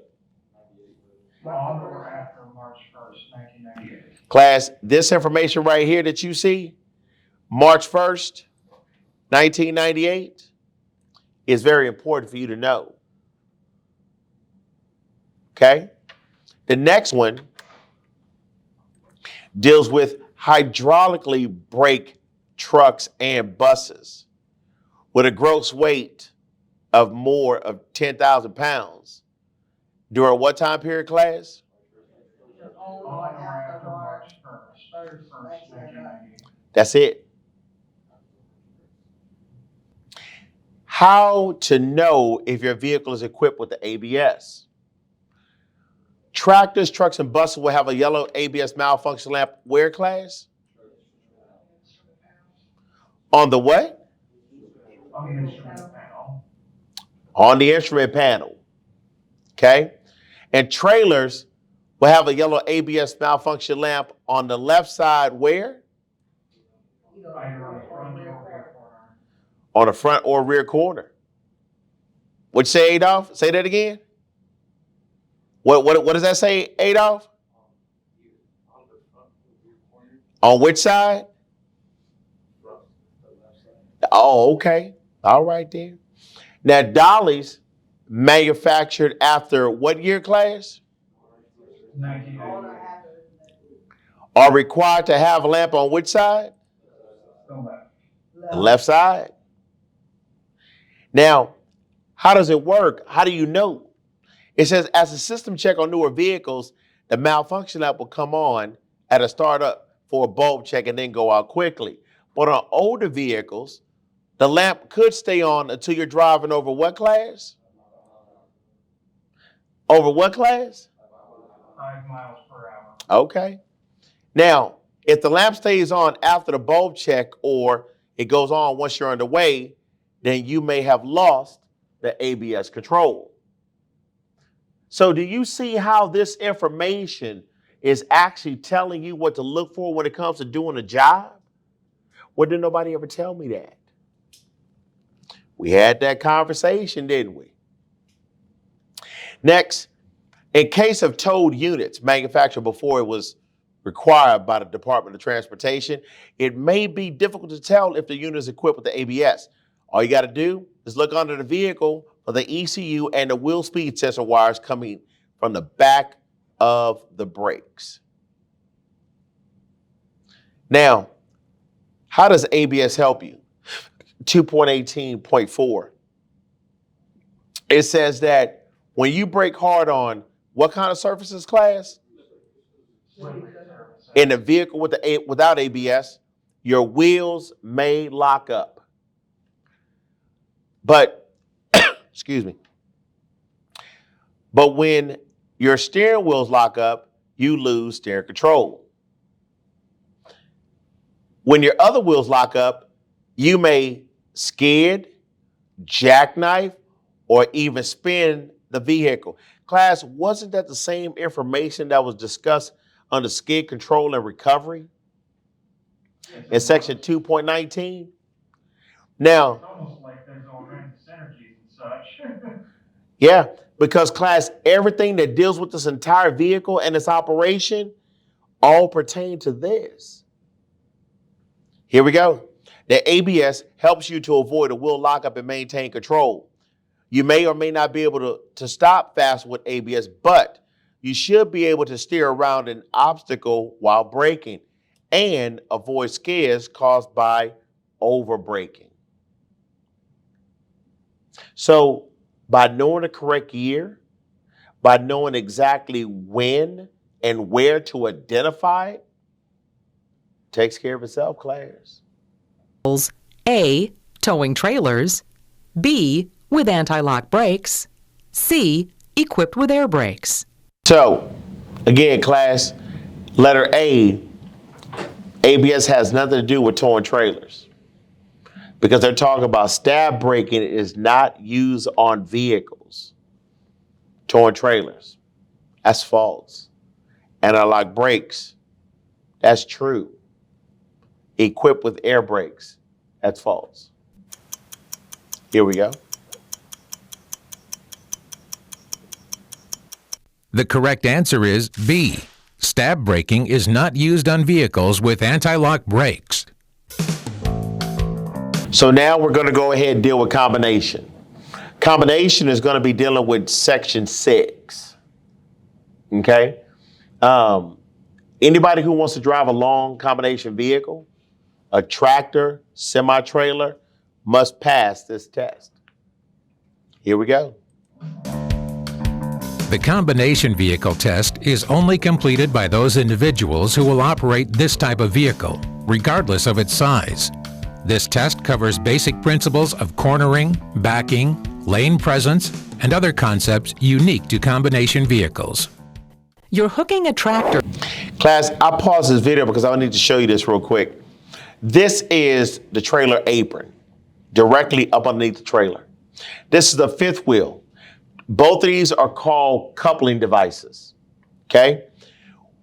I want you to know that whenever you're getting ready to couple a tractor to a trailer, you want the apron to sit directly on the lower forks of the fifth wheel. Why? To make sure that it rises properly and it makes contact together. So basically, when you put the third axle of the tractor underneath the nose of the trailer, stop, put the truck in neutral, set the brakes, get out and look. Tractor to a semi-trailer and have backed up but are not under it. What should you do before backing under the trailer? So class, they're telling us exactly what's going on. They're also telling you that you are not completely under. Now, do you see this gap between the trailer and the fifth wheel, class? Yeah. Best practice, you want the apron to make contact with the lower part of the fifth wheel. Okay? Now, this information is going to be found on page 6-8 page 6-8. Okay? And we're going to go to step number 7. It says, check the glad hand seals and connect the tractor emergency airline to the emergency trailer glad hand. Check the glad hand seals and connect the tractor service airline to the trailer service glad hand. And make sure that the airlines are safely supported where they won't be crushed or caught while the tractor is backing under the trailer. Anybody got any questions on that? Okay, here we go. Trailer. A. Hook up the electrical service cable. B. Hook up the emergency and service airlines. C. Connect the ground cable. According to step number 7, is letter A a true statement? How about letter B? How about letter C? Here we go.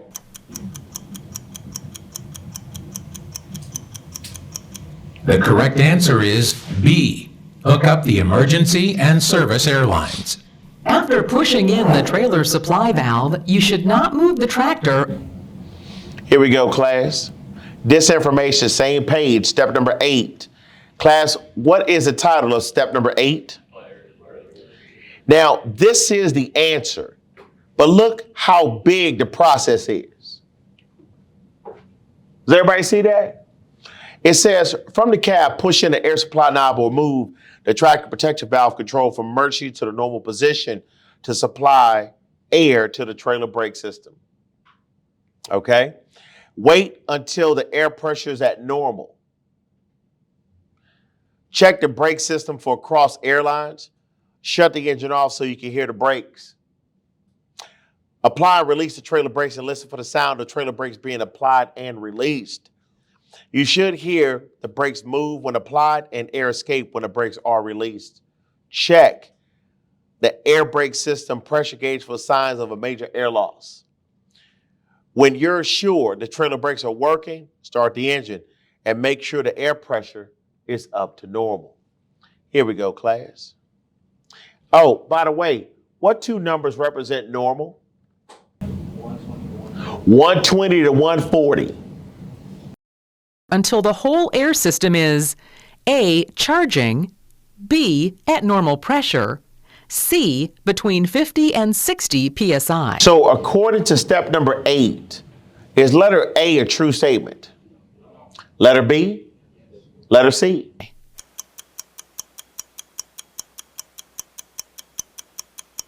The correct answer is B. At normal pressure. There are two things you can do to prevent a rollover. They are... Everybody, this information is on page 6-1. Page 6-1. Section 6.1.1. Entitled Rollover Risk. Class, we're going to go ahead and take a look at this information real quick. It says combination vehicles are usually heavier, longer, and they require more driving skill than single commercial vehicles. Okay? This means that drivers of combination vehicles need more knowledge and skill than drivers of single vehicles. How many people drive cars? Those are single vehicles. How many of you have ever driven a combination vehicle? Then that means you need to learn this information. Everybody got any questions on that? Here we go. Now, we're going to be talking about the rollover risk. It says more than half of truck driver death and crashes are the result of what, class? I didn't hear you, class. What was that again? Okay. When more cargoes pile up in the truck, the center of gravity moves higher up from the road. The truck becomes easier to turn over. And fully loaded rigs are what, class? 10 times more likely to roll over in a crash than a what, class? It says the following two things will help you prevent a rollover. They are keep the cargo as close to the ground as possible and drive what, class? I didn't hear you, class. What was that again? Okay. Now, keeping cargo low is even more important in the combination vehicle than in a what? So keep the load what, class? Center. If the load is to one side so it makes the trailer lean, a rollover is more likely. You want to make sure that your cargo is centered on your rig or centered and spread out as much as possible. Now, rollover happens when you do what, class? Turn too fast. Drive slowly around corners, on ramps, and off ramps. Avoid quick lane changes, especially when you're what? Fully loaded. So, class, this is what I want you to know right now. When you make a right turn in a commercial motor vehicle, your new speed is 5 miles an hour. Again, when you make a right-hand turn, your new speed is 5 miles an hour. When you make a left turn, because you have to cover more space, your new speed is now 7 to 9 miles an hour. Does anybody have any questions on that? Would anybody like me to repeat that information? So, sure. When you make a left-hand turn, because you have to cover more space, your new speed is now 7 to 9 miles an hour. Class, I got this mouse right here. And what I'm going to do is I'm going to teach you a technique in class that will help you to identify your speed. So we watch the front every 1 to 3 seconds. Am I correct? So this is how you want to look at your gauge. Everybody, you ready? Here goes the technique. 1001, 1002, 1003. Look down, look up. Look down, look up. Look down, look up. Look down, look up. That's exactly how you are to look at these gauges. Now, if you look down your nose, it's kind of vague, ain't it? Yes, it is. But when you move your head, you know exactly what to do. I strongly recommend you start practicing this technique today. Foresight on a Tuesday. Keep the cargo as close to the ground as possible and A, make sure that the brakes are adjusted properly. B, keep both hands firmly on the steering wheel. C, reduce speed before entering turns. Is letter A a true statement? Letter B? Letter C? The correct answer is C. Reduce speed before entering turns. With the engine off and the brakes released, How many of you are actually practicing consistently with the letter P up on that board? What does letter P stand for, class? I'm sorry, what? How many of you are practicing the process? But yet when you leave this class, you're definitely going to practice the techniques on how to operate and back that truck up. But how is the beginning of your learning? Take your time now. Are we being consistent in execution? You see, class, some people like to say, well, you know, I really don't care about practice too much, but I do better when I play. Okay. I got you. Like I said, class, you produce your own results by what you do in the beginning. I'm just having an early conversation with you, that's all. But like I said, you keep doing whatever you feel like you want to do. I will wait patiently to see the outcome. Class, that's exactly how Swift sees it. That the reason why we are learning this information is to always make it back to the most important stop, which is home. When it comes to this kind of question, we need to look for two things. Number one, what kind of vehicle are they talking about, class? They're talking about a combination vehicle. Class, I want you to know that we're going to refer a combination vehicle to Shaq. Anybody know who Shaq is? What was Shaq's number when he played with Kobe? 34. And what's Michael Jordan's number? So going forward, a combination vehicle will be Shaq. A straight truck or a bus will be Michael Jordan. You're like, Charles, wait a minute, hold on. Run that back again? Like, sure. We are now going to refer a combination vehicle to Shaq because the air loss rate is 34. A bus in a straight truck will be known as Michael Jordan. Why? Because his number is 23. And for those of you who shoot dice on the block, deuce, trade, 4. Anybody got any questions on that? We good? All right.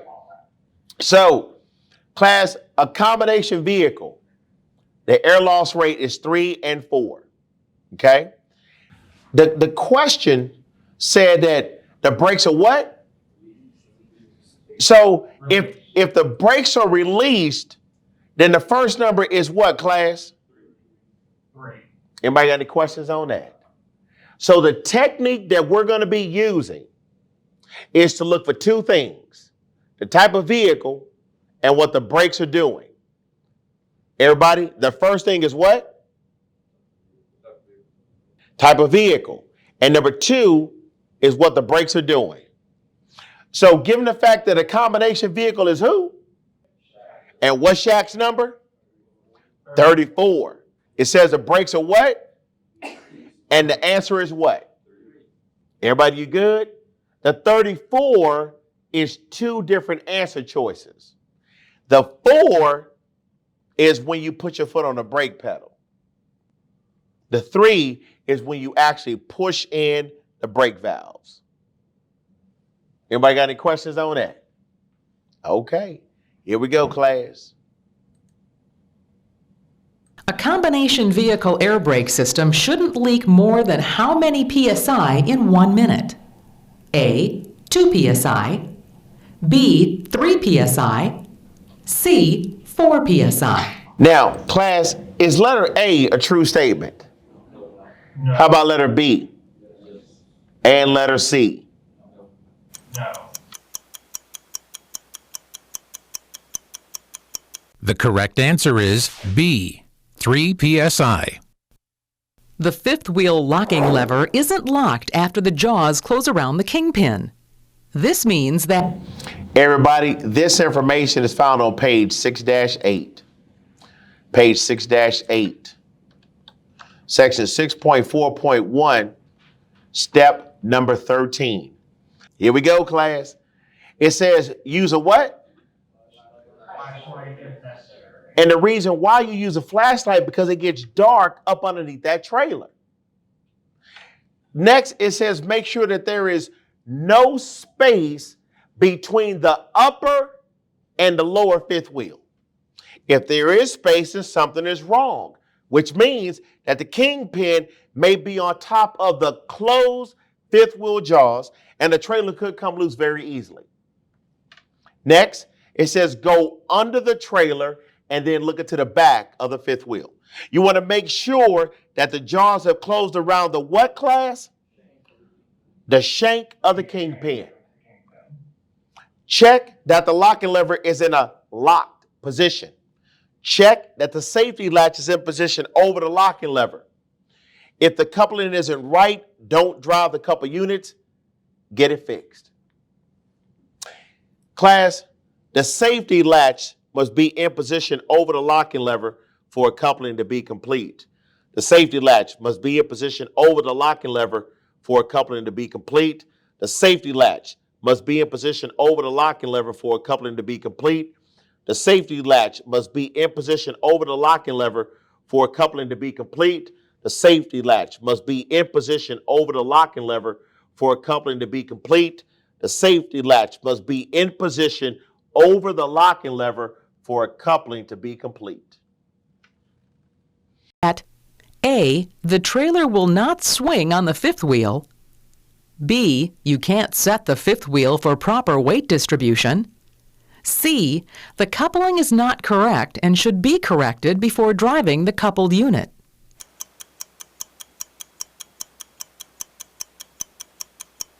The correct answer is C. The coupling is not correct and should be corrected before driving the coupled unit. You cross the air lines when hooking up to an old trailer. What will happen? Everybody, this information will be found on page 6-6. Page 6-6. Section 6.2.5. 6.2.5. Here we go. Are you ready? It says that if you do cross the airline, supply air will be sent to the service line instead of going to charge the trailer air tanks. The air will not be available to release the trailer spring brakes if the spring brakes don't release when you push the trailer air supply control. Check the airline connections. Now, it says that older trailers do not have what class? Now, if the air supply in the trailer air tank has leaked away, then there will be no emergency brakes, and the trailer wheels will turn freely. Now, if you do cross the airlines, you could drive away, but you would not have what class? And this would be very dangerous. Always test the trailer brakes before driving with the hand valve or by pulling the air supply tractor protection valve control. Pull gently against them in a low gear to make sure the brakes work. This is called a tug test. Okay, here we go. A, the hand valve will apply the tractor brakes instead of the trailer brakes. B, the brake pedal will work the trailer spring brakes instead of the trailer brakes. C, if the trailer has no spring brakes, you could drive away, but you wouldn't have trailer brakes. So according to 6.2.5, is letter A a true statement? How about letter B and letter C?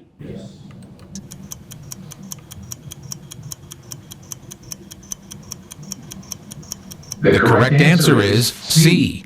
If the trailer has no spring brakes, you could drive away, but you wouldn't have trailer brakes.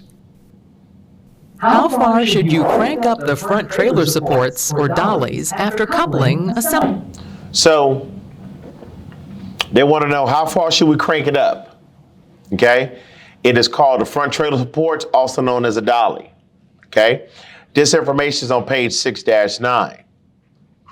Page 6-9. And we're going to take a look at step number 15. So they call it the front trailer supports, also known as a what class? The landing gear. It says use the low gear range to begin raising a landing gear. And then once free of weight, switch to high gear range. So class, we started off in what gear?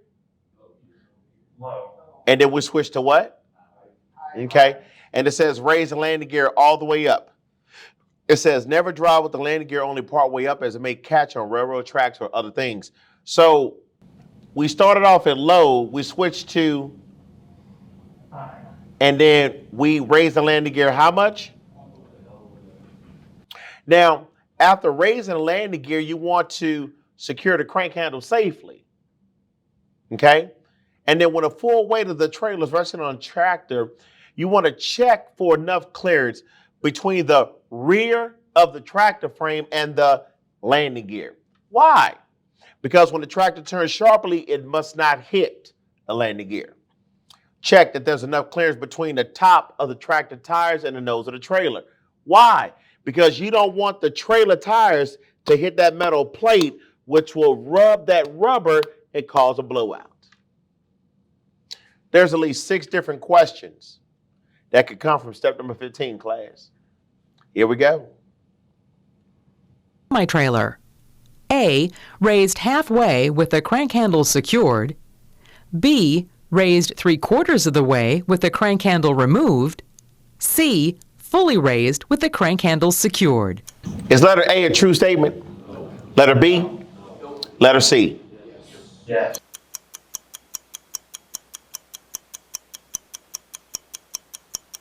The correct answer is C. Fully raised with the crank handle secured. Air brake equipped trailers made before 1960. This information is found on page 6-6, section 6.2.8. Again, page 6-6, section 6.2.8. And we're going to talk about trailer service, parking, and emergency brakes. Are we ready? It says that newer trailers have spring brakes just like truck and truck tractors.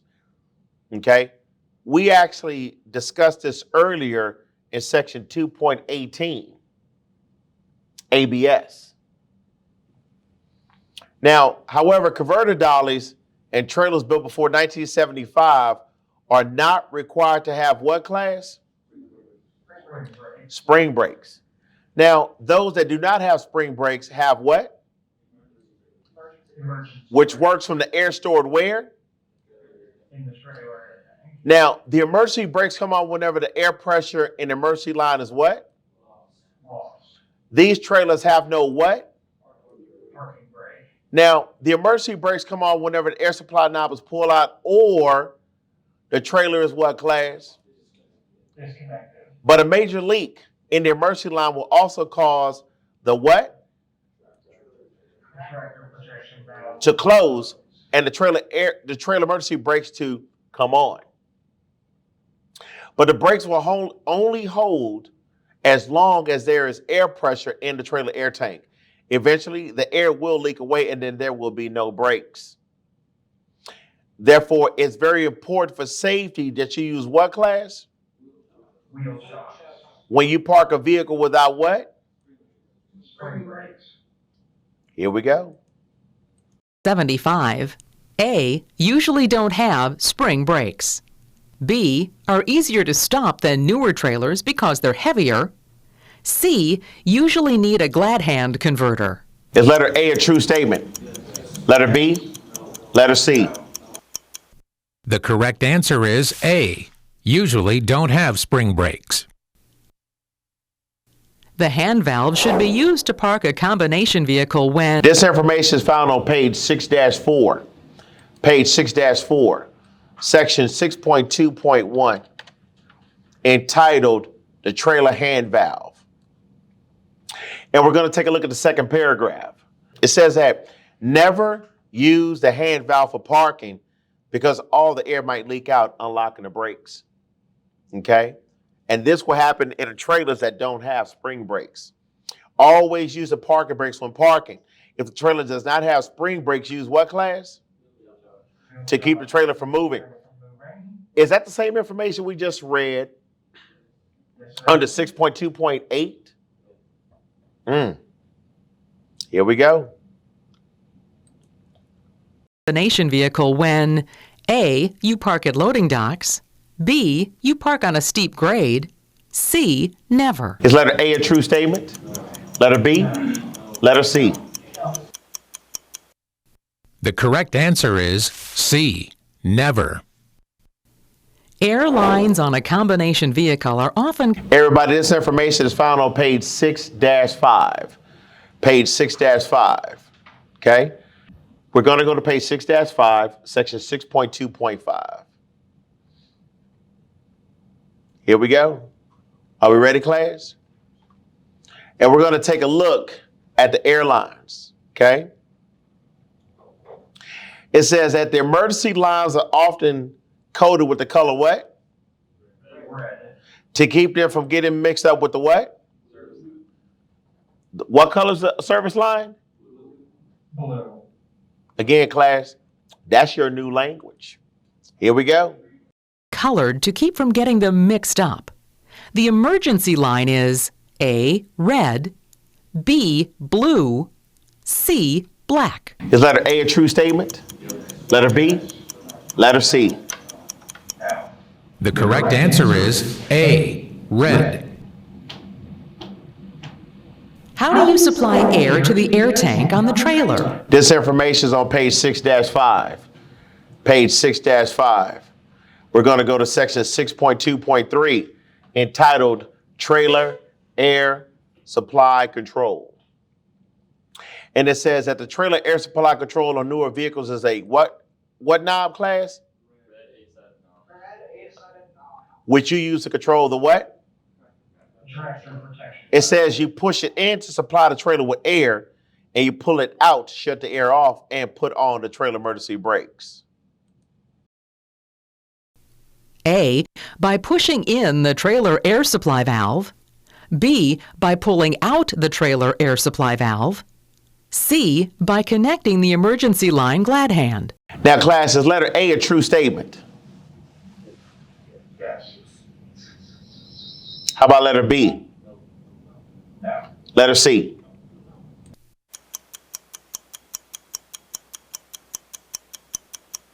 The correct answer is A, by pushing in the trailer air supply valve. In Class, what does that lever say? normal driving, some drivers use the trolley or hand valve before the brake pedal in order to prevent trailer skids.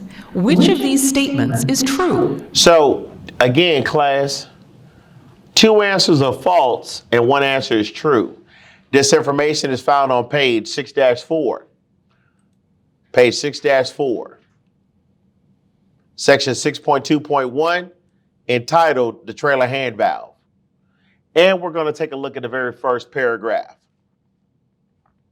It says that the trailer hand valve is also called a trolley valve or a Johnson bar. And it works the trailer brakes. The trailer hand valve should be used only to test the trailer brakes. Do not use it in driving because of the danger of making the trailer skid. The foot brake sends air to all the brakes on the vehicle, including the trailers. And there's much less danger of causing a skid or jackknife when using just the foot brake. Here we go. A, it should never be done. B, it results in less skidding than using the brake pedal alone. C, it lets the driver steer with both hands. Now, according to 6.2.1, is letter A a true statement? Yes. Letter B? No. Letter C? No.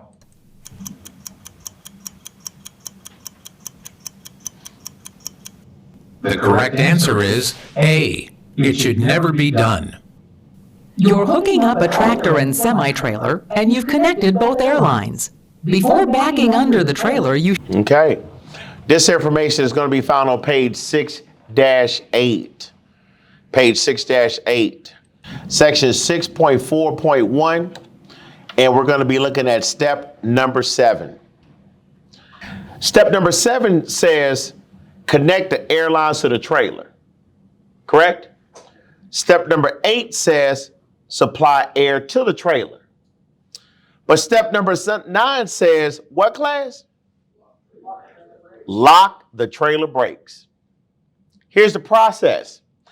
Pull out the air supply knob or move the tractor protection valve control from normal to what?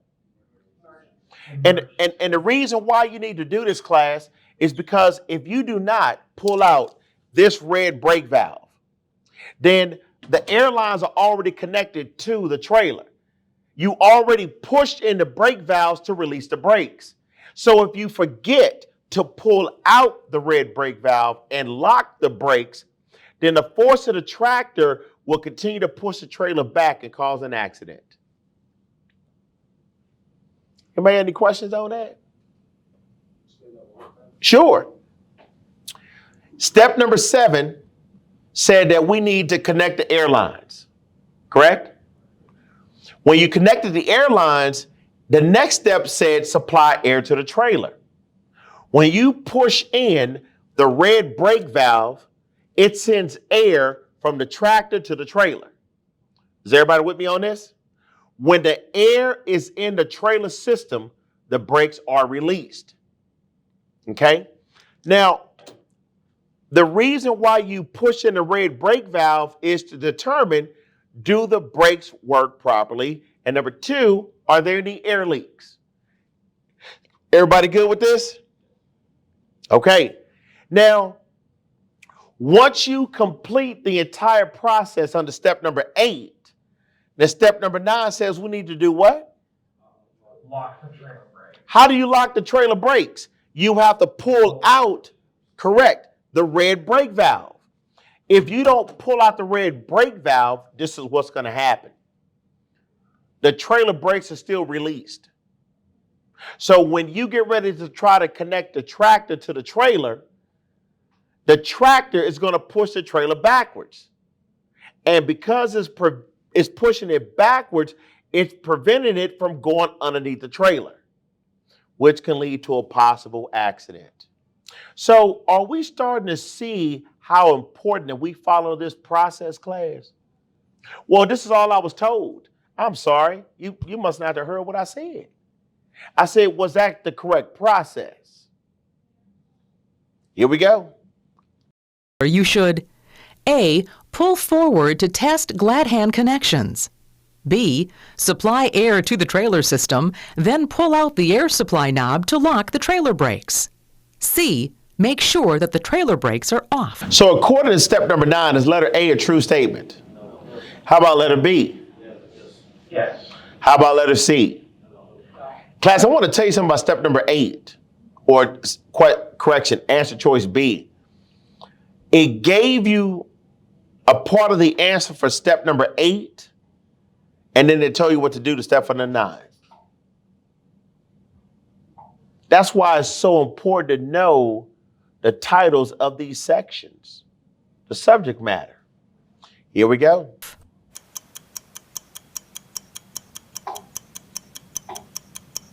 The correct answer is B. Supply air to the trailer system, then pull out the air supply knob to lock the trailer brakes. When backing under a trailer, you should line up. Everybody, I want you to know that here at the Academy, we're going to be teaching you guys how to properly couple and uncouple a tractor to a trailer. This is what we're going to do. Now, as we're looking at this particular frame right now, I want you to realize the mirror that we're looking at is called the plane mirror. Plane mirror, okay? So what you're doing is that you're going to guide the third axle on the left-hand side underneath the bottom left corner of that trailer. Again, class, you're going to guide the sidewall of the third axle underneath the bottom left-hand corner of your trailer by looking in your plane mirror. Once you put this third axle up underneath that trailer, you might want to stop, put the truck in neutral, set the brakes, get out and look to make sure you could check the height clearance between the upper and the lower fifth wheel. Anybody got any questions on that? Okay. So they said that when we're backing under that trailer, we should do something. Let's find out what it says. Step number 3, page 6-8. Class, what is the title of that section? Position the trailer It says put the tractor where, class? directly in front of the trailer. It says never back under the trailer at an angle, because you might push the trailer sideways and break the landing gear. Well, Charles, I saw my homeboy do that. You must not have heard what I said. Your homeboy ain't nowhere written in step number 3. Now, it says check the position using the outside mirrors by looking down both sides of the trailer. So, class, I just gave you some information on what to do to guide your tractor up underneath that trailer. Now, when we're backing up, this is the process we're performing looking in the mirrors. Scan left, scan right, scan left, scan right, scan left, scan right, scan left, scan right. Does anybody have any questions on that process of checking your mirrors down both sides? There's at least 2 different questions that could come from that section. Here we go, class. Line up A. About 15 degrees off the line of the trailer. B. The right mirror along the right edge of the trailer. C. Directly in front of the trailer. Class, is letter A a true statement? Letter B? Letter C? Yes. The correct answer is C. Directly in front of the trailer. If the service line disconnects while you're driving, what will happen right away? There's no air in the blue service line until you place your foot on the brake pedal. There's no air in the blue service line until you place your foot on the brake pedal. There's no air in the blue service line until you place your foot on the brake pedal. There's no air in the blue service line until you place your foot on the brake pedal. There's no air in the blue service line until you place your foot on the brake pedal. There's no air in the blue service line until you place your foot on the brake pedal. There's no air in the blue service line until you place your foot on the brake pedal. Class, that's the reason why it's called brake lag, because there's no air in the blue service line. Okay? The only time there's air in the blue service line is when, number 1, when you place your foot on the brake pedal, and number 2, when you use the trailer handbrake. Does anybody have any questions on that? Okie dokie. This information is found on page 6-6. Page 6-6, section 6.2.8. We're going to take a look at the very last paragraph. Right here, class. It says that you may not notice a major leak until you try to put the brakes on. How do you put the brakes on? Number one, the service brake. Number two, the trailer brake. That's how you put the brakes on. Again, number one is by the brake pedal. Number two is by the trailer handbrake, which is that lever that I showed you in a previous screen. Okay? Now, then the air loss from the leak would lower the air tank pressure quickly. And if it goes low enough, the trailer emergency brakes will come on. A, the emergency tractor brakes will come on. B, the trailer's air tank will exhaust through the open line. C, nothing is likely to happen until you try the brakes. So according to 6.2.8, is letter A a true statement? Yes. You may not notice a major leak in the service line until you try to put the brakes on.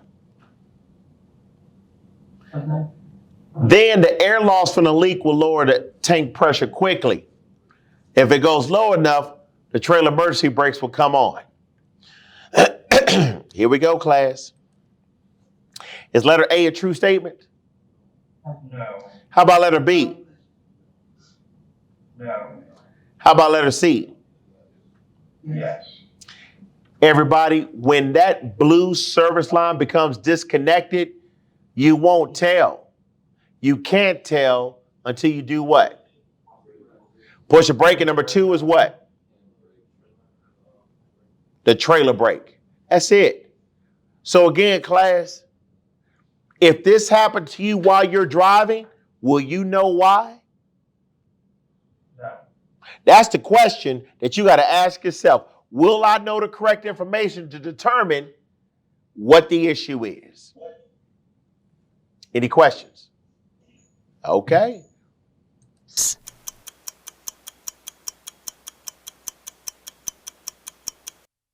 The correct answer is C. Nothing is likely to happen until you try the brakes. After hooking up, you should check the fifth wheel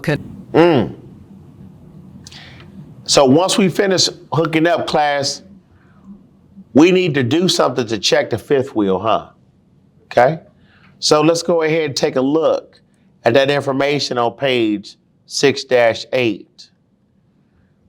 Page 6-8. So step number 7 says we need to do what, class? Step number 8 said we need to do what? Apply air to the trailer. Step number 9 said we did what? Lock the trailer brakes. Step number 10? Back under the trailer. And then step number 11 says do what? Check connection for security. Class, do you see how I keep teaching you the process? From the beginning, the middle, to the end. It says raise the landing gear. What, class? Slightly off the ground. Slightly off the ground.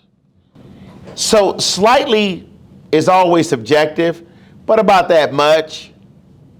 That way it won't damage the landing gear.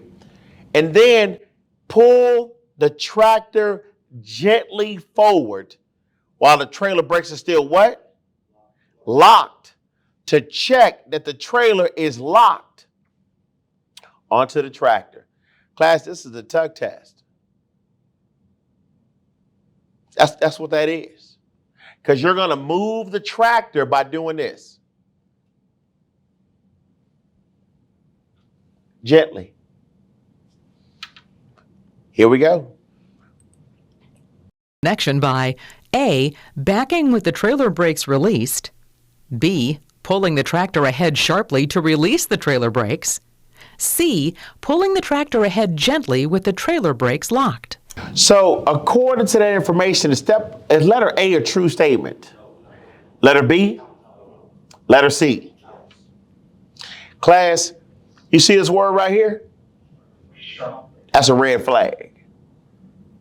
That's a red flag. That's no good. Here we go.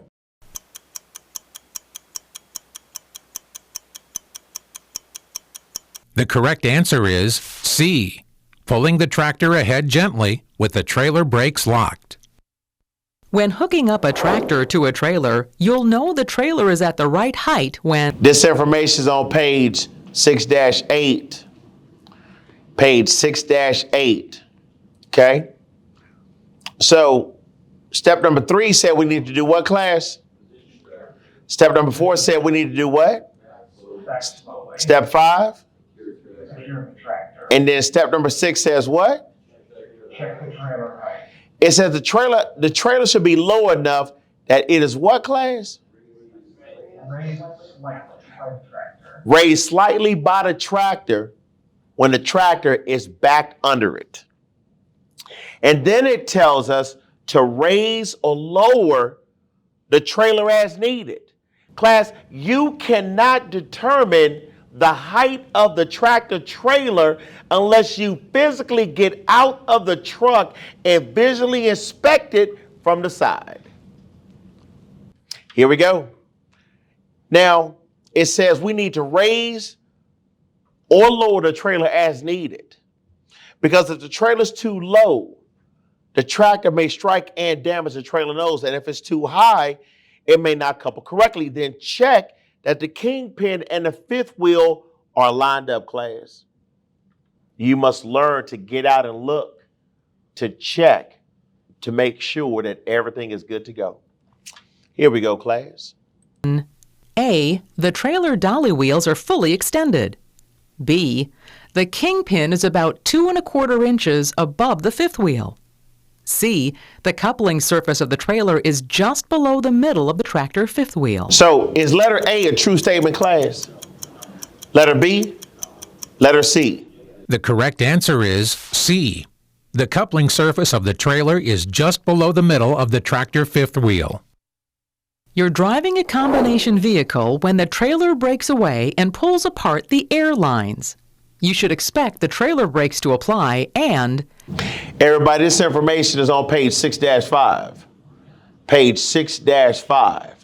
Section 6.2.2. And we're going to be talking about what, class? The tractor protection valve. Is everybody ready? It says that the tractor protection valve keeps the air in the what, class? The tractor or the truck brake system. Should the trailer break away or develop a bad leak? Class, the tractor protection valve is built and controlled by the red trailer air supply. Right here. Now, I'm going to speak this language real quick. Whenever the air lines become disconnected, the low pressure warning light and buzzer should come on at or below 60 psi.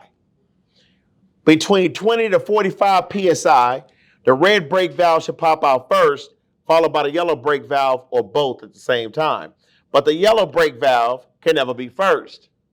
Why? Because the air that goes from the tractor to the trailer comes from the tractor. The air lines are connected from the tractor to the trailer. So if that red air line becomes disconnected, the air that was leaving the tractor going to the trailer has to pop out to still keep the air in the tractor so you can still control the brakes. Here we go, class. A. The tractor to lose all air pressure. B. The tractor brakes to keep working properly. C. The trailer supply valve to stay open. Class, is letter A a true statement? No, it won't. No, it's not. Because a tractor will not lose all the air because the red brake valve will pop out to still keep the air in the tanks. How about letter B? Is letter B a true statement? Yes, the tractor brakes will still keep working. Why? because there's still air in the system. How about letter C?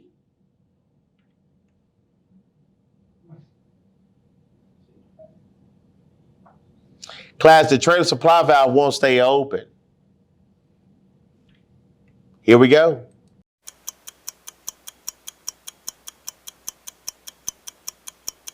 The correct answer is B.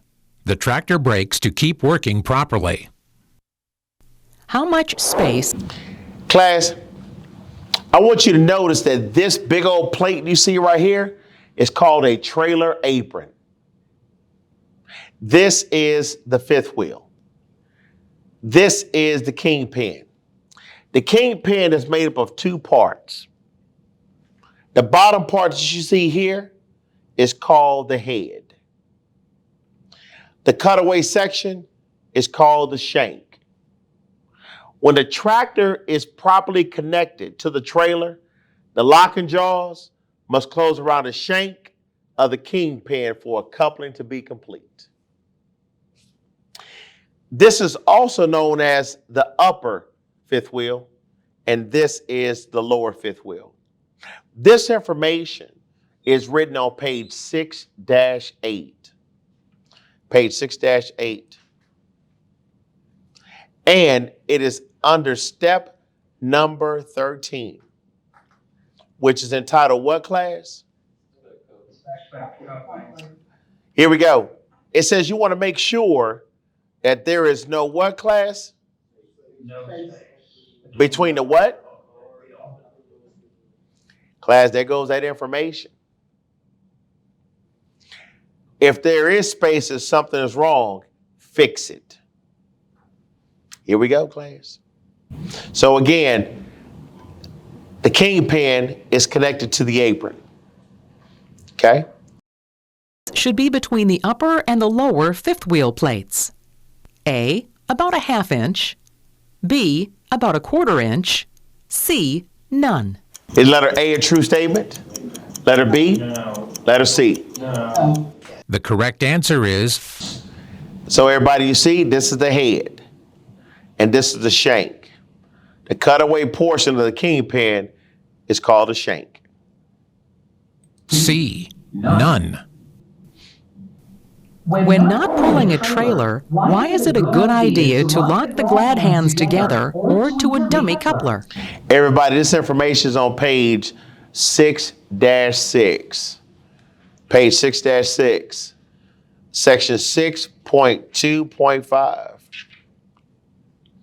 And we're going to be looking at this section right here. Now, it says that some vehicles have dead end or dummy couplers to which the hoses may be attached when they are not in use. This will prevent water and dirt from getting into the coupler and the air lines. Use the dummy couplers when the air lines are not connected to a trailer. If there are no dummy couplers, the glad hands can sometimes be locked together. It's very important to keep the air supply clean because the only thing allowed in that system is what, class? Air. Air. Air. That's it. Here we go. A, it keeps air from escaping. B, the brake circuit becomes a secondary air tank. C, it keeps dirt and water out of the lines. Is letter A a true statement? Letter B? Letter C? Yes. The correct answer is C. It keeps dirt and water out of the lines. So class, do you notice how the answer choices are always based on the information that's actually in the CDL manual? We're actually going to go through the remainder of section 6, cover the sections that were never mentioned on the Q&A. And then that will allow us to complete that section. Does anybody have any questions on that? And then last but not least, we'll have air brakes. Everybody, I want you to know that a vehicle with air brakes has 3 different braking systems. You have the service brake, the parking brake, and the emergency brake, okay? The service brake is used whenever you place your foot on the brake pedal. The parking brake is used whenever you want to go get a 3-piece and a biscuit with grape jelly. Yeah, whenever you want to park the truck, this is what you use. So the braking system is made up of two components. You got the yellow parking brake, which is called the actual parking brake. The purpose of this parking brake is for the tractor. But whenever the tractor is connected to a trailer, then you push in the red trailer air supply. But a combination of the service brake plus the parking brake equals the emergency brake. Service brake plus parking brake equals the emergency brake. Service brake plus parking brake equals the emergency brake. Service brake plus parking brake equals the emergency brake. Service brake plus parking brake equals the emergency brake. Service brake plus parking brake equals the emergency brake. The service brake plus the parking brake equals the emergency brake. Everybody, I'm going to ask you a question. Here we go. Hold on. Here we go, class. You ready? The service brake plus the parking brake equals what? Okay, you ready? Oh, I'm not done. Blank plus parking equals emergency. Okay? The emergency brake is made up of what two parts? Service and the parking. Class, regardless of how the question is asked, the answer and the process is still the same. Everybody got any questions on that? Here we go, class. The next thing I want to talk to you about is the two type of pressures in an air brake system. The two type of pressures in an air brake system. The first type is air pressure. The second one is spring pressure. What's the first? Hold on, my glaucoma is killing me. Hold on. The first one is what, class? Air pressure. And the second one is what? Okay, I'll just check it. Class, I want you to know that whenever you push in the brake valves, you're supplying air to the system. When you supply the air to the system, it releases the brakes. When you release the brakes, it allows you to move the truck going down the road. Is everybody with me on that? Everybody with me on that so far? Yes. Now, whenever you push in the brake valves, you went from spring pressure to air pressure. Now, whenever you want to stop the truck so you can go get a 3-piece with an extra biscuit and grape jelly, you got to pull the brake valves out. When you pull the brake valves out, you're taking the air out of the system. When you take the air out of the system, the brakes are applied. That means you can't move. When you perform that process, you went from air pressure to spring pressure. The next thing I want to talk to you about, class, is the air compressor. There's only one air compressor attached to the engine. And the purpose of the air compressor is to pump air into the air tanks. Next is the air compressor governor. The governor tells the air compressor when to pump air to the air tanks. When the governor tells the air compressor to start pumping air, the words used to describe that is cut in and 100 psi. Man. Whenever the governor tells the compressor to stop pumping air, the words used to describe that action are cut out, 120 to 140 psi, and normal.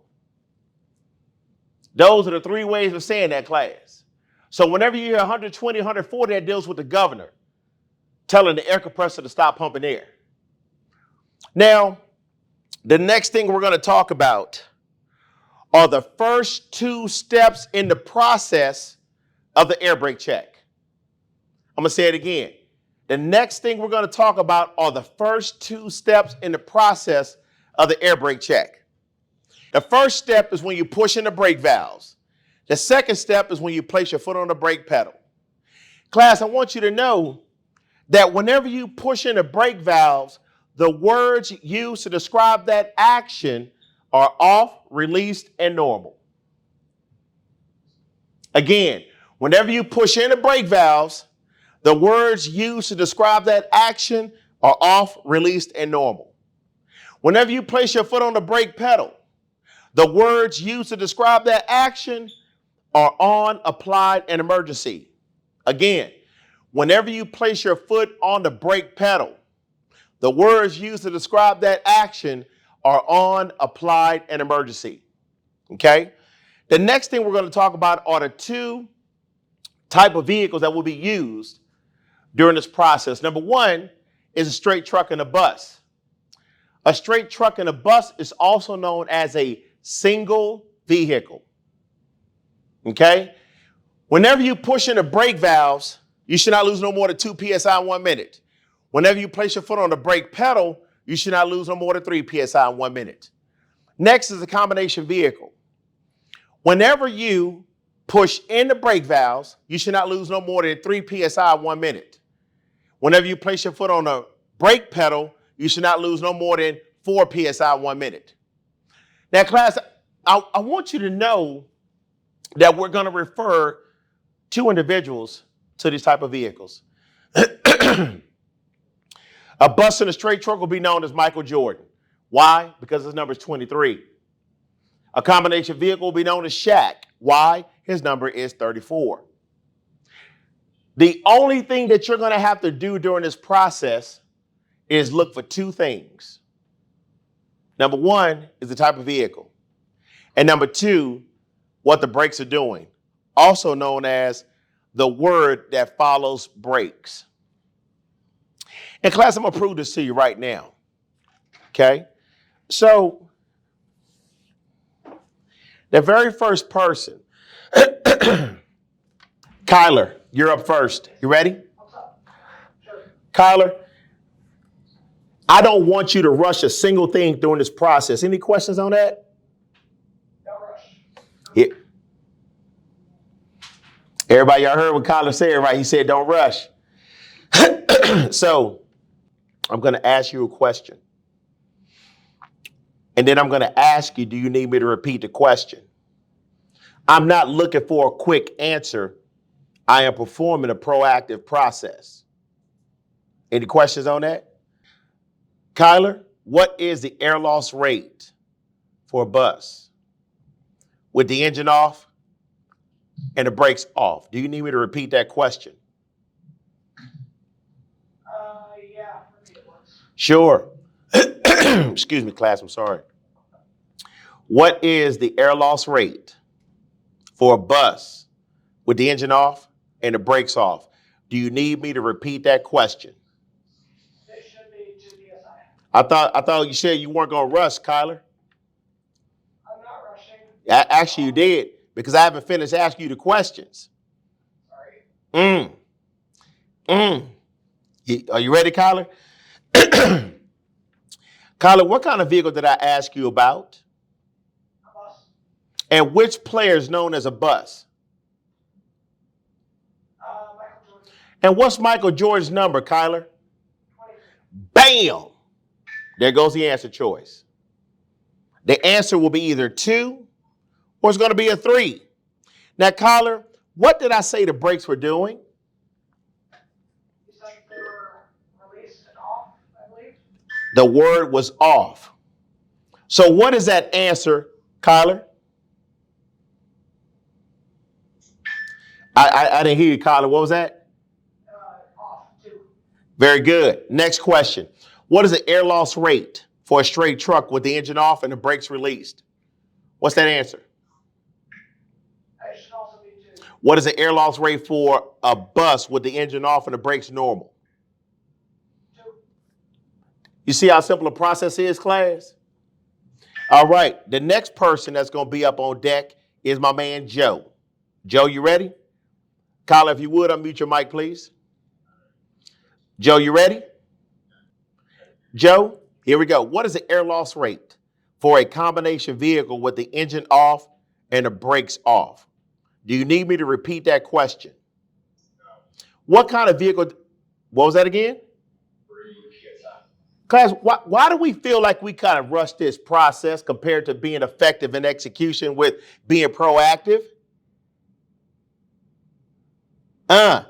That's the same action that takes place when students go take that test. Somebody help me with it. Joe, what kind of vehicle did I say? Sure. Joe, you got to mute. One of your things is bleeding over.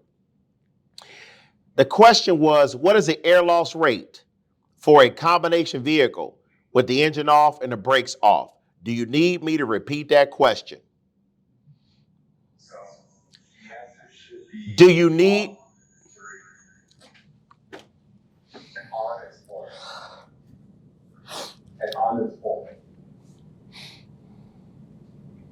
Hey, Joe. Yeah. Can you ask me a question? Ask you a question? Yeah. Here's a question I want you to ask me. Charles, do you want the immediate answer? Charles, you want the immediate No, I sure don't. I sure don't. We're going through a proactive process to ask questions to come up with the answers. We're not looking for an immediate answer. We're learning a new technique in order to be effective in execution. Okay. Do you need me to repeat that question, Joe? Sure, repeat it one more time. Oh, man. Here we go, class. What is the air loss rate for a combination vehicle with the engine off and the brakes off? Do you need me to repeat that question?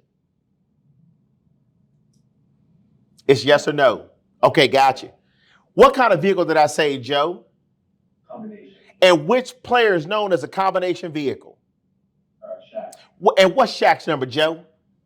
34. Bam. Class, there goes your answer choices right here. The answer is either 3 or it is a 4. Now, Joe, what did I say the brakes were doing? You're releasing off the brakes and applying the brakes. Joe, would you like for me to repeat the question? Yes. Joe, what is the air loss rate for a combination vehicle with the engine off and the brakes off? What did I say the brakes were doing, Joe? You're asking the brakes off. What's the answer, Joe? 34. Joe, you can only choose one answer. The brakes are off. What's the answer? 3. What is the air loss rate for a combination vehicle with the engine off and the brakes released?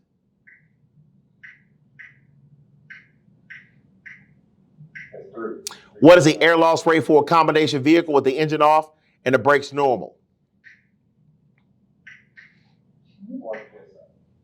What is the air loss rate for a combination vehicle with the engine off and the brakes normal?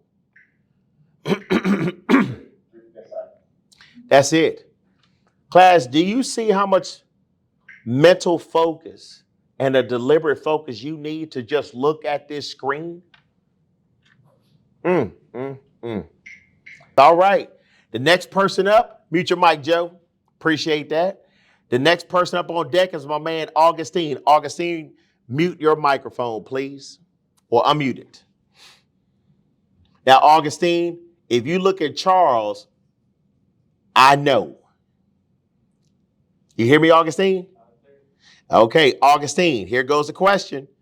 Augustine, what is the air loss rate for a bus with the engine off and the brakes on? Do you need me to repeat that question?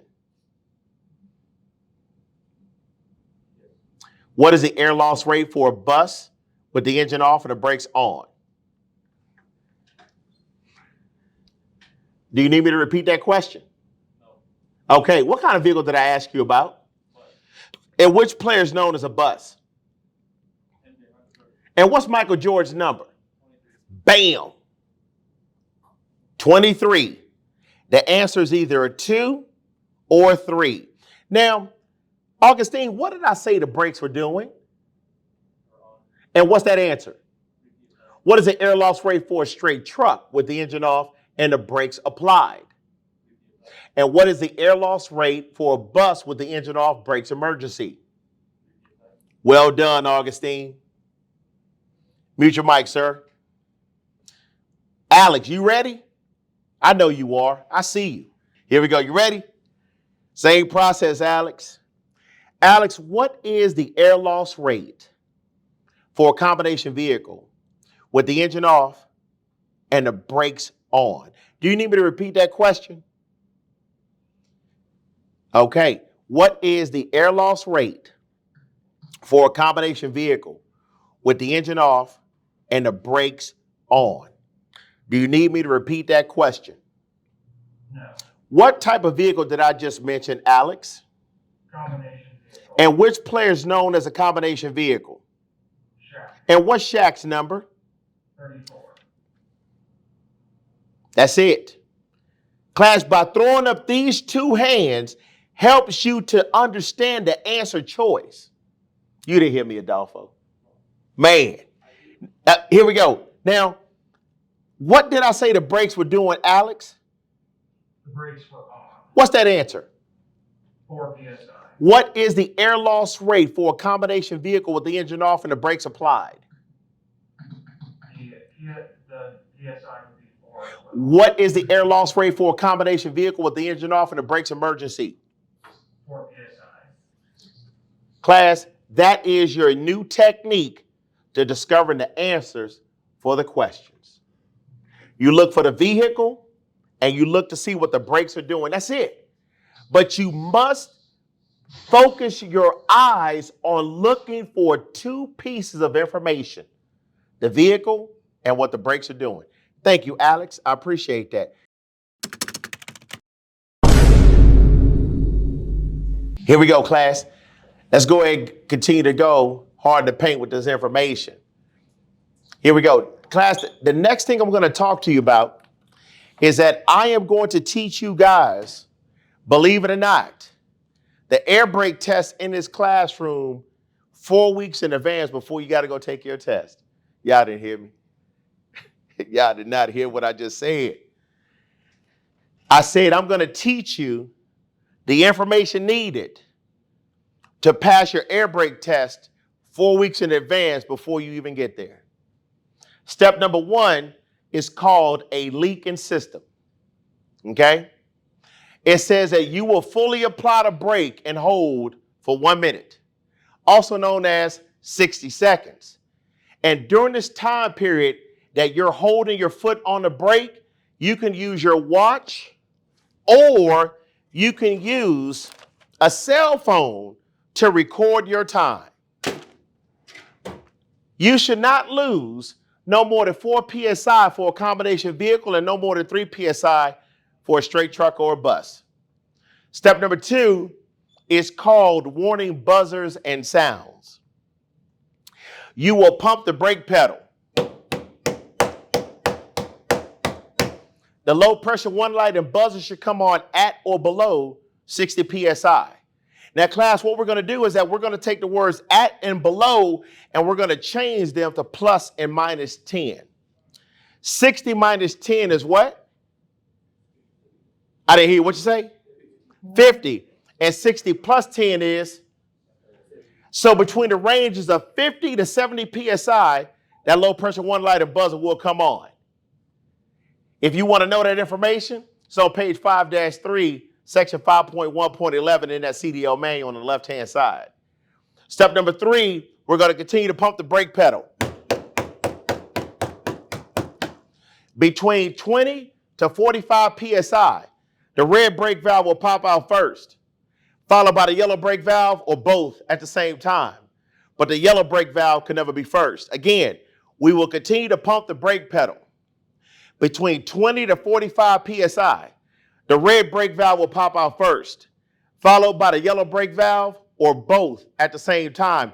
But the yellow brake valve can never be first. Why? It's because of the same information on page 6-5, section 6.2.2 in that CDL manual that deals with the tractor protection valve. Yes, sir. So pumping it causes loss of air pressure? That'll be correct. And then that information is on page 5-2, section 5.1.7, the brake pedal. We good? Man, boy, that grape jelly on that biscuit tastes good, don't it? Here we go, class. Step number 4. And everybody, let me explain the process that was just done. What we are doing by pumping the brake pedal is making sure that all of the braking devices on the tractor are working the proper way that it needs to be done. By performing this test, as a matter of fact, you're supposed to do this test every time you do a pre-trip inspection or whenever you hook up to a trailer. Anybody got any questions on that? Because how do you know that your trailer is leaking if you don't perform the test? What y'all so-and-so told me, okay, you must not have heard what I said. Because I told you when it needs to be done. Am I correct? I said during the pre-trip and every time you hook up to another trailer. Anybody got any questions on that? Foresight on a Tuesday. Step number 4. We are now going to start the engine and we're going to place our foot on the accelerator pedal and push it all the way down to the floor. I'm going to say it one more time. You will start the engine. You will place your foot on the accelerator pedal, push it all the way down to the floor and hold it until the governor cuts out. Why, Charles? You know what? That's a very good question. Because you are increasing the RPMs as if you're operating that vehicle at highway speeds. Anybody got any questions on that? Okay. So class, the governor or the air pressure should build from 85 to 100 PSI in 45 seconds. Now, during the time period that the air pressure is building up from 85 to 100, you can use your watch or you can use your cell phone to time that time. Now, the governor will cut in at 100 PSI and will cut out between 120 to 140 PSI, and that completes that process. Any questions, comments, or feedback on what was just stated? Yes, sir. How do you tell if the governor cuts in? You don't. Okay. The only thing you're supposed to know is when it's supposed to cut in. At what number? That's it. That's a mechanical question. Now, I'm going to share this with everybody. As soon as the engine is started, the governor automatically starts pumping air. But what I want you to know is that we need to know this information for testing purposes. You try to do anything other than that, let me know how it worked out. So the governor cuts in when, class? Did the CDL manual tell you exactly when to know when it cuts in? Yeah, it did at 100 PSI. Anybody got any questions on that? Class, you see, I didn't tell you how to make the jelly. I didn't tell you to make the biscuits. But I said this process is as easy as spreading it on the biscuit. I'm listening, Augustine, like you got something for me, man. You got something for me? Give it to me, Augustine. So is there a difference between cut in and cut out? Yeah, it is. The cut in is when the air pressure starts to build. The cut out is when it stops. We good? That information is on page 5-1, section 5.1.2, upper right-hand corner. Anybody got any questions on that? Don't change the process, class. They're telling you that it should build from 85 to 100 in 45 seconds. This is the reason why I said I need you to use your own watch or cell phone to measure this air increase. Anybody got any questions on that? And then the next thing you're doing, because what you're doing is that you are telling someone that you know exactly what you're talking about when it comes to this air brake system. Anybody got any questions on that? Okay. So everybody, now that we covered that, it's very important that you guys, hold on one second, class. Everybody, I want to show you something. I like for everybody to have their body face that wall. I want you to sit up in your chairs properly. What I like for you to do, including my students online, I like for everybody to turn their head toward 10 o'clock, which is toward me. I like for you to take your right arm and stick it straight out and leave it just like that. Class, I want you to know that the first step in the air brake test is to always push in the brake valve. During this process, I need you to repeat after me and follow the physical process I'm performing right now. Everybody, if you would, please say off. Whenever you place your foot on the brake pedal, this is exactly what happens. Everybody repeat after me and say on. Off. On. Why is it so quiet in here? On. No, I'm talking about, are y'all okay? Y'all good, Diego? Here we go. I need you to speak with your chest out. You ready? Here we go. Off. On. Off. On. Off. On. Now your head should be looking at me because your eyes are the windows to your mind learning this new information. You just follow with me, class. You ready? Here we go. We're going to change the language. You ready? Release. Apply. You ain't got to rush it there. Come on, Enoch. Slow down. Brake pedals in the middle, man. Here we go. Release. Apply. Release. Apply. What happened to the volume of the voice? Release. Apply. We're going to change it again. You ready? Normal. Emergency. Normal. Emergency. Normal. Emergency.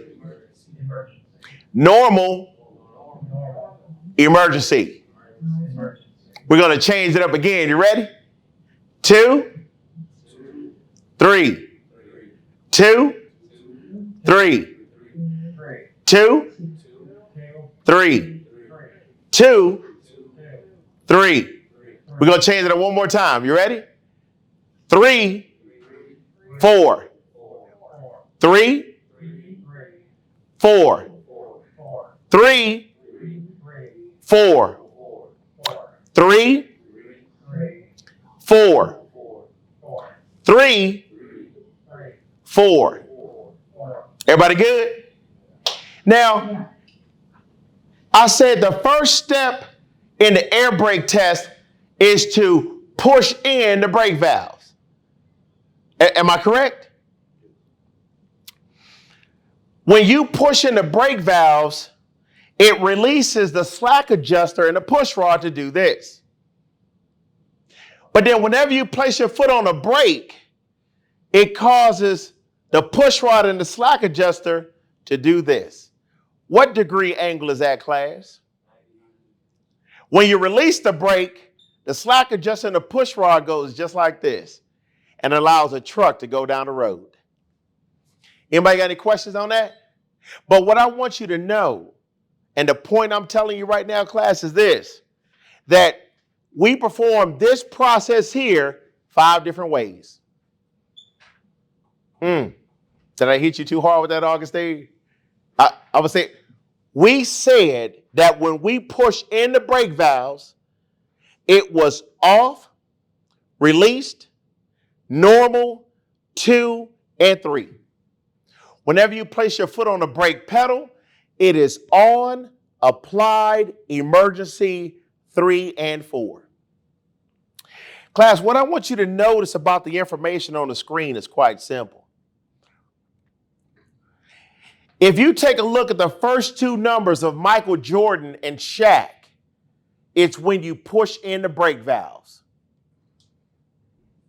Whenever you place your foot on the brake pedal, the second 2 numbers represent exactly what the air loss rate is. That's the reason why I said if it's Michael Jordan, his number is 23. So whenever you push in the brake valves, the answer is what? Class, the answer is what?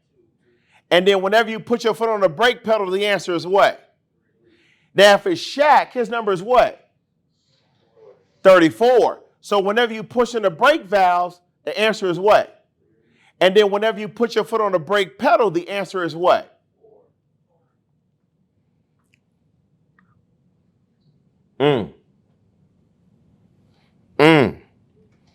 You good, Adolph?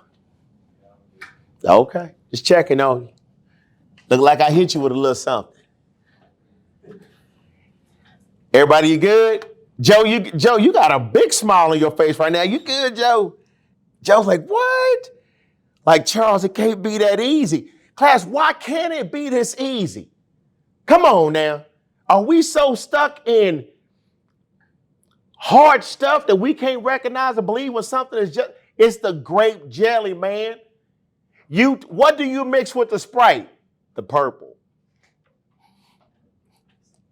Anybody got any questions on that? It's just that simple. But now we're going to go to combination vehicles. Because class, I want everybody to know that air brakes and combination go together just like this. Just like this. As I said before, Section 5 deals with this yellow brake valve. But Section 6 deals with this red one as well. But they're two different sections. That's why we had to have this conversation. Everybody, we good? Appreciate you. So now we're going to talk about 6.1.2, steer gently. It says that truck with trailers have a dangerous crack the whip effect. So that when you make a quick lane change, the crack the whip effect can turn the trailer over. And there are many accidents where only the trailer was turned over. The next thing we need to talk about, everybody, is rearward amplification. Rearward amplification causes the crack the whip effect. So in figure 6.1, it shows 8 types of combination vehicles and the rearward amplification that each has in a quick lane change. Rigs with the least crack whip effect are shown at the top and those with the most at the bottom.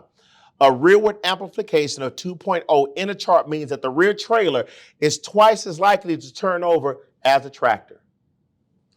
You can see that triples have a rearward amplification of 3.5. And this means that you can roll the last trailer of triples 3.5 times as easily as a 5-axle tractor semi-trailer. Everybody, when we are making lane changes, we don't rush the process. We don't. Everything that we do is about patience and control. Because if you move that steering wheel on that tractor too fast, it ain't gonna be good. Anybody got any questions on that? So the next thing we need to do is steer gently and smoothly when you're pulling trailers. Now, if you make a sudden movement with your steering wheel, the trailer could tip over.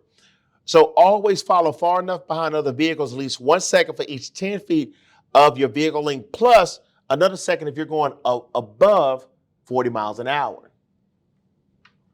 Now, you always want to look far enough down the road to avoid being surprised and having to make a sudden lane change. Class, based on section 2.4.1, how many seconds are we supposed to be looking down the road?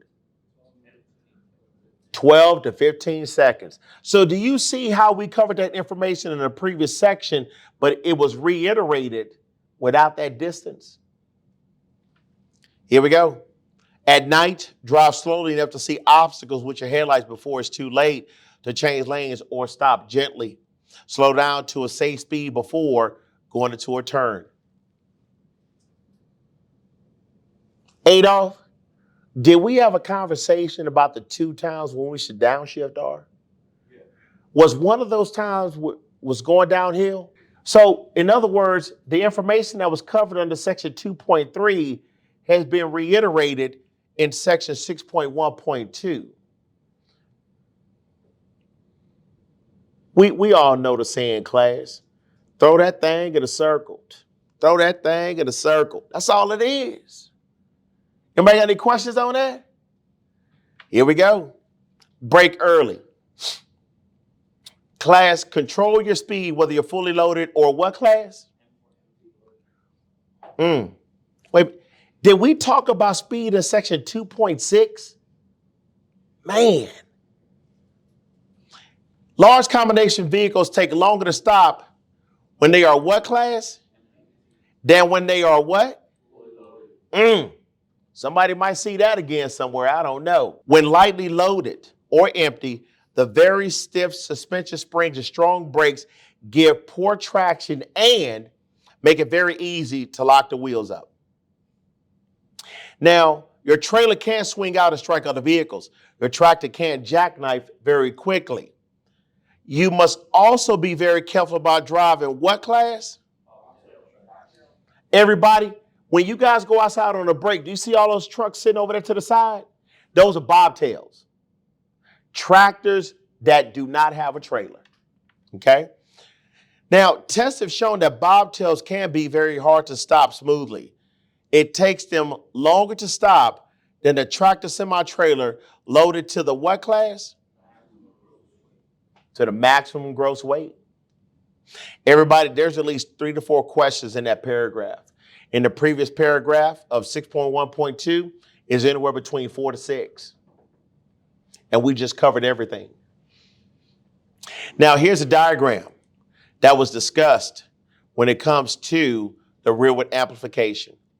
And what I want everybody to know is that the information you see labels the type of combination vehicles. You have a 5-axle tractor semi-trailer with a 45-foot trailer. The rearward amplification is 1. Okay? Class, I want you to know that the reason why these trailers here have a greater crack the whip effect is because it only has 1 axle on the trailer. Whenever you have 1 axle on a trailer, it turns quicker. When you have 2 axles or more, it is more stable. It is more stable. Does anybody have any questions on that? Now, during your studies, please make sure you remember the different types of vehicle combinations you see here, such as a 3-axle tractor semi-trailer with a 27-foot trailer. Turnpike doubles have 2 45-foot trailers. A B-train has a 27-foot trailer, okay? A Rocky Mountain double has a 45-foot trailer plus a 27-foot trailer. A California truck, full trailer, 65-foot conventional is 2 27-foot trailers and 3 triple 27-foot trailers. This one has the greatest crack to whip effect at 3.5 class. Does anybody have any questions, comments, or feedback on that? Okay. Head to page 6-2, section 6.1.5. Prevent trailer skids. When the wheels of a trailer lock up, the trailer will tend to swing around. This is more likely to happen when the trailer is empty or lightly loaded. This type of jackknife is often called a trailer jackknife. Okay. So the procedure for stopping the trailer skid is to, number 1, recognize the trailer skid, and number 2, stop using the brakes. Again, two ways to recognize and stop a trailer skid. Number 1 is recognize the skid, and then number 2, stop using a brake. So let's talk about the first one. The earliest and the best way to recognize a trailer has started to skid is by seeing it in your mirrors. Okay? Anytime you apply the brakes hard, check the mirrors to make sure your trailer is staying where it should be. And once the trailer swings out of your lane, it's very difficult to prevent a jackknife. Everybody, what I want you to know is that if you ever have to apply the brakes hard in any situation, you want to teach your head to look in the left mirror. Once you secure the front of your vehicle, you want to look in the left mirror to make sure that nobody rear-ended your vehicle. Any questions on that? Okay. So the next thing we're going to talk about is stop using a brake. Release the brakes to get the traction back.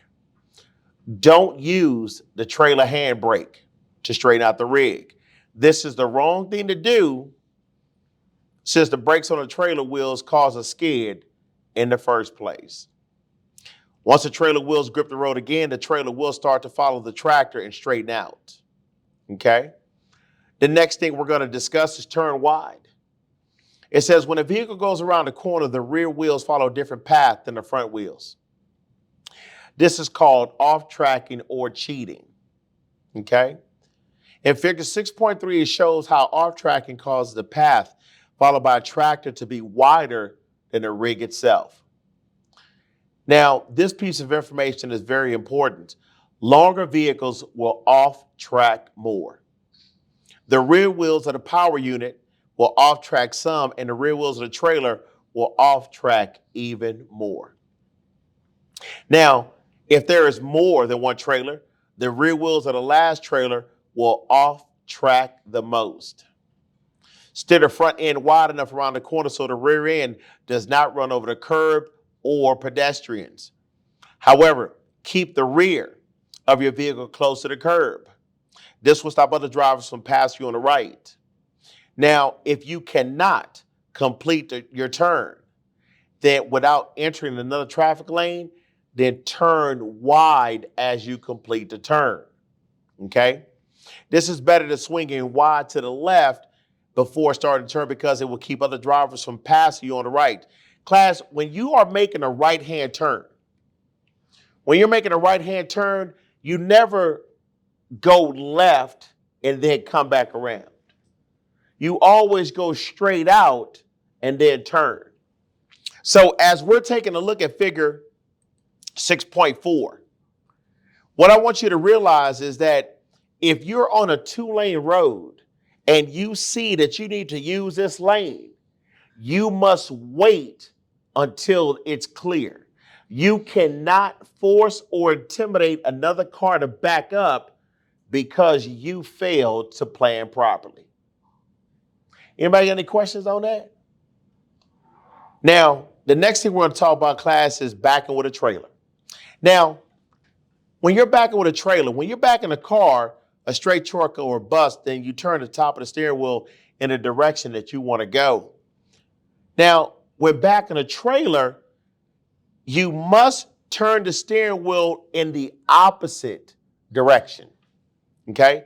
Now, once the trailer starts to turn, you must follow the wheel the other way to follow the trailer. So, class, if I want the trailer to go to the left, I need to turn the steering wheel to the what? Right. That's correct. If I want the trailer to go to the right, which way do I turn the steering wheel? Right. Now, Adolfo, do you see how much you used your body in that process? Did I say use your body, Adolfo? Oh, man. Did we have that conversation? Oh, no, we didn't. But you put it out there to help you remember what it is. You use your ears to hear that information and tell your body what to do instead of just soaking it up and let it sit in the ground real good to grow strong. Man, help me, Adolfo. Here we go. Now, class, here's my next question. So we're going to follow up with the second part, which is right here. Okay? Once the trailer starts to drift. Class, if the trailer is drifting to the left, which way do I turn the steering wheel to straighten it up? That's correct. If the trailer is drifting to the right, which way do I need to turn the steering wheel to straighten it up? I didn't hear you, class. What was that? That's correct. So if I want to make the trailer move, I turn the wheel in the opposite direction. But if I want to straighten it up, I got to turn the wheel in the direction that the trailer is moving. Class, if your trailer is going back straight, you're good. But if the trailer starts to go to the right, then you turn the steering wheel to the what? To get it straightened up. If the trailer is going to the left, which way do you turn the wheel to get it straight? And then you hold it until it gets straight. Anybody got any questions on that? All right. Now, whenever you back up with a trailer, when you are backing up with a trailer, class, try to position a vehicle so you can back in a straight line. Class, did I say crooked? Did I say cockeyed? I said what? Straight. Okay? Now, if you must back on a curved path, back to the driver's side so you can see. So class, again, if you have to back in a curve, you always want to back on the driver's side, also known as the left side. All right, here we go. So the next thing we're going to talk about is look at your path. It says look at your line of travel before you begin to back. Class, did I tell you guys? No, I did not. Look first, move second. Look first, move second. That goes to show how much you must learn and practice this new technique to develop this safe habit, class. Here we go. It says get out and walk around the vehicle. Check your clearance to the sides and overhead in and near the path of your vehicle. Class, is there a circle on that board that represents 360 degrees? Then that's exactly how you're supposed to get out that truck and look. It didn't say just go straight to the back and get back, straight back in the truck, did it? It said go all around your vehicle, looking top to bottom, left to right, front to back. 360 degrees, class. That does sound familiar, huh? Because class, hitting something is intentional. Like what'd you say, Charles? Yeah. Hitting something is intentional. When you made the decision to do what you felt like doing, then you chose to hit whatever you did. Because here, the process said, get out and walk around. It didn't say hit anything, did it? You chose to do that because you chose to stay in that truck. Anybody got any questions on that? Here we go. Use the mirrors on both sides. Check the outside mirrors on both sides frequently. Get out of your vehicle and reinspect your path if you're unsure. Class, I'm going to tell you just like this. Number one, when we back up, this is how we do it. We're holding the steering wheel at 3 and 9. This is how we're doing it. Scan left, scan right. Scan left, scan right. Scan left, scan right. Did my body move at all? Class, the next thing we need to do, if you think for 1 second, and I mean if you have one thought that you're going to hit something, this is the solution. Put the truck in neutral, apply the brakes, get out and look. Well, I feel like I'm going to be okay. I'm sorry, what'd you say? Man, I need you to get out and go do your job. Go check the back to make sure you're not going to hit something. Well, Charles, I feel like I'm... Strike one.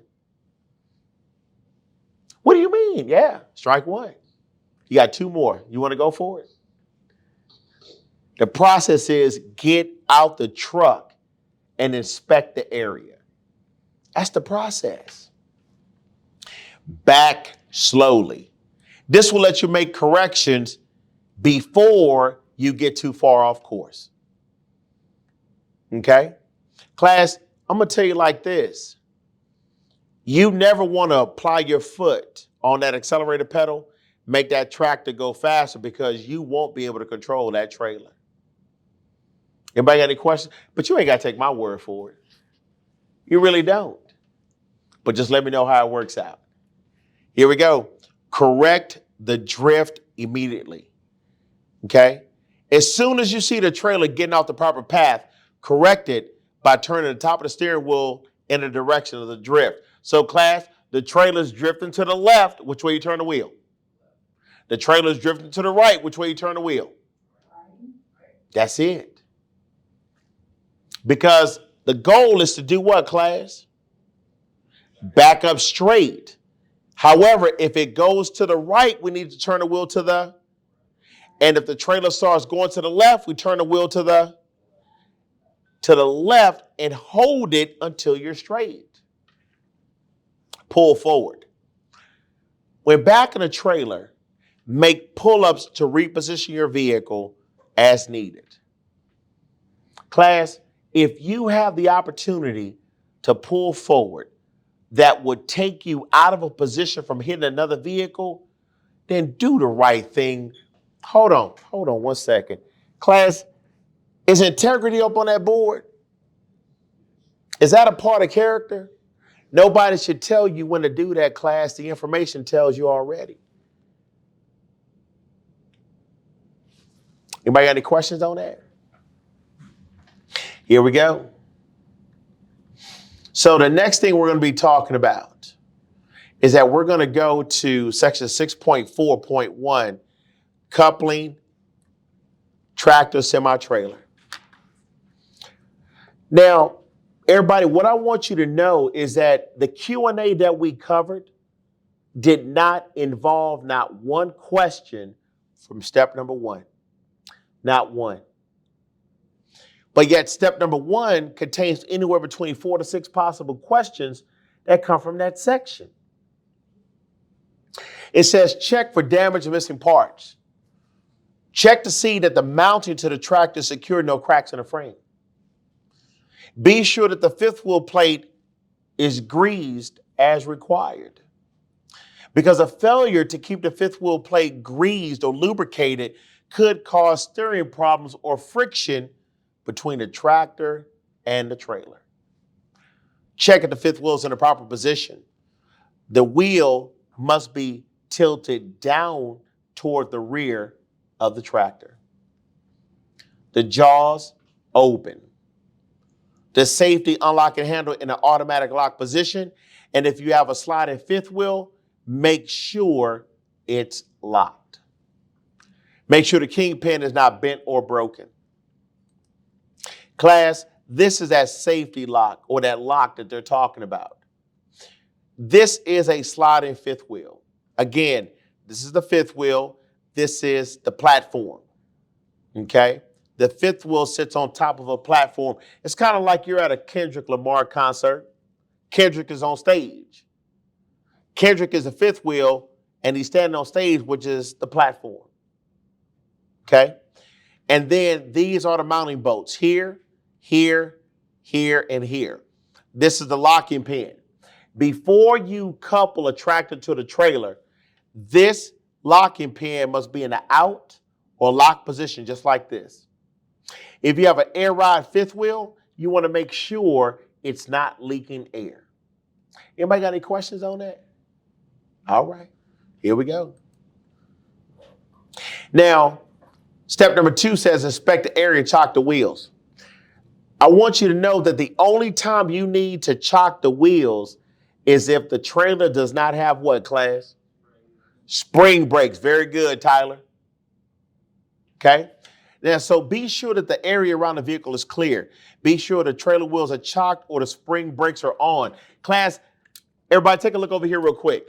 It is the red brake valve that controls the spring brakes on the tractor. Correction, I misspoke. The trailer. So by pulling out this red brake valve, makes the brakes applied on the trailer. Here we go. Check that any cargo is secured against the movement due to the tractor being coupled to the trailer. Step number 3, we discussed this. Position the tractor directly in front of the trailer. Step number 4, back slowly. Not one question was asked about step number 4. But we're covering it though. It says you want to back until the fifth wheel just touches the trailer. Don't hit the trailer. That's aggressive and hard. We did not discuss step number 5. Secure the tractor. How? By putting on the parking brake. How do you put on the parking brake, class? You pull the brake valve. Very good, everybody. Very good. You pull it out. And then put the transmission in neutral. We discussed step number 6. We discussed step number 7. We have discussed step number 8. We discussed step number 9, lock the trailer brakes. We have discussed, had not discussed this one. Okay? It says use the lowest reverse gear. Back the tractor slowly under the trailer to avoid hitting the kingpin too hard. Stop when the kingpin is locked into the fifth wheel. We discussed step number 11, check the connection for security. We did not discuss step number 12. We have to secure the vehicle. How? Put the transmission in neutral. Put the parking brakes on. Shut off the engine and take the key with you so someone else won't move the truck while you're under it. Just take the key with you is the same thing. But that is where you secure the vehicle. Okay? We have discussed step number 13. We did not discuss step number 14, connect the electrical cord and check the airlines. Class, it says plug the electrical cord into the trailer and fasten the safety latch. Check both airlines and electrical lines for signs of damage. You want to make sure the air and electrical lines will not hit any moving parts of the vehicle. Step number 15, we did discuss this. Raise the front trailer supports. Step number 16, remove the trailer wheel chocks. Remove and store the wheel chocks in a safe place. So class, not one question under that Q&A talked about uncoupling. But we're going to discuss it right now. It says, number 1, position the rig. You want to make sure the surface of the parking area can support the weight of the trailer. Have the tractor lined up with the trailer because pulling out at an angle could damage the landing gear. Step number 2, ease the pressure on the locking jaws. Shut off the trailer air supply to lock the trailer brakes. Class, how do you shut off the air? Pulling out the red brake valve.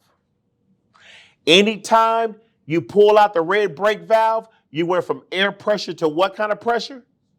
Spring pressure. All right, here we go. Now it says ease the pressure on the fifth wheel jaws by backing up gently. Okay, this will help you release the fifth wheel locking lever. Put the parking brakes on while the tractor is pushed against the kingpin. Why? Because this will hold the rig with the pressure off the locking jaws.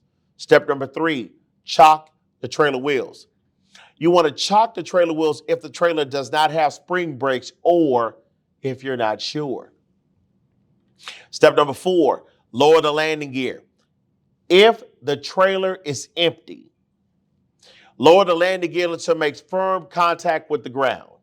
Again, class, if the trailer is empty, we lower the landing gear till it hits the what?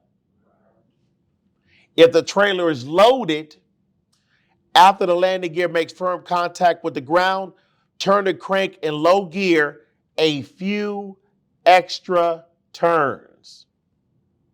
A few extra turns. Because this will lift some of the weight off the tractor. But do not lift the trailer off the fifth wheel. Okay?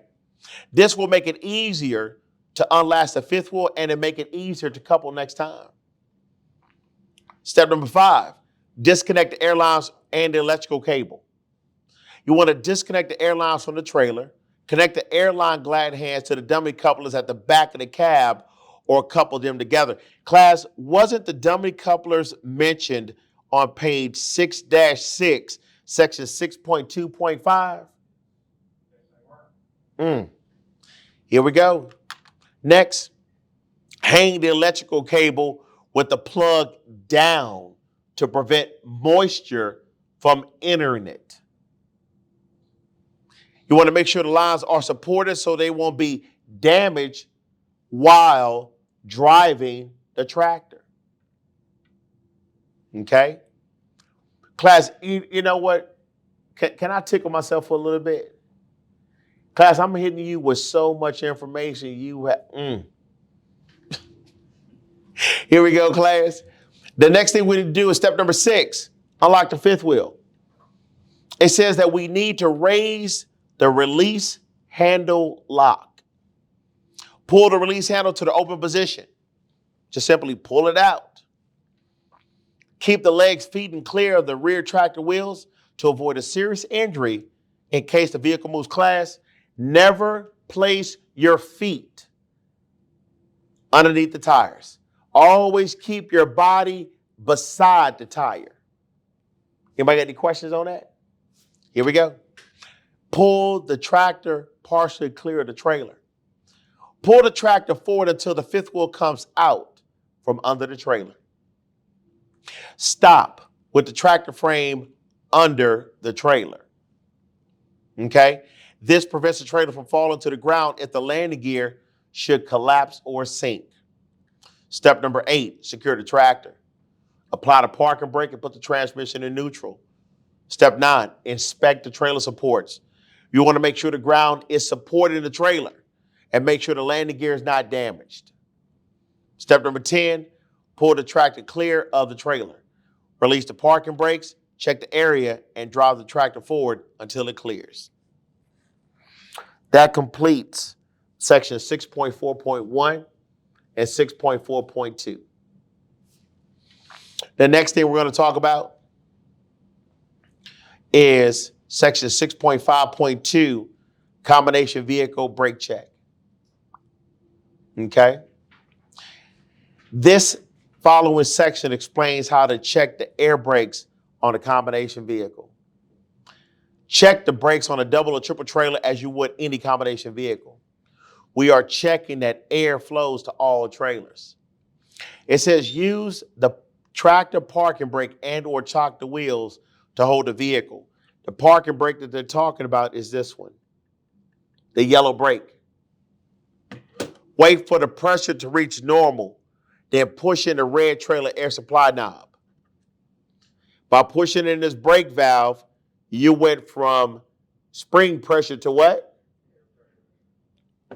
Class, what two numbers represent the word normal when it comes to the governor?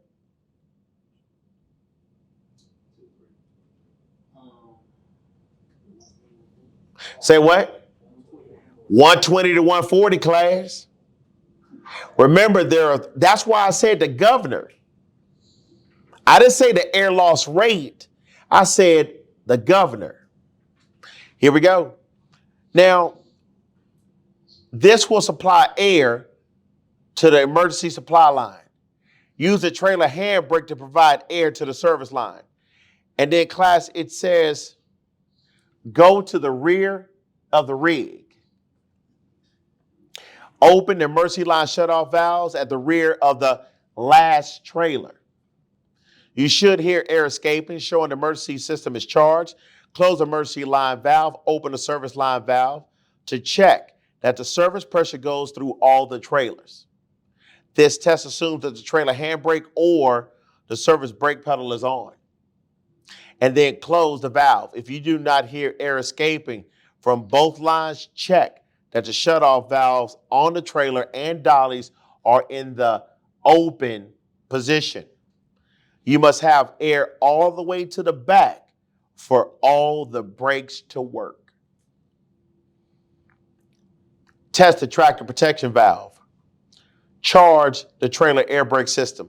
That is, build up normal air pressure and push in the air supply knob in. Shut the engine off. Step on and off the brake pedal several times to reduce the air pressure in the tanks. The trailer air supply control, also called the tractor protection valve, should pop out or go from normal to emergency position. When the air pressure falls into the pressure range specified by the manufacturer, normally between 20 to 45 psi. Now, if the tractor protection valve doesn't work right, an air hose or a trailer brake leak could drain all the air from the tractor. This would cause emergency brakes to come on with a possible loss of control. Test the trailer emergency brakes. Charge the trailer air brake system and check that the trailer rolls freely. Then stop and pull out the trailer air supply control, also called the tractor protection valve control or the trailer emergency valve. This is the brake valve that they're talking about, class.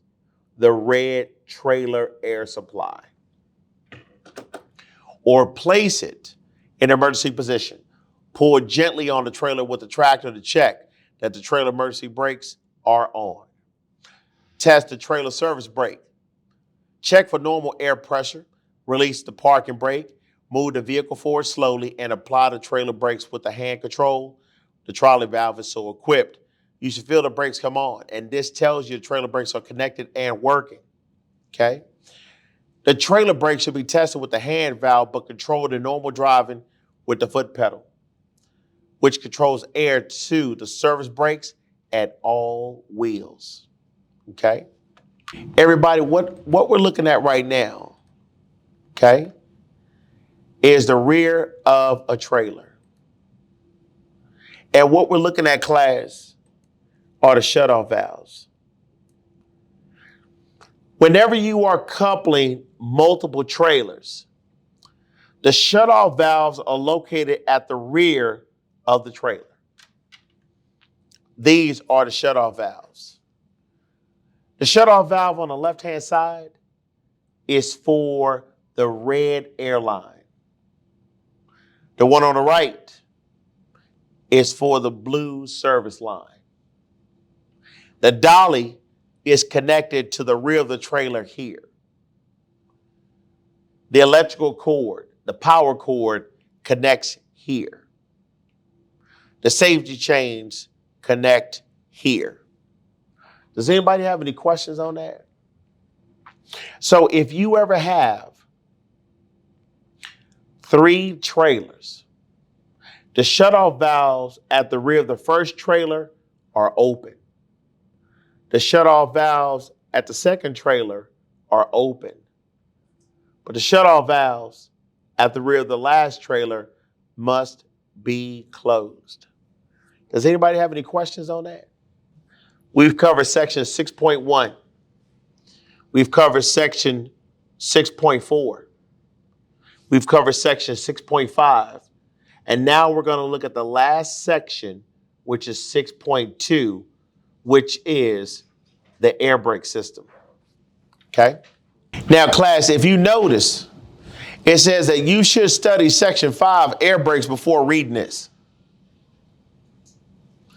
In combination vehicle, the braking system has parts to control the trailer brakes, in addition to the parts described in section 5. So now we're going to talk about the trailer hand valve.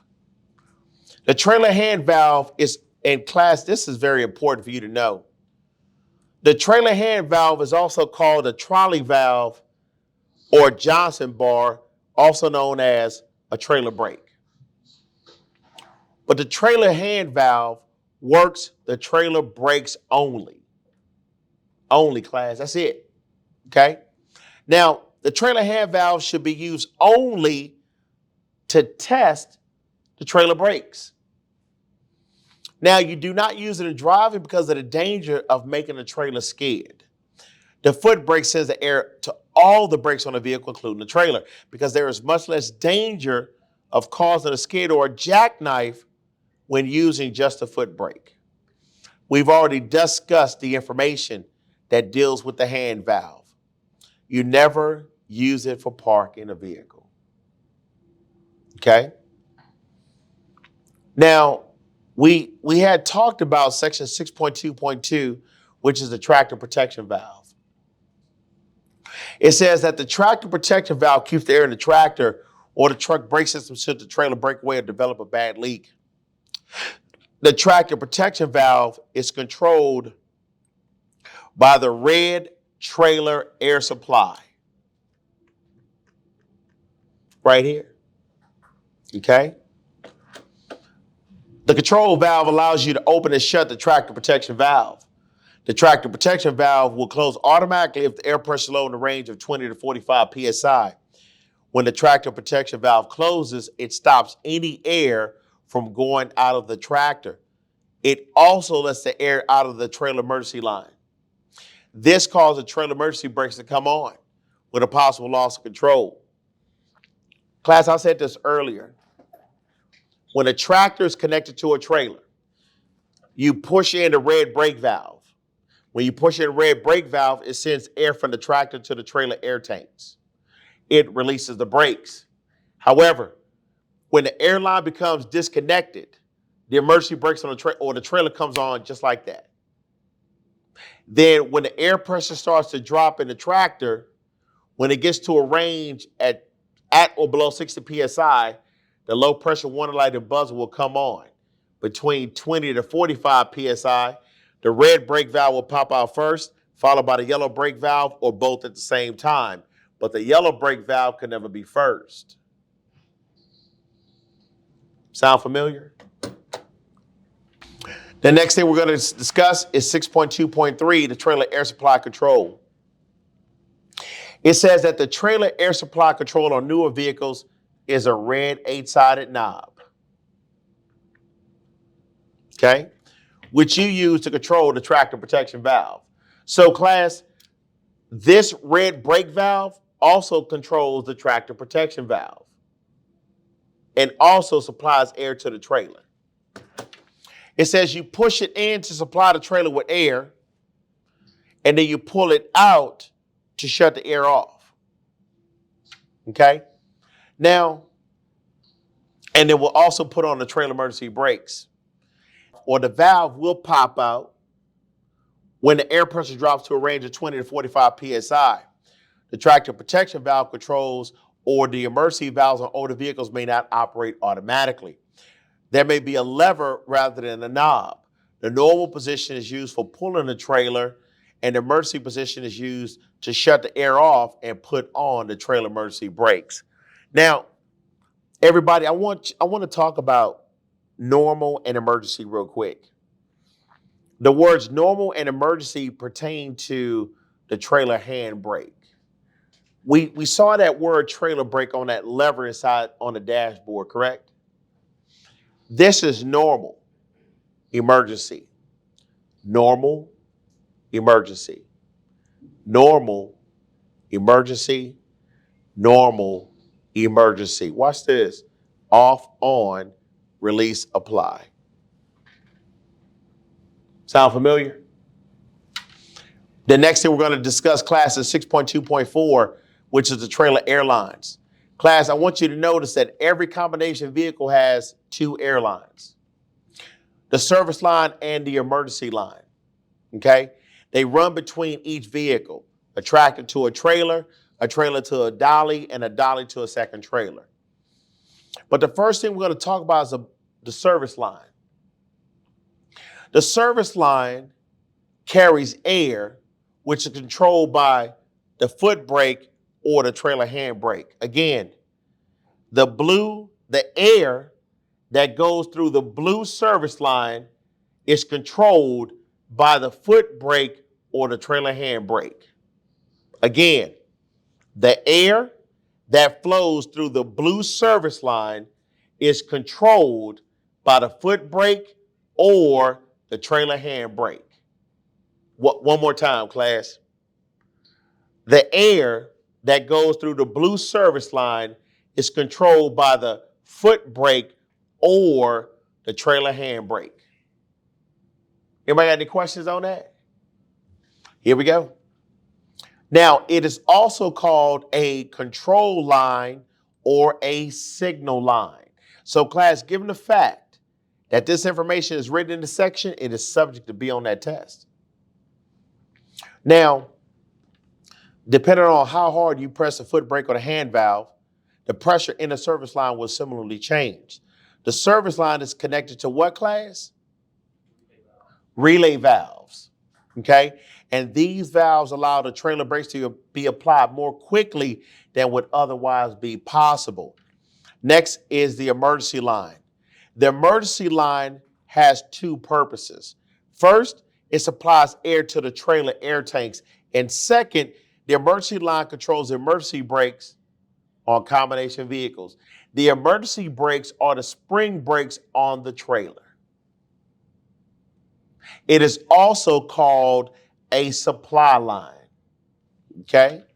Now, a loss of air pressure in the emergency line will cause the trailer emergency brakes to come on.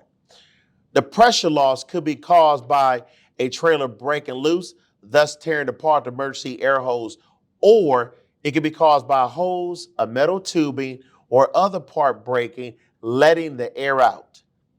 When the emergency line loses pressure, it also causes the tractor protection valve to close and the air supply knob will pop out. Okay? The emergency lines are often coded with the color red to keep them from getting mixed up with the blue service line. Okay?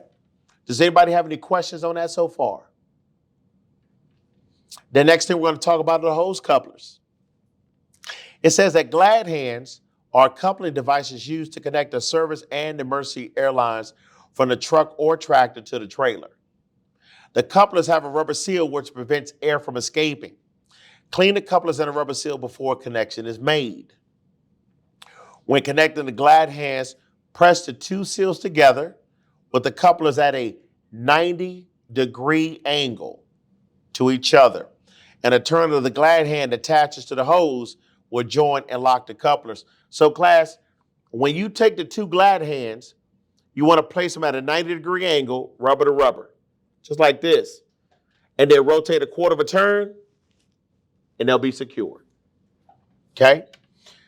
Next, when coupling, you want to make sure to couple the proper glad hands together.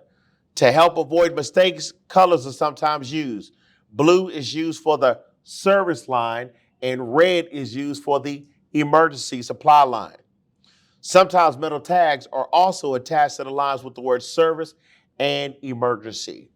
Now, class, what I want you to notice that this piece right here is a glad hand, where this is the airline, and this is the rubber seal that they're talking about.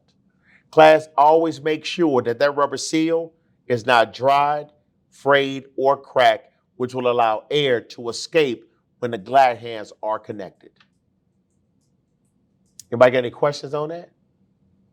You never want to go through a DOT wait station and have them hear air escaping from your tractor trailer. That is not good. Head to page 6-6, section 6.2.6. So class, it says that each trailer and converter dolly has one or more air tanks. They are filled by the emergency supply line from the tractor. So when the red air line is connected from the tractor to the trailer, you push in the red brake valve, it sends the air through the red air line to the air tank on the trailer, to the relay valves, to each brake chamber to release the brakes. That allows you to actually move the truck going down the road. Now, they provide the air pressure used to operate the trailer brakes. The air pressure is sent from the air tanks to the brakes by relay valves. Again, the air pressure is sent from the air tanks to the relay valves to the brakes. Anybody got any questions on that? Again, you got the tank, you got the relay valve on the tank, and then it goes straight to the brake chambers to apply and release the brakes. It sends an equal amount of air pressure when you apply, release, apply, release. The pressure in the service line tells you how much pressure the relay valves should send to the trailer brakes. The pressure in the service line is controlled by the brake pedal or the trailer hand valve. Again, class, that is a very important piece of information. The pressure in the blue service line is controlled by the brake pedal and the trailer hand brake. Okay? You don't let water and oil build up in the tanks. If you do, the brakes may not work correctly. Each tank has a drain valve on it, and you should drain each tank every day. If your tanks have automatic drains, then they will keep most of the moisture out. But you should still open the drains to make sure, because the only thing allowed in an air brake system class is air. Any questions on that? Last but not least is the shutoff valves. The shutoff valves are used in the service and supply airlines at the back of trailers used to tow the trailers. These valves permit closing the airlines off when another trailer is not being towed. You must check that all shutoff valves are in the open position except the ones at the back of the last trailer, which must be closed. And that concludes section 6.2, combination vehicle air brake systems.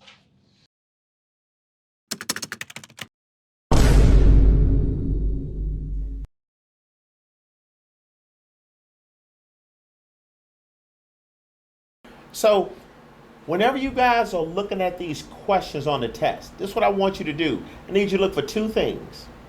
Number one, the type of vehicle. And number two, what the brakes are doing. Again, I need you to look for two things. Number one, the type of vehicle. And number two, what the brakes are doing. Remember earlier when you guys heard me say you must teach your vision where to look? Yeah, I meant that class for a reason. And we're about to find out right now. Okay, here we go. So Abel, are you ready? Yeah. All right. I'm going to ask you a question. Okay. When I finish asking you that question, I'm going to ask you, do you want me to repeat it? Yes or no? And then I'm going to ask you some proactive questions to help us come up with these answers. You ready? All right. The first question is, what is the air loss rate for a combination vehicle? Let me back up.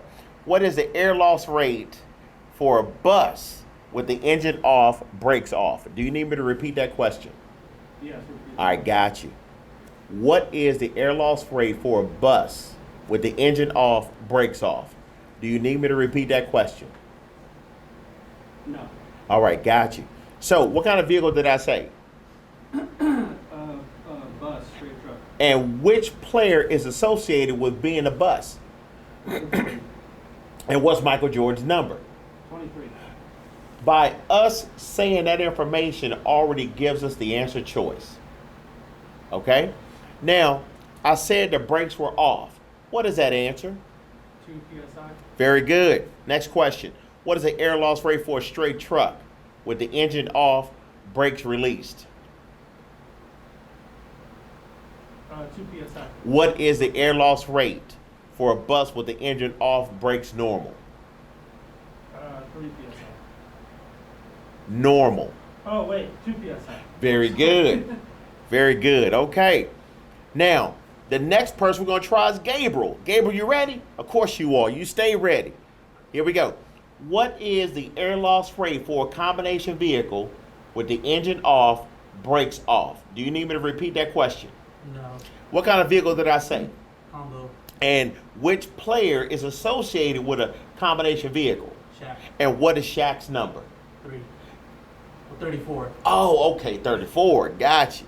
Whew, almost made me sweat for a second. Okay, here we go. So I said the brakes were what? Off. What's the answer? 3. What is the air loss rate for a combination vehicle with the engine off, brakes released? 3 as well. And what is the air loss rate for a combination vehicle with the engine off, brakes normal? 3. All righty then. So the next person that we're going to talk to is James. James, you ready? Yes, sir. James, same process. We're not here to rush, but we're here to be proactive to ask these questions to come up with these answers, okay? Here we go. What is the air loss rate for a bus with the engine off, brakes on? Do you need me to repeat that question? Yes, sir. All right, here we go. What is the air loss rate for a bus with the engine off, brakes on? What kind of vehicle did I say? Bus.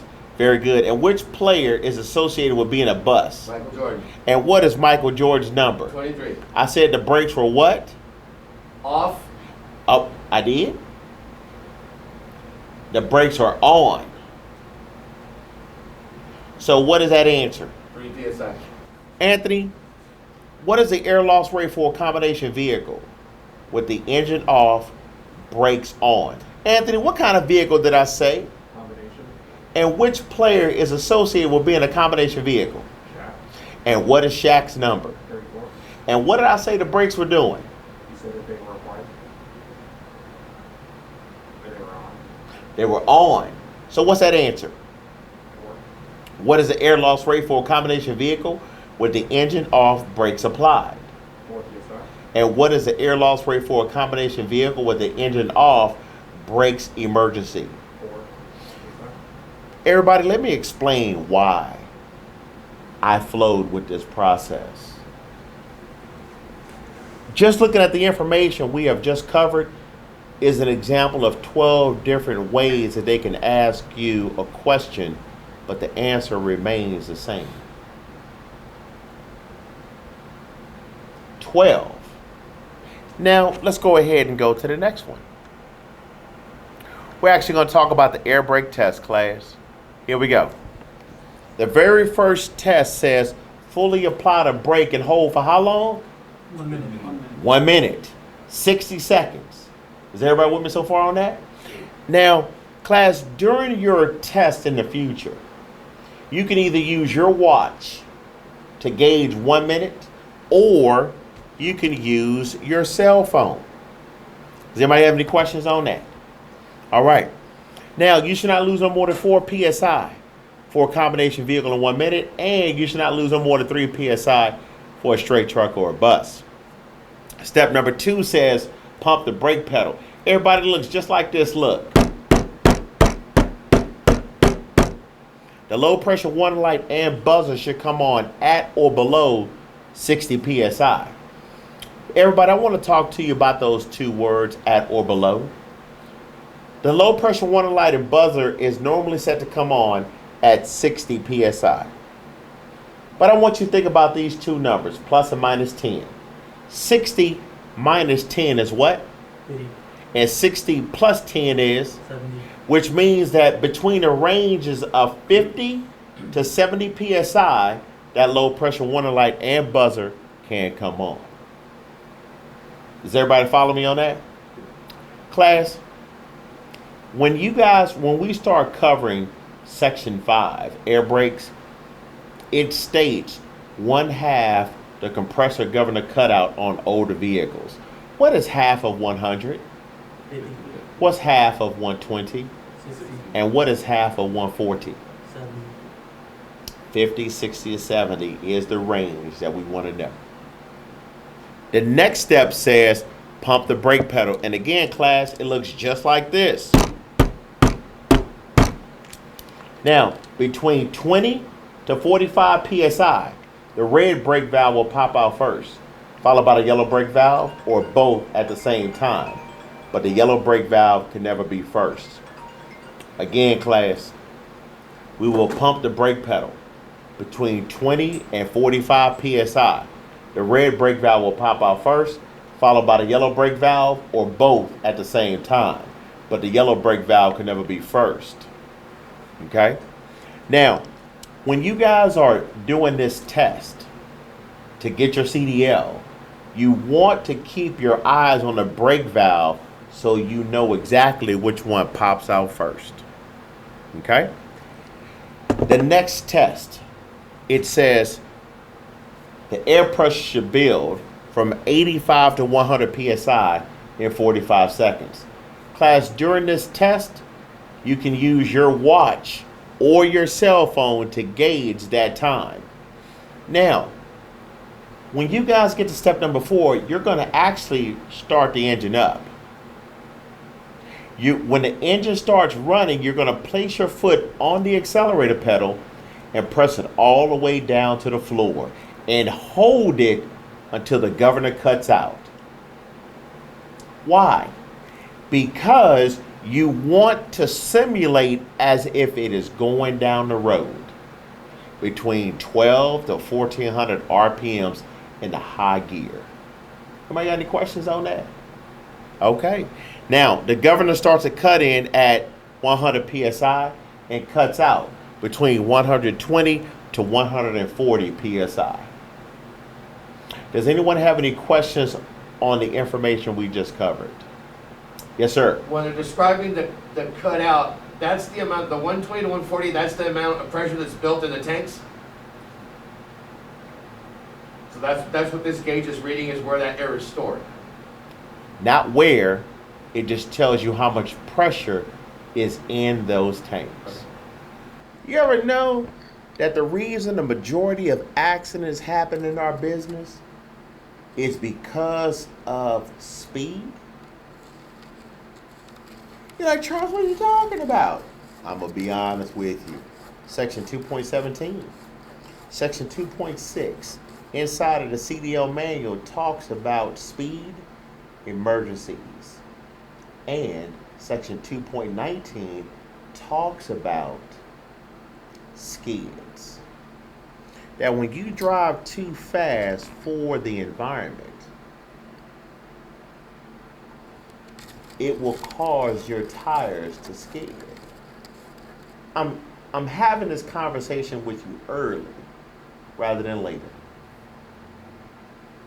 Now, what are we getting ready to do right now? I'm about to tell you. We're getting ready to watch a video on YouTube. You might say, wait a minute, hold on, Charles, I just said we were going. You haven't let me finish.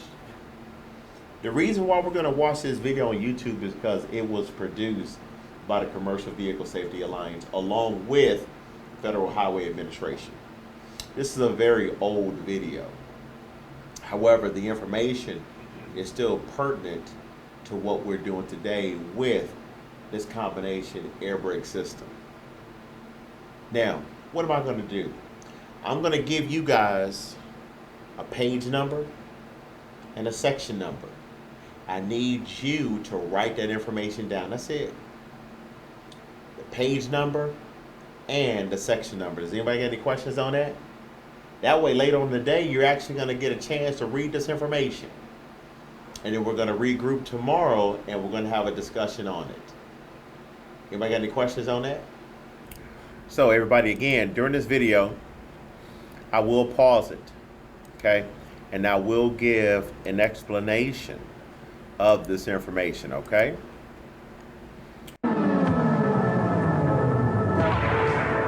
Vehicles traveling the nation's highways sometimes weigh in excess of 40 tons. In order for these large vehicles to stop safely, it is imperative that their brakes work properly. The most common brake system in use on heavy motor vehicles today is the air brake system. In this videotape, we will examine the principal components in a typical S-cam air brake system. We will begin at the wheel and work our way back through the entire system.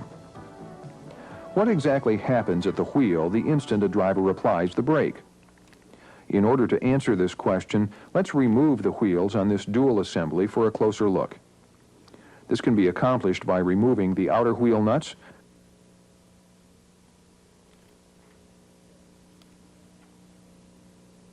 the inner wheel studs,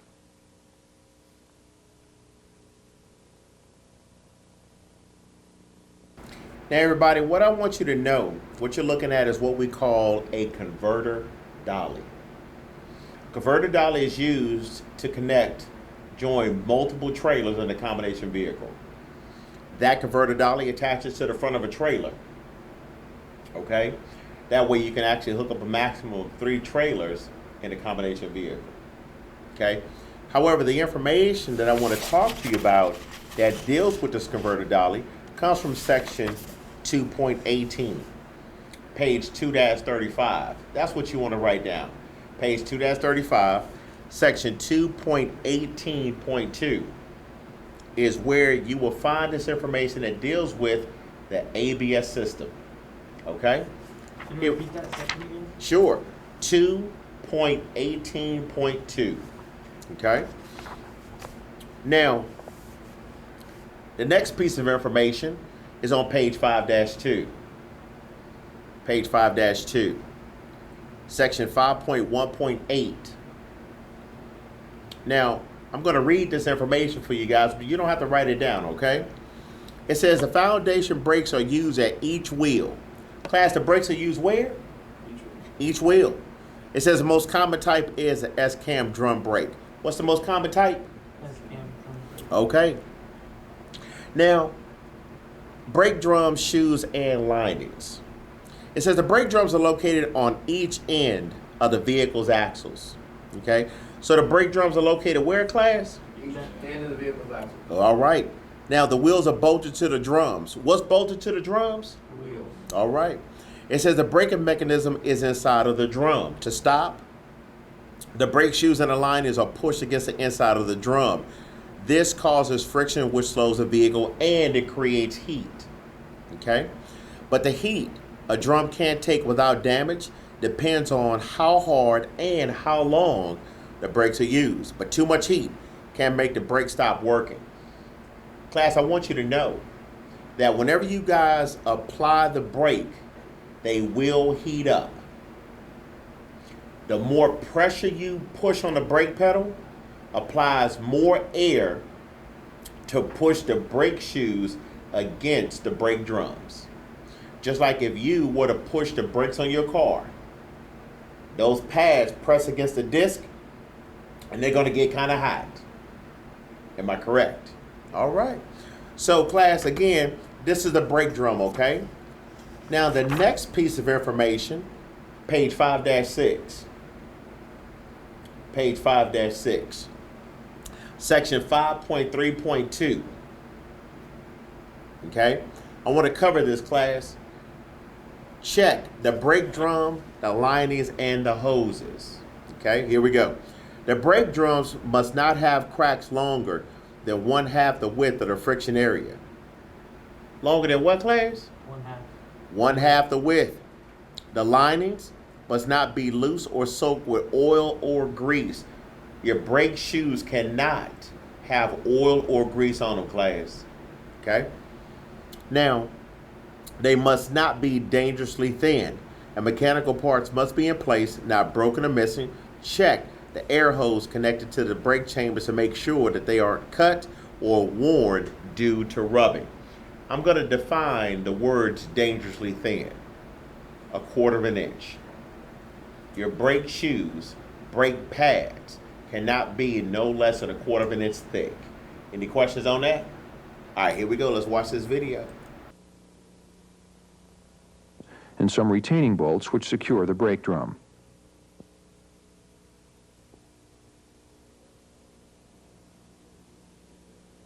The component now being removed is the brake drum. It is made of cast iron and is fastened to the wheel hub. The inside surface of the drum should be smooth and not rusted, cracked, out of round, or contaminated. With the brake drum removed, we can see more clearly what happens when the brake is applied.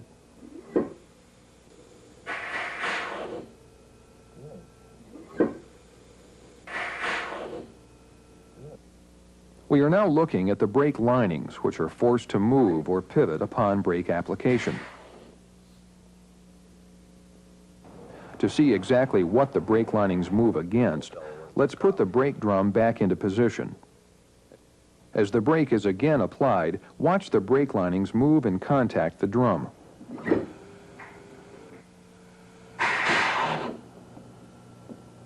Now, with the wheels back into position, watch the wheels stop as the linings are forced out against the drum.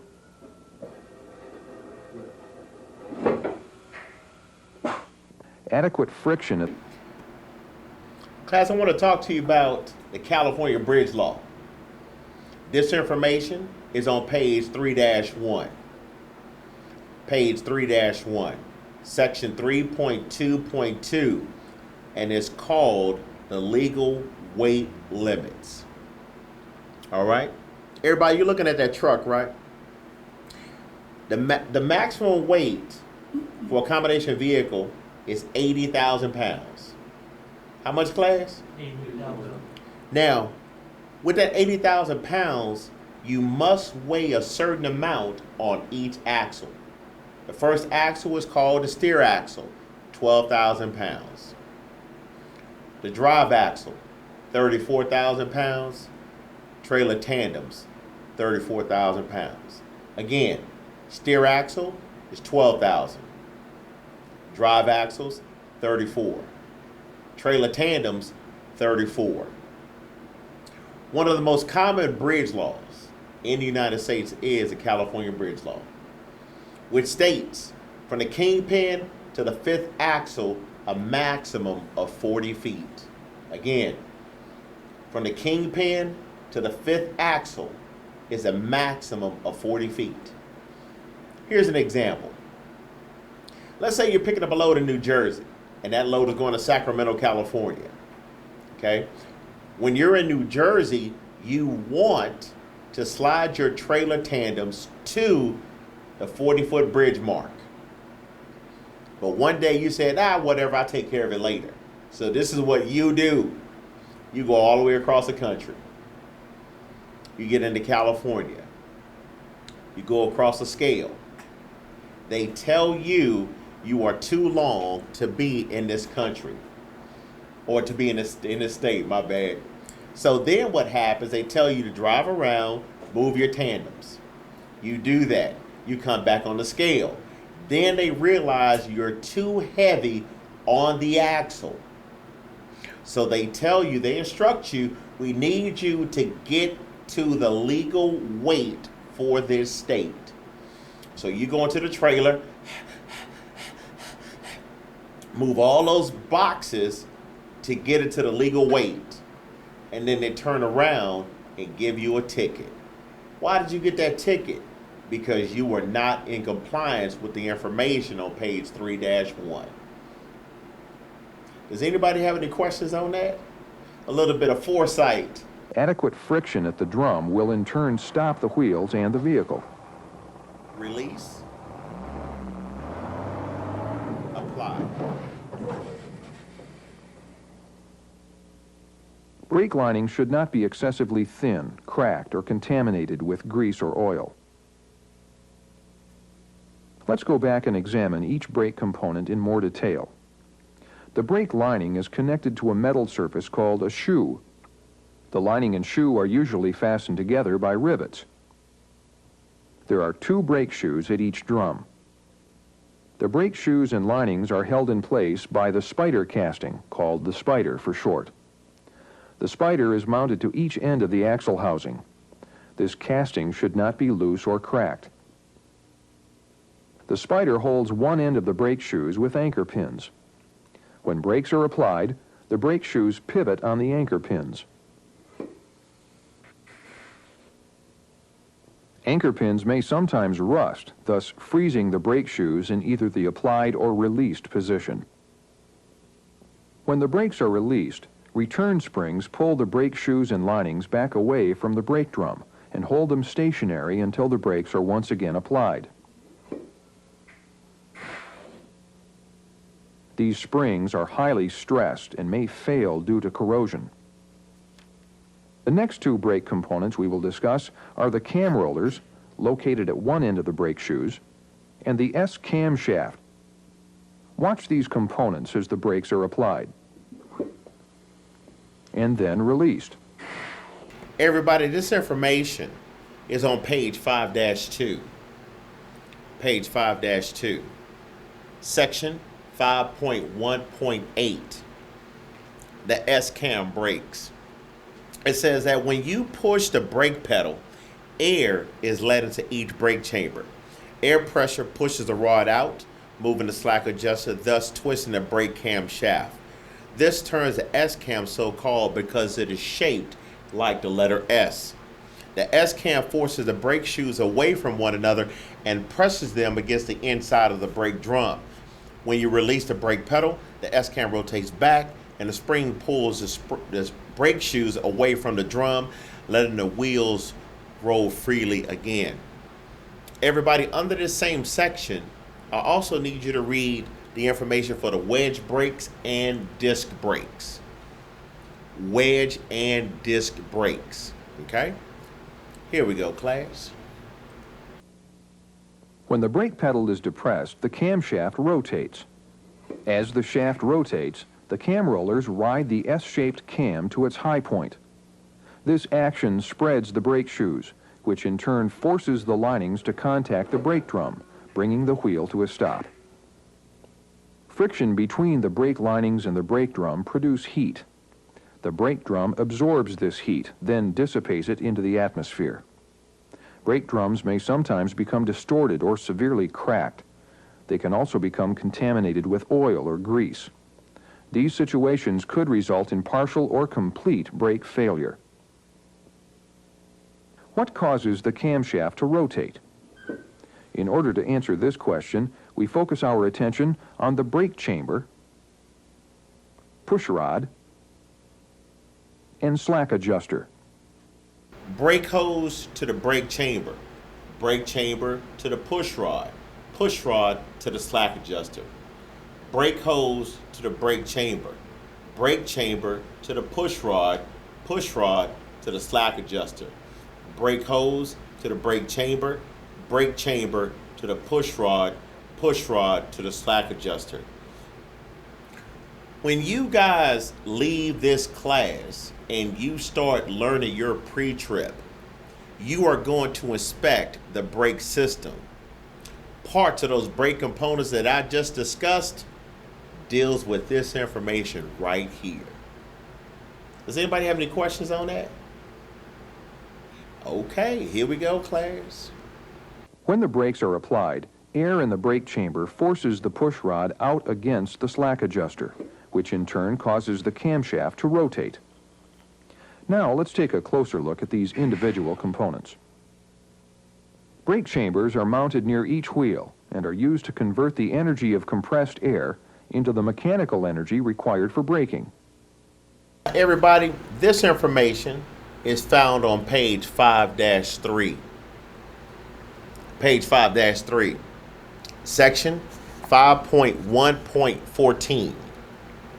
Again, 5.1.14. Now, class, please, I'm going to emphasize this word. You ready? All. What word did I just say, class? All. Very good. Trucks, truck tractors, and buses must be equipped with emergency brakes and parking brakes. I said all, am I correct? Here we go. It said they must be held on by mechanical force. Why? Because the air pressure can eventually leak away. Spring brakes are usually used to meet these needs. When driving, powerful springs are held back by air pressure. Whenever you push in the brake valves, class, it sends the air through the brake hose to the brake chamber. The brake chamber converts air pressure to mechanical force to release it so that the wheels can drive down the road. As a professional driver, it is not our job to adjust these brakes. It is our job that we should test the slack adjusters. They're automatic slack adjusters, and it's very rare that you have to adjust them. Now, everybody, this next piece, dealing with these spring brakes, I want to give you a cross-reference. Page 5-9, section 5.4.5. Again, page 5-9, section 5.4.5. This is going to talk about brake fading or failure, but it's also going to give you some information to cross-reference 5.1.14 that deals with page 5-9, section 5.4.5. Let's examine the inside of a clamp-type spring brake chamber. The brake chamber is divided into two parts: the service chamber side and the spring brake side. Does everybody follow that information? This, okay, from the previous scene, we saw a small pancake size. That type of brake chamber does not contain a spring brake, which means that the brakes won't ever lock on it. Those are normally the type of brake chambers or spring brakes that are on the front axles. However, this one, whenever you pull out the red brake valve, class, it causes that large spring to expand, and your brakes are now on. Your brakes are applied. Your brakes are emergency. Any questions on that? Okay. Now here we go, class. Back to the same information on page 5-3. Now it says when driving, powerful springs are held back by air pressure. If the air pressure is removed, the springs put on the brakes. That means that this red brake valve is going to pop out. Okay? Now, a parking brake control in the cab allows the driver to let the air out of the spring brakes, and this lets the springs put on the brakes, but a leak in the air brake system, which causes all the air to be lost, will also cause the springs to put on the brakes. that large side is that spring brake class. Here we go. The service side of the chamber provides braking for normal driving needs, such as slowing down or stopping. The spring brake side of the chamber is used for parking and emergency braking. Primary components in the service brake side of the chamber include a rubber diaphragm, return spring, push rod and plate. When the driver applies the service brakes, compressed air is forced into the service brake side of the chamber, moving the diaphragm and in turn the push rod. The spring brake side of the chamber includes a second diaphragm and a powerful spring that are used for parking and emergency braking. Air pressure in the spring brake side keeps the large spring compressed, holding it ready for parking or emergency braking. When the driver wishes to apply the parking brake, a dash-mounted valve is used to exhaust air from the spring brake side of the chamber. Notice the pressure gauge needle on the right as air pressure falls in the spring brake side of the chamber. This causes the large spring to expand, forcing the push rod out of the chamber and thus applying the brakes. If for any reason the air supply should fall to a dangerous level and the air pressure is no longer capable of compressing the spring, the large spring will automatically expand and apply the emergency brakes.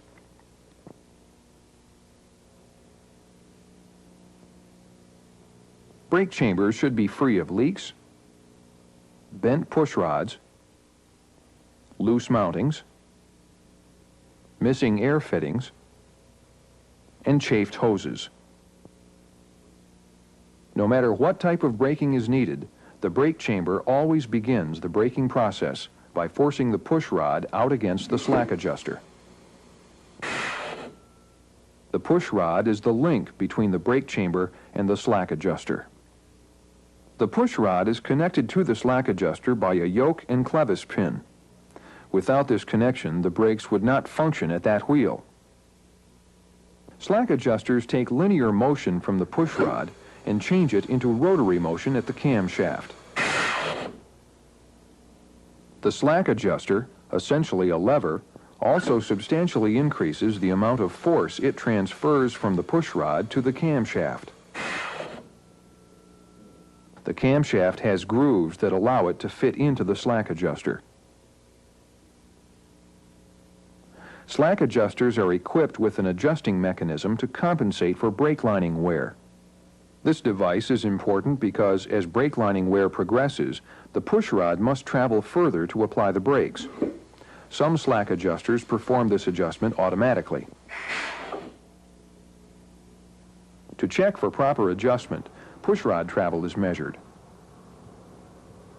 Brake chamber size and type must also be verified in order to check for allowable push rod travel. With a properly adjusted brake, a slack adjuster and push rod should form about a 90-degree angle with the brakes fully applied. Let's take some time to review all we've covered so far. When the brakes are applied for service braking, air enters the brake chamber, diaphragm moves the push rod forward, slack adjuster rotates the camshaft, S-cam rides the cam rollers, rollers force the shoes to spread, linings contact the brake drum, and finally the wheel stops. Thus far, we have examined each brake component starting at the wheel and moving back to the brake chamber. Next, we will examine the principal components which compress, clean, monitor, store, and direct air to the brake chambers. Let's begin by learning about the air compressor. Class, this information on page 5-1. Page 5-1. Section 5.1.1. It says that the air compressor pumps air into the air storage tanks. The air compressor is connected to the engine through gears or a V-belt. The compressor may be air-cooled or may be cooled by the engine cooling system. It may have its own oil supply or be lubricated by engine oil. If the compressor has its own oil supply, check the oil level before driving. Class, that's anywhere between 3 to 5 different questions on your test that deals with just the air compressor. Anybody got any questions on that? Okie dokie. The air compressor is an engine-driven mechanical pump which is the energy source for any air brake system. The compressor's output is controlled by the governor. This information is on page 5-1, section 5.1.2. Again, 5.1.2. The governor controls when the air compressor will pump air into the air storage tanks. When air tank pressure rises to the cutout level, around 125 pounds per square inch or psi, the governor stops the compressor from pumping air. When the tank pressure falls to the cut-in pressure, around 100 psi, the governor allows the compressor to start pumping again. When air pressure drops below a certain point, the governor activates the compressor. When air pressure returns to normal operating levels, the governor deactivates the compressor. From the compressor, air is directed to the air dryer, where it is cooled, filtered, and dried. The air dryer removes contaminants and moisture from the system. From the air dryer, compressed air is routed to the tractor's reservoir tanks, where air is stored until it is needed to apply the brakes. Usually, there are 3 reservoirs located on the tractor and 2 on the trailer. This information can be found on page 5-1, section 5.1.3. Air storage tanks. Air storage tanks are used to hold compressed air. The number and size of tanks varies among vehicles. The tanks will hold enough air to allow the brakes to be used several times, even if the compressor stops working. Air is routed to the various brake components through hoses and tubing designed to resist corrosion and high pressure. A series of valves throughout the system direct, signal, and relay air, as well as control pressure to the brake components. Hose couplers, or glad hands, quickly connect air hoses from the tractor to the semi-trailer. This information is found on page 6-5, section 6.2.5. Hose couplers, or glad hands. Glad hands are coupling devices used to connect the service and emergency air lines from the truck or tractor to the trailer. Remember, when you push in the red brake valve, you are connecting the air lines in order to supply air to the trailer. If you do not connect these air lines, there is no need to push in the red brake valve. The couplers have a rubber seal which prevents air from escaping. Clean the couplers and rubber seals before a connection is made. When connecting the glad hands, press the 2 seals together with the couplers at a 90-degree angle to each other. A turn of the glad hand attached to the hose will join and lock the couplers. When coupling, make sure to couple the proper glad hands together. To help avoid mistakes, colors are sometimes used. Blue is used for the service lines, and red for the emergency supply lines. Sometimes metal tags are attached to the lines with the words service and emergency stamped on them. Class, what I want you to realize that this is the glad hand seal. I want you to notice it is also pinched. So whenever the driver connects the air lines to that airline, that glad hand, and pushes in the red brake valve, air will begin to escape because it is not sealed properly. How do you change this? How do you fix it? In this particular case in point, all you have to do is just run your finger through it and it will take that little pinch out of it. To change it, take a flat tip screwdriver, insert, pop out, substitute it with a self-lubricated seal, and then that's it. You do not want air escaping out of that system, class, and you do not want to have a DOT inspecting officer hear that air escaping. That is not safe. Does anybody have any questions on that? Air leaks are never good in our business. Okay, here we go. So, whenever you are facing the front of the trailer, the glide hand that you see on the right hand side is for the service, which is the blue airline. The left side is the emergency supply line. So whenever you push in the red brake valve class, it is constantly sending air from the air tanks on the tractor through the airline to the air tanks on the trailer so the brake chambers can release the brakes while you're driving down the road. That's what this red brake line is for, class. The brake valve is for. To constantly supply air so the trailer brakes are released. Okay, here we go. Once these connections are made, compressed air will be routed to the trailer's reservoirs. Compressed air is routed through this complex system of reservoirs, air lines, and valves in such a way to ensure that the tractor would still be able to stop even if part of the air system were to fail because of trailer separation or severe airline or reservoir leaks. Let's now move inside the tractor cab and examine the controls related to the brake system. This information is found on page 5-2, section 5.1.9. Supply pressure gauge. It is important to note the use of the word all in this section. So far, we know that the spring brakes are required on all tractors and trailers. We also know that the supply pressure gauge is required on all vehicles that have an air brake system. Now, back to the section. All vehicles with air brakes have a pressure gauge connected to the air tank. If a vehicle has a dual air brake system, there will be a gauge for each half of the system, or a single gauge with 2 needles. These gauges tell you how much pressure is in the air tanks. This is an example of a single gauge that has 2 needles.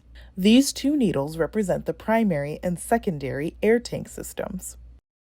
Cross-reference page 5-5, section 5.2, dual air brake systems. In that section, it will explain the primary and secondary air pressure systems. Gauges mounted on the dash allow the driver to monitor air pressure in the reservoirs. If reservoir pressure should drop to a dangerous level, a visible warning device... Class, this information is found on page 5-3. Page 5-3, section 5.1.11. 5.1.11. It says that a low air pressure warning signal is required on vehicles with air brakes. A warning signal you can't see must come on before the air pressure in the tank falls below 60 psi or 1/2 the compressor governor cutoff on older vehicles. The warning is usually a red light. A buzzer may also come on. Class, did we have a discussion about half of the compressor governor cutout earlier? Half of 100 is what? Half of 120 and half of 170. The range that low pressure one line and buzzer can come on is between 50 to 70 psi. Okay, here we go, class. For normal stopping, the driver applies the service brake by depressing the brake pedal. This information is found on page 5-2. Page 5-2. Section 5.1.7. Again, 5.1.7. It says the brake pedal. You put on the brakes by pushing down the brake pedal. It is also called a foot valve or a treadle valve. Okay? Pushing the pedal down harder applies more air pressure. So class, again, the more pressure you put on that brake pedal, the more air pressure is sent to apply those brakes to those drums. Anybody have questions on that? So, a good amount of air pressure is between 10 to 20 pounds worth of brake pressure for normal braking. Let's say you're driving down 75th Avenue, you want to start slowing down, 10 to 20 pounds worth of brake pressure is all you need. Okay, here we go. Now, letting up or taking your foot off the brake pedal reduces the air pressure and releases the brakes. Releasing the brakes lets some compressed air go out of the system, so the air pressure in the tanks is reduced. Class, every single time you apply that brake and then you take your foot off the brake, you lose air pressure. You must teach your foot how to use this brake. I'm gonna say it again. You must teach your foot how to use this brake. The most effective way to use a brake is a heel-toe technique. Let's say that this is the floor. This is your heel. Your heel digs into the floor. It's like a pivot on the door. And you do two things. Apply, release. Apply, release. Apply, release, using just the ball of your foot. So what do you want to do? When you go out to the academy, you want to take your eyes, put your foot in front of that brake pedal, and practice that technique. Here we go, class. Sometimes called the treadle valve. When this pedal is depressed, brakes at each wheel are applied. Apply, apply, apply. If the driver desires to apply only the trailer brakes, Class, this information is found on page 5-3. Page 5-3. Section 5.1.15. 5.1.15. It is called a modulating control valve. And it states in some vehicles, a control handle on the dashboard may be used to apply the spring brakes gradually. Okay? This is called a modulating valve. It is spring loaded, so you have a feel for the braking action. The more that you move the control lever, the harder the spring brakes come on. They work this way so you can control the spring brakes if the service brakes fail. Okay? When parking a vehicle with a modulated control valve, move the lever as far as it will go and hold it in place with a locking device. Cross-reference. Cross-reference, page 6-4. Page 6-4. Section 6.2.1. Trailer hand valve. Again, page 6-4. Section 6.2.1. Trailer hand valve. Let's go ahead and continue on. a hand valve mounted on the steering column or the dash is used. Parking and emergency brakes are controlled by other push-pull valves located on the dash. To apply the parking brake on both tractor and trailer, the yellow valve is pulled out. The red valve controls the spring brakes on the trailer only. If air pressure is ever unexpectedly lost... Class, this information is found on page 5-3, same section 5.1.15. It says that in newer vehicles with air brakes, you put on the parking brakes using a diamond-shaped yellow push-pull control knob. You pull the knob out to put the parking brakes on, and you push it in to release them. On older vehicles, a parking brake may be a control lever. Use the parking brakes whenever you park. Everybody, I want to explain something to you about these two brake valves. The yellow brake valve is for the tractor only. Again, the yellow brake valve is for the tractor only.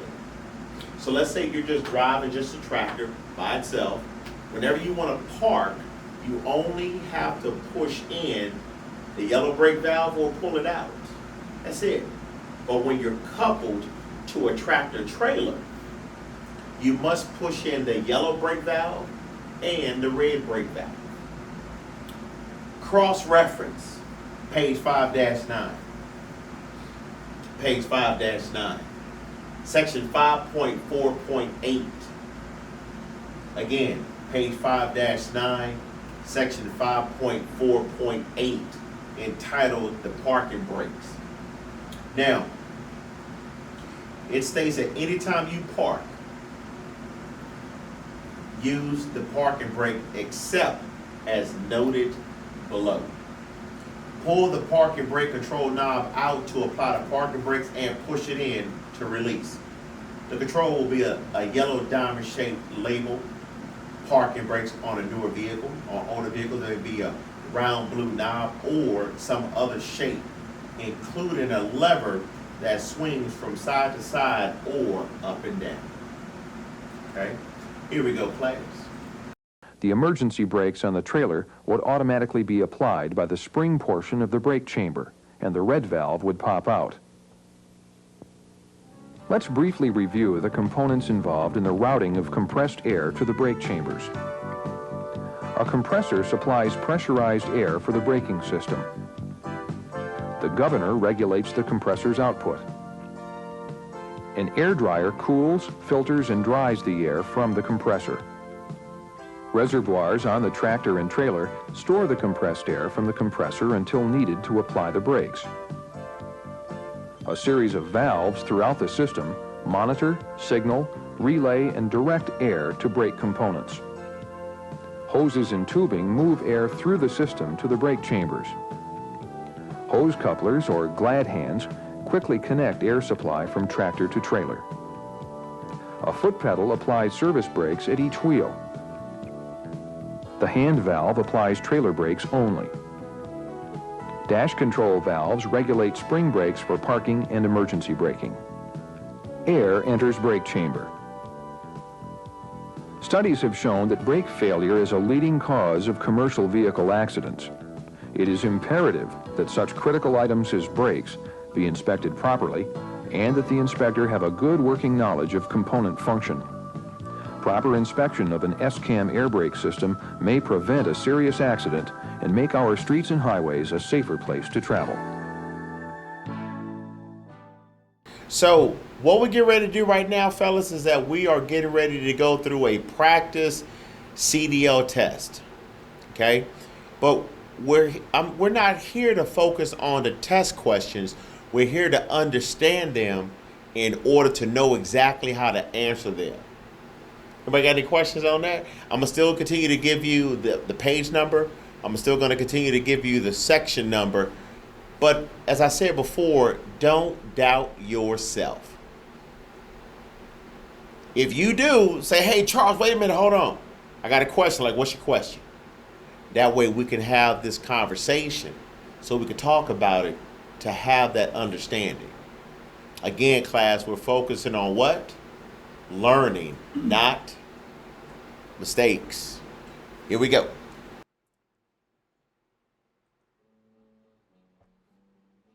The air brakes test checks your knowledge of the components and operating characteristics of the air brake system on most commercial motor vehicles.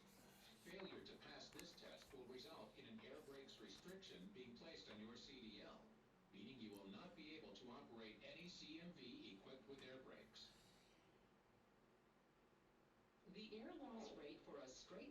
All right, now, here we go. This is where we need to start asking questions. Okay? Not just, this is the answer. Again, we got to remember that we need to know the beginning, the middle, and the end to understand why that is the answer. Most individuals say, well, Charles, all I need to know is this. Well, the answer is this long, but the process is this big. Is everybody with me on that? This one to this one. It goes back to a question I had asked earlier. Are we studying to pass a test, or are we studying to know the information? Because once you finish with the test, now you got to ask yourself, do I know the correct information to do the job? I don't see no gray area in the middle class. It's either yes or no. The air loss rate for a straight truck, which player is associated with being a straight truck? What's Michael Jordan's number? Deuce Trey. Now, what are the brakes doing? What's the answer? Exactly. Class, I want you to take a look at that form I had sent you that I gave you guys earlier. If you notice that when you call out that player's number, it is either one of those answers, 2 or 3, 3 or 4. The first number in each player is when you push in the brake valves, which is off, released, and normal. But whenever you put your foot on the brake pedal, it's the second number, 3 or 4. Here we go, class.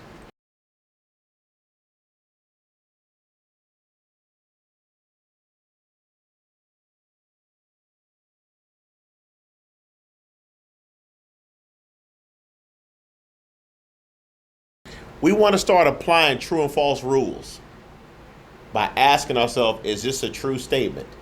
Yes or no? We need to be definitive in how we say this. Is letter A a true statement? Yes or no? And why is letter A false?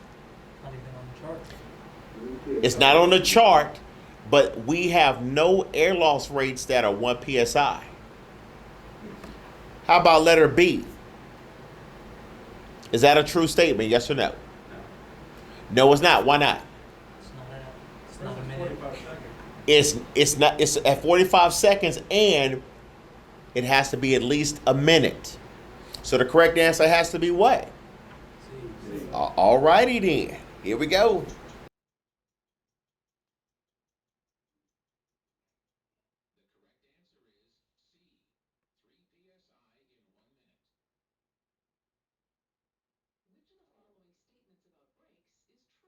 So class, here we go. 1 is going to be true and 2 answers are going to be false. Again, 1 answer is going to be true and 2 are going to be false. So let's go ahead and take a look at it.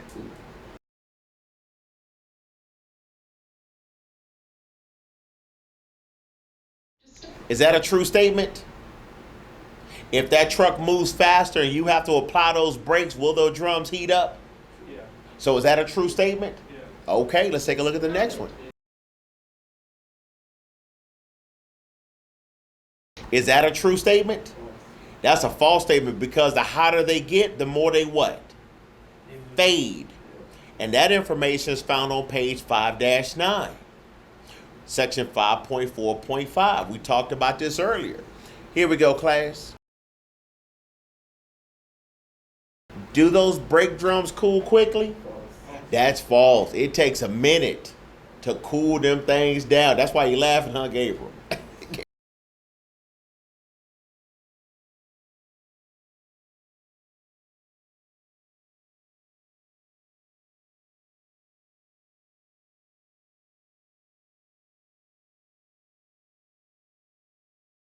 Now, everybody, first of all, this information is found on page 2-9. Page 2-9. Okay? Section 2.3.4. Okay? Page 2-9, section 2.3.4. Now it says that some vehicles have retarders. Retarders help slow a vehicle, reducing the need for using the brakes. They reduce brake wear and they give you another way to slow down. Okay? There are 4 basic types of retarders: exhaust, engine, hydraulic, and electric. All retarders can be turned on or off by the driver, and on some vehicles the retarding power can be adjusted. When turned on, the retarders apply their braking power to the drive wheels only whenever you let up on the accelerator pedal all the way. And because these devices can be noisy, be sure that you know where their use is permitted. When your drive wheels have poor traction, the retarder may cause them to skid. Therefore, you should turn the retarder off whenever the road is wet, icy, or snow covered. Class, whenever you are descending down a mountain grade, you always want to use the retarders to help slow the vehicle. How do they work? They work effectively in the lowest speed and gears possible. Okay? If you're descending down a mountain grade and you have to apply the brakes, you're going too fast for that mountain grade. Anybody got any questions on that? All right. Now, the 4 types of retarders. HEEE. Hee. I'm going to do it one more time. Hee. Hydraulic, electric, engine, and exhaust. HEEE. Okay? Now, when it deals with Section 5, this information is found on page 5-9. Page 5-9. Section 5.4.6. It says the use of brakes on a long and or steep downgrade is only a supplement to the braking effect of the engine. The braking effect of the engine is the retarder. Anybody got any questions on that? Will the retarder actually gear it down for you since they're going to be automatic, or the truck is automatic? No, it won't. The only way to gear down or downshift that truck, and that's a good question, because that information is also discussed on page 2-9. It's under automatic transmissions. The brake pedal slows that truck down to downshift. The retarder just holds it back. But if you're allowing that truck to creep up on that speed, that retarder gonna get away from you. It's gonna disappear. We good? All right, here we go.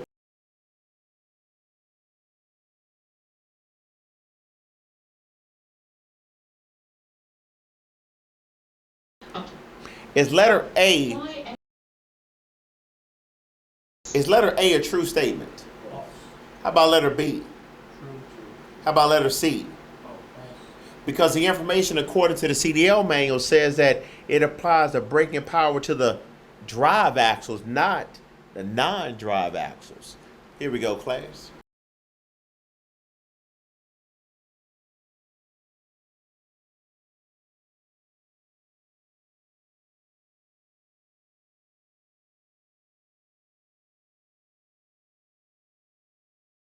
Class, this information is found on page 5-2. Page 5-2. Section 5.1.5. Again, page 5-2, section 5.1.5. Okay? It says that some air brake systems have an alcohol evaporator to put alcohol into the brake system.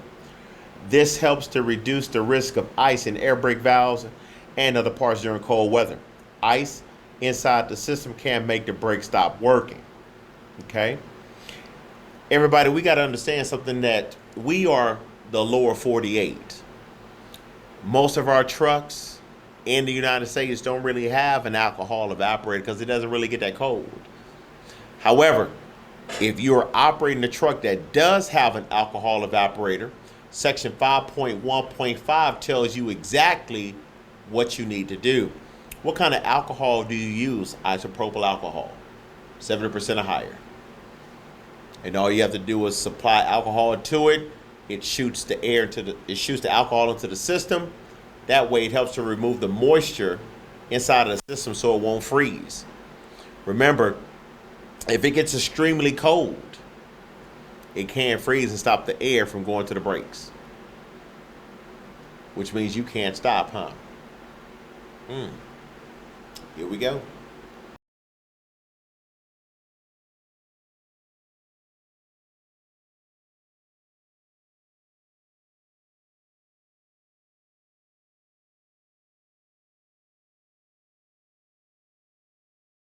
Again, class, when we're looking at these answer choices, we start top to bottom. And we have to be consistent with asking this question. Is letter A a true statement? False. Okay, because if you notice, it says it gets rid of what? Alcohol. It's not the alcohol, it's the what? Moisture. The moisture, that's correct. How about letter B? False. That's false too. How about letter C? True. There we go.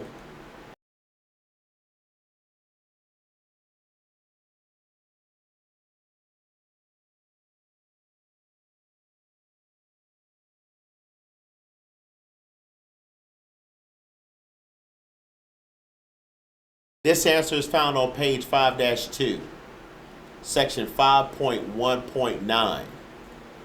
And it states that all vehicles with air brakes have a pressure gauge connected to the air tank.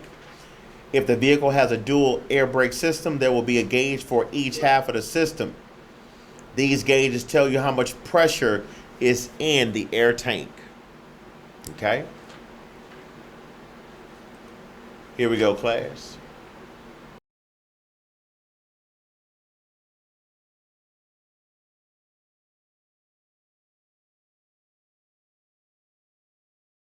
Is letter A a true statement? How about letter B? How about C? Okay. You see, class, when you know the correct information, execution is flawless.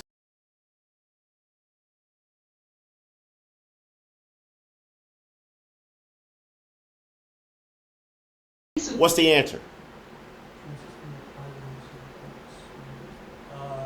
Serve. Very good. Very good. Class, this information is found on page 5-1. And it states that the service brake system applies and releases the brakes when you use the brake pedal during normal driving.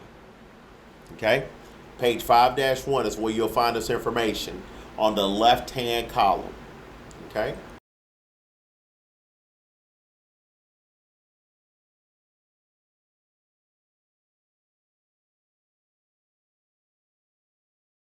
Is letter A a true statement? How about B? How about C?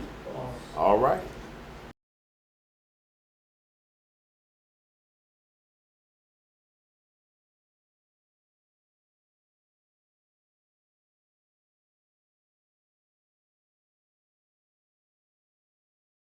Class, what's the answer?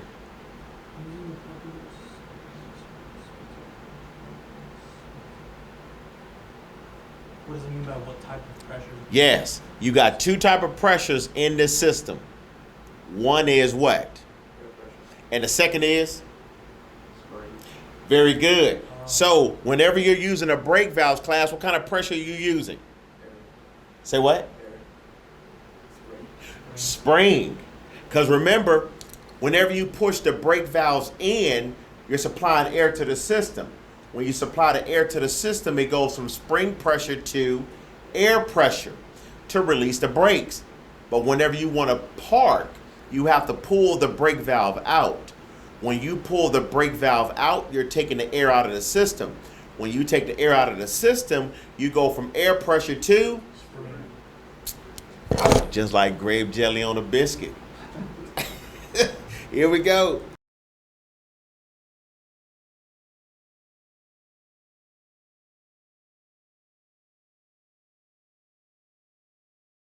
Is letter A a true statement? How about B? How about C? All right.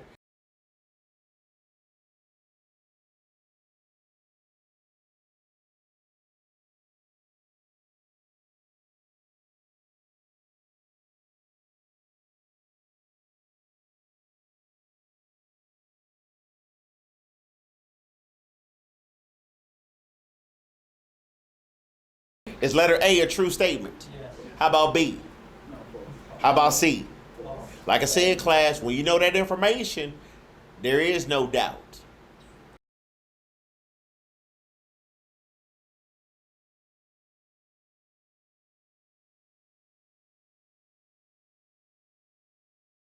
We're teaching our eyes to look for two things, the vehicle and what the brakes are doing. So what you want to do is look for the word that follows brakes. Don't even worry about the engine. Just worry about the vehicle and worry about what the brakes are doing, and that's it. And you'll always get it right.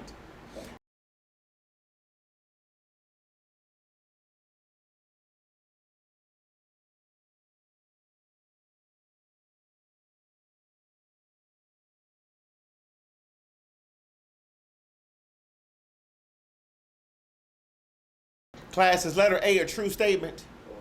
Why is that? It's under a minute. It's under a minute? And say what? 30 seconds. Okay. Only 30 seconds. It's less than 2 psi. It is less than a minute. How about letter B? Is letter B a true statement? Why is that? Nothing less than 2. It has to be at least 2 psi, class. So the answer has to be what? There we go. Again, when we follow the natural order, class, left to right or top to bottom, you can't get it wrong.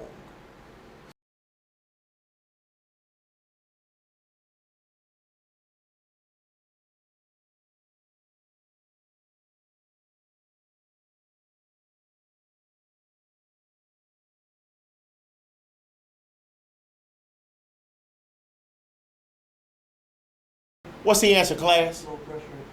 But they come on at what 2 numbers?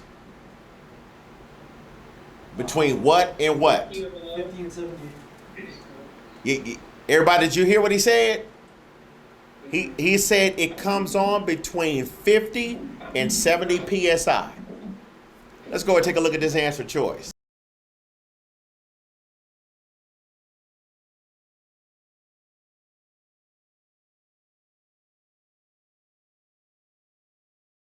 Is letter A a true statement?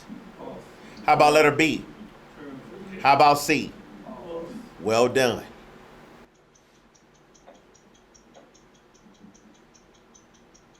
The correct answer is B, 50 psi. Air brake equipped vehicles must have. What must they have, class? Pressure gauge. Jackpot. Well done, Gabe.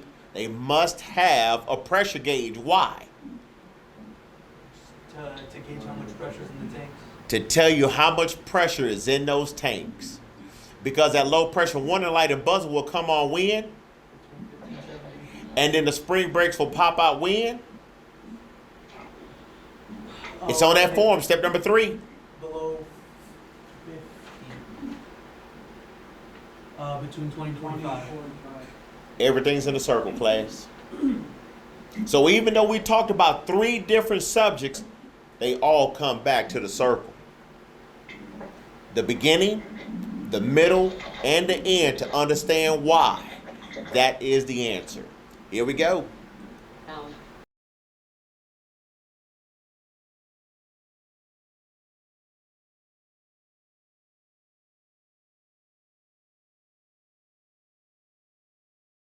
Is letter A a true statement?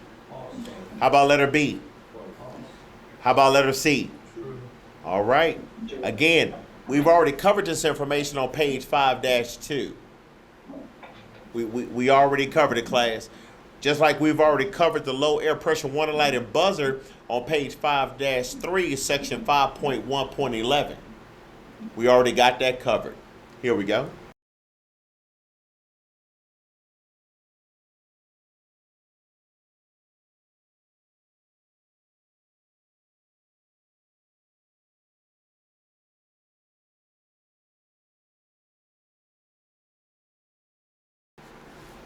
This answer is found on page 5-6. Page 5-6. Section 5.3.2. Section 5.3.2, it says, to check slack adjusters on S-cam brakes, number 1, park on level ground and chock the wheels. Why? To prevent the vehicle from moving. Okay? Release the parking brakes so you can move the slack adjusters. How do you release the brakes, class? By pushing in the brake valve. Next, it says that use gloves and pull hard on each slack adjuster that you can reach. If a slack adjuster moves more than about 1 inch with a push rod attaches to it, it probably needs adjustment. Okay? Adjust it or have it adjusted. Now, vehicles with too much slack, brake slack, can be very hard to stop. Out of adjustment brakes are the most common problems found in roadside inspections. Again, class, if you perform this check as a part of your pre-trip and you realize that your slack adjusters are not equal around, all you got to do is make a phone call, say, hey, my brakes are out of adjustment.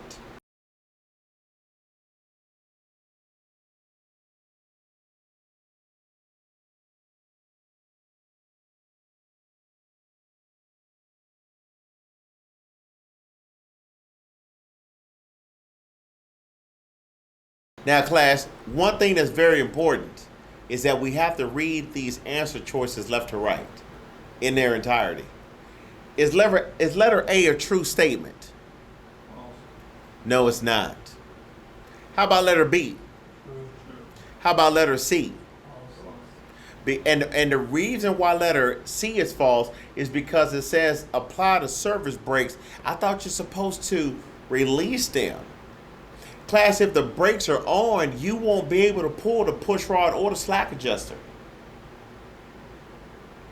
You won't, because the brakes are on. The only way to pull it is that you must release it. And then you're able to pull it. Here we go.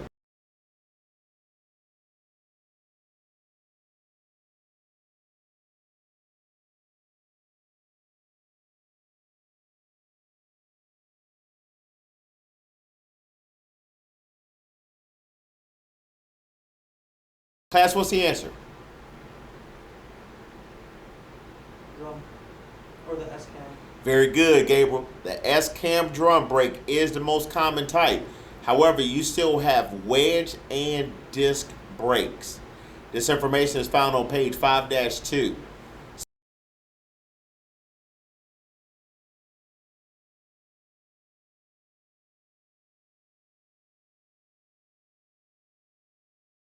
Is letter A a true statement?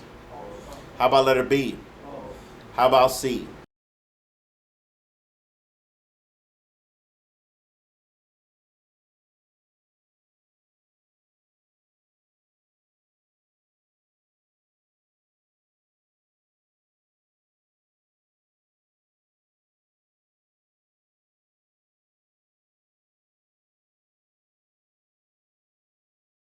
All right, so is letter A a true statement?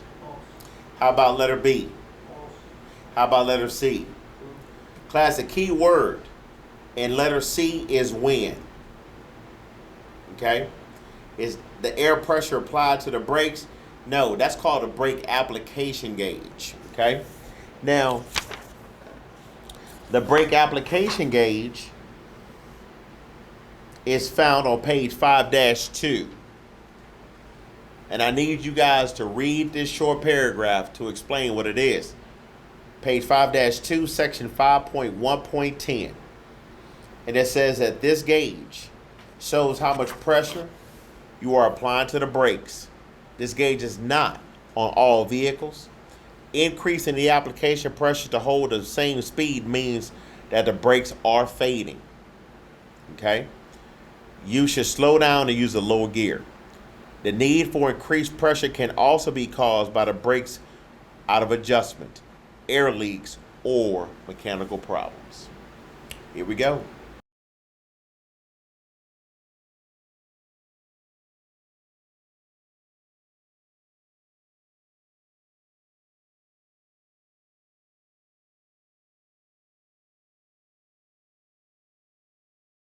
This information, you guys already have it, is on page 5-2, section 5.1.7. Here we go. A is the main control in the system. B controls the air pressure applied to operate the brakes. C exerts force on the slack adjusters by rods and connectors. Is letter A a true statement? How about letter B? How about letter B?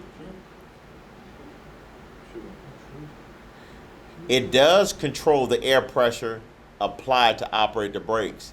Remember, the more air pressure you apply, the harder the brakes are applied to the drum. If you apply 10 to 20, you get 10 to 20 on the brake drums. You apply 90, that's not good. Here we go.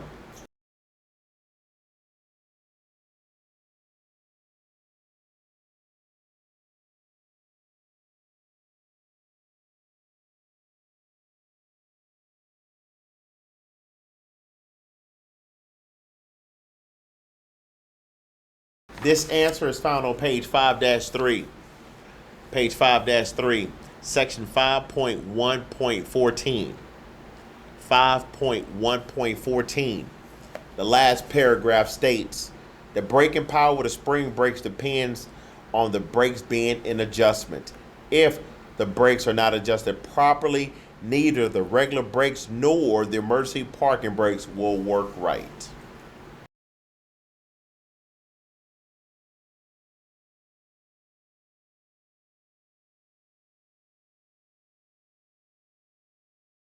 Is letter A a true statement?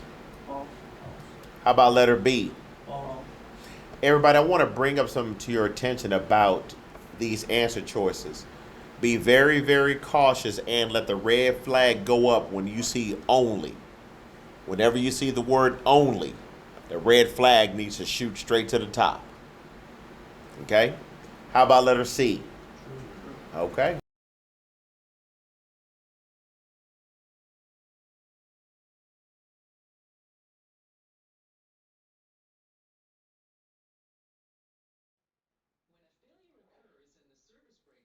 What's the answer, class? Because if you notice, it says when a failure occurs in a service brake, the system that you need to stop. This answer is found on page 5-1 on the left-hand column. And it says that the emergency brake system uses part of the service and the parking brake system to stop the vehicle in a brake system failure. So if the service brakes fail, what is used to stop the vehicle? Parking. That's it. Parking equals what? So service and parking equals the emergency, correct. Here we go.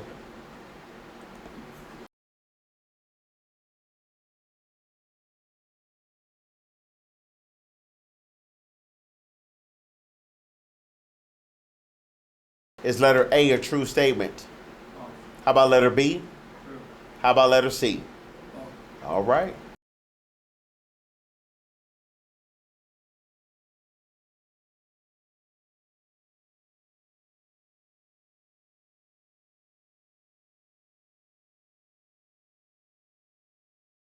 This information is found on page 5-2, section 5.1.15. You already have it written down. The second paragraph states, check the alcohol container and fill up as necessary every day during cold weather. Daily air tank drainage is still needed to get rid of water and oil.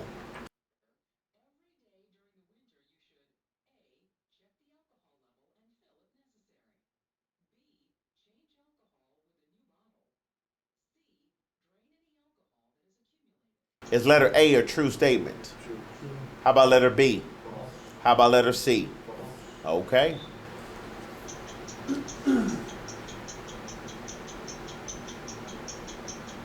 The correct answer is A.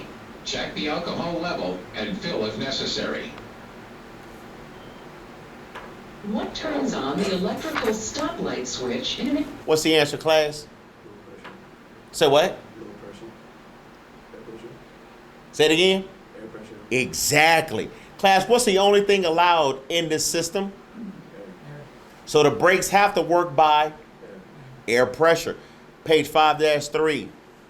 Page 5-3. Section 5.1.12. It says drivers behind you must be warned when you put your brakes on. The air brake system does this with an electric switch that works by air pressure. The switch turns on the brake lights when you put on the air brake.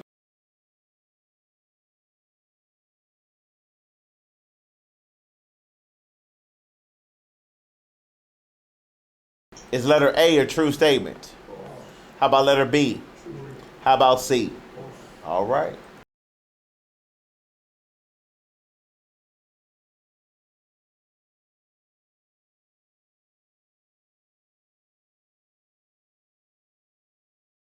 What's the answer? Very good. Air. Here we the thing is, like I said, class, you already know this information whether you realize it or not. Here we go.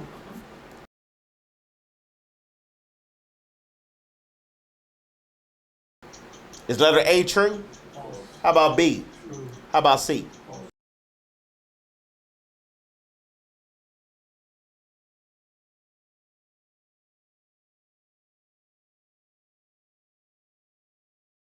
Now, class, I will say this.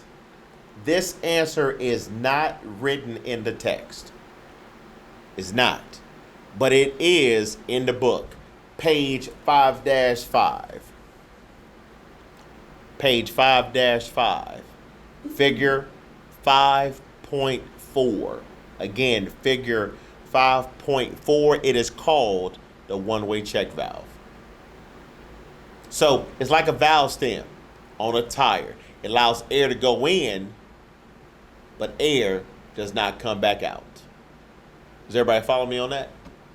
Here we go.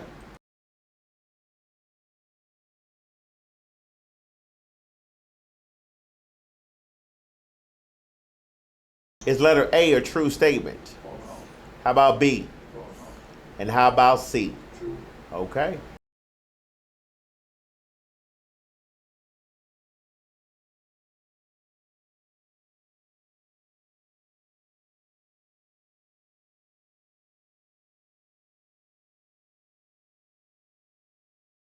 Everybody, this answer is found on page 5-4. Page 5-4. Section 5.1.15. It's entitled Dual Parking Control Valves. Dual Parking Control Valves. And it states that when the main air pressure is lost, the spring brakes come on. But some vehicles, such as buses, have a separate air tank which can be used to release the spring brakes. This is so you can move the vehicle in an emergency. One of the valves is a push-pull type and is used to put on the spring brakes for parking. The other valve is spring-loaded in the out position. When you push the control in, air from a separate air tank releases the spring brakes so you can move. When you release the button, the spring brakes come on again. There's only enough air in the separate tank to do this a few times. Therefore, plan carefully when moving, otherwise you may be stopped in a dangerous location when the separate air supply runs out.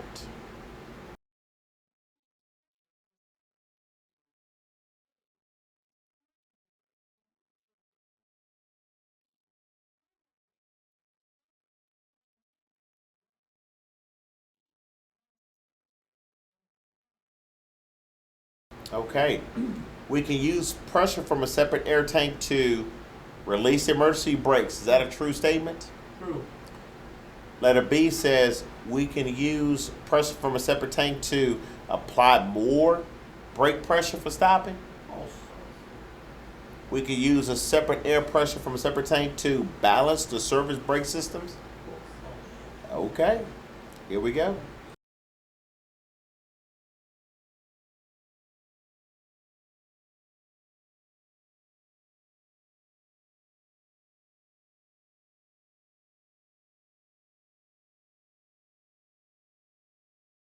What's the answer, class? Parking. When you park. Again, section 5.3, 5.1.15, the very last sentence reads in the first paragraph, use the parking brakes whenever you park. Okay, here we go.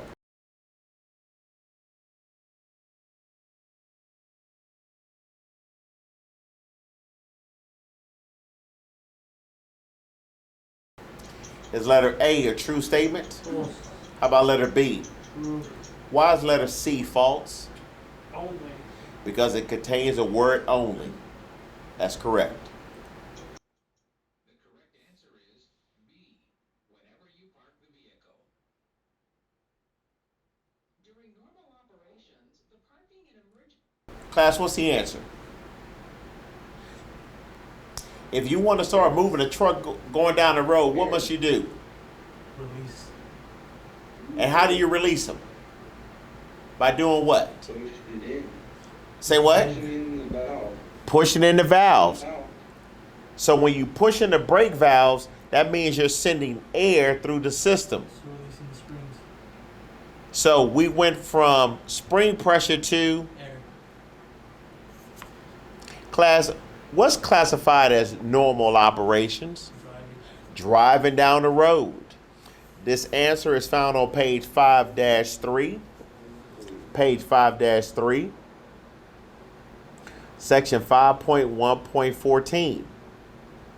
Okay? And if you take a look about the sixth line down, it says that when driving, powerful springs are held back by air pressure. That's where you'll find that information. Okay? Here we go. So when you park, what kind of pressure is it? When you park? Yeah. Spring. And when you're driving? Air. Two type of pressures in that brake system class. Here we go.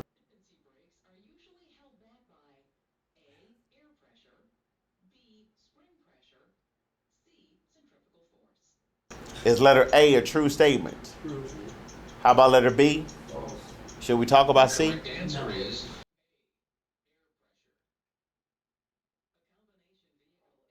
All right, here we go. What kind of vehicle is it, class? 34. What's the answer? 3. Exactly. Again, class, we look for two things: the vehicle and what the brakes are doing. We must look for the word that follows brakes. Okay, here we go.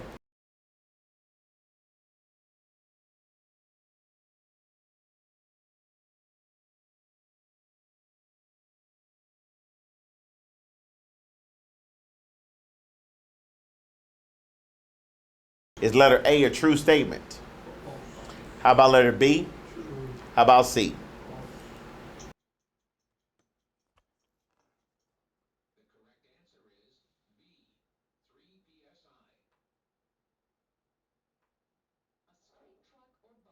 All right, here we go.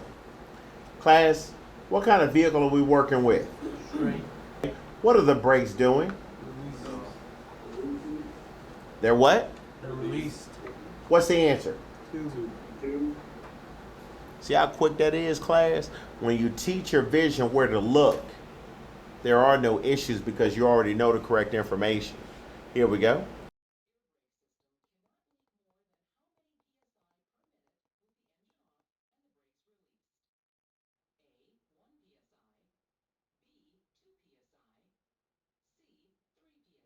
Is letter A a true statement? False. How about letter B? True. How about letter C? False. And letter C deals with what, class? The brakes are what? Very good. The brakes are on. Again, we do know this information. Here we go.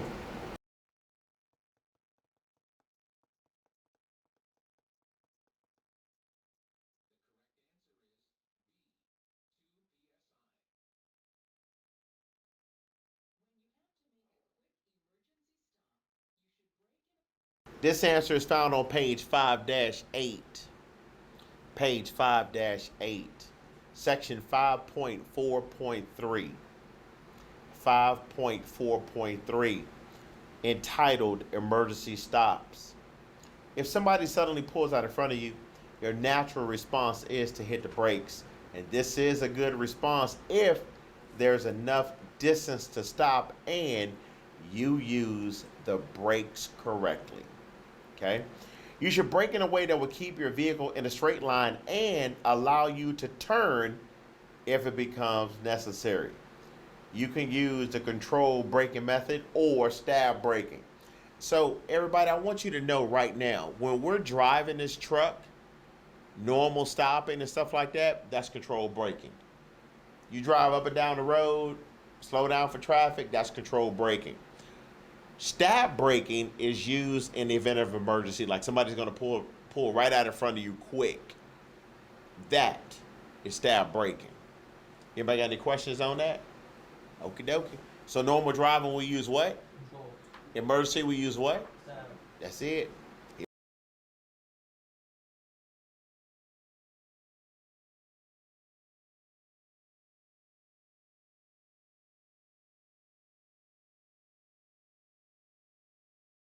Is letter A a true statement? False.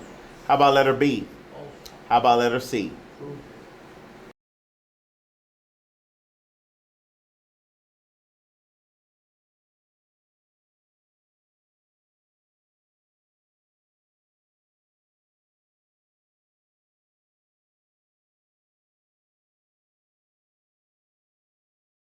This information is found on page 5-9. Page 5-9, section 5.4.5. Again, page 5-9, section 5.4.5. Okay. I also want to tag in another one, which is 5.4.6. Okay. Here we go, class.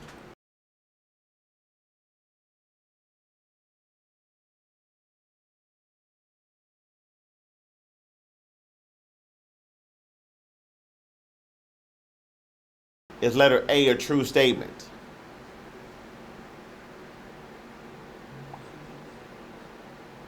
No. How about letter B? No. Okay. How about letter C? Yep. Class, brake fanning is when you apply the brake, release the brake. Apply the brake, release the brake. Apply the brake, release the brake. Apply the brake, release the brake. Apply the brake, release the brake. Apply the brake, release the brake. Again, it takes time for that brake drum to cool off after you use that brake pedal to slow down.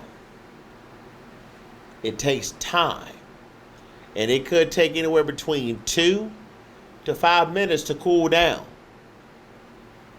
That's why it's not a good idea to apply hard braking when descending down a mountain grade. I-17, I-40, once you go west of Flagstaff and you drop off that mountain, not good. You have to know how to use that brake and know the technique in 5.4.6 to know exactly what to do. When it comes to selecting a speed on a mountain grade, it takes 5 things.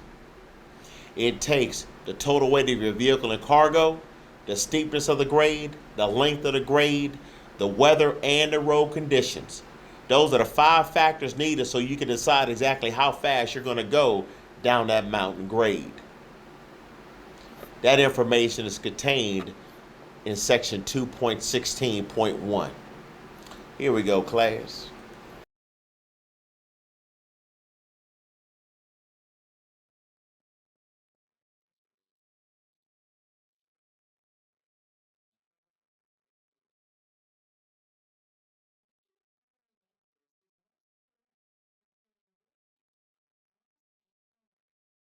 Class, you already have this information written down, which is page 5-9, section 5.4.6. And it says the use of brakes on a long and or steep downgrade is only a supplement to the braking effect of the engine. Okay? Once the vehicle is in the proper low gear, the following is a proper braking technique. Apply the brakes just hard enough to feel a definite slowdown. When your speed has been reduced to approximately 5 miles per hour below your safe speed, release the brakes.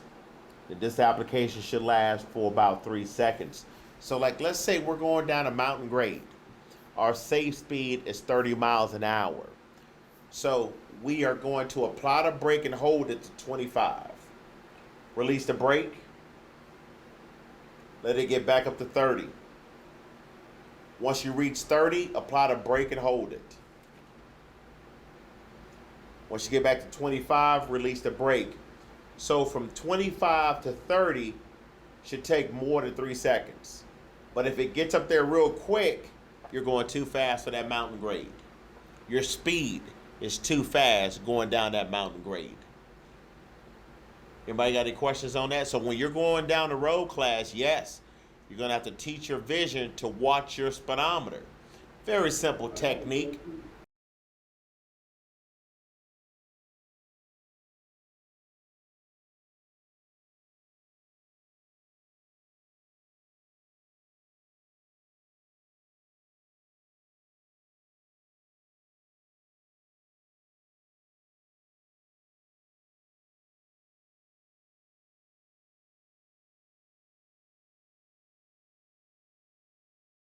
So everybody, we got to really look at this answer choice, okay?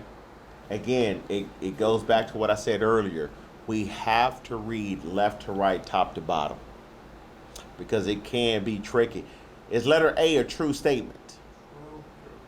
How about letter B? We never use stab braking because stab braking is related to emergency braking, and we never use emergency braking going down a mountain grade. Not good, class. Because if you notice with letter C, it says apply the brakes when the vehicle speed has reached 5 miles per hour over the safe speed. That's not what it says in this book. Here we go.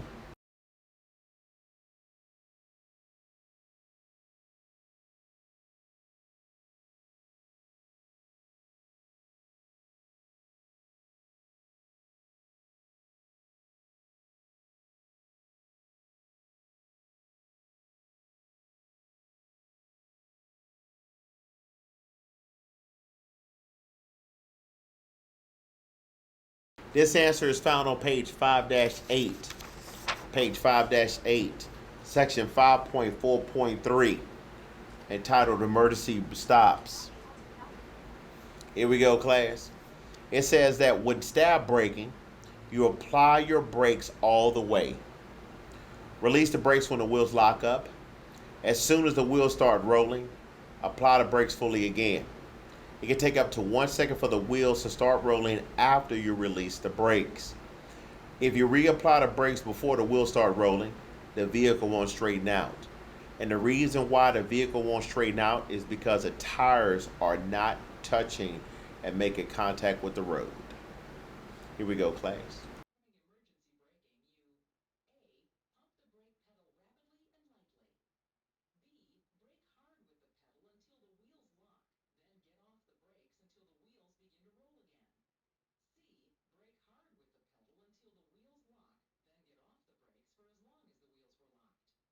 Is letter A a true statement? How about letter B?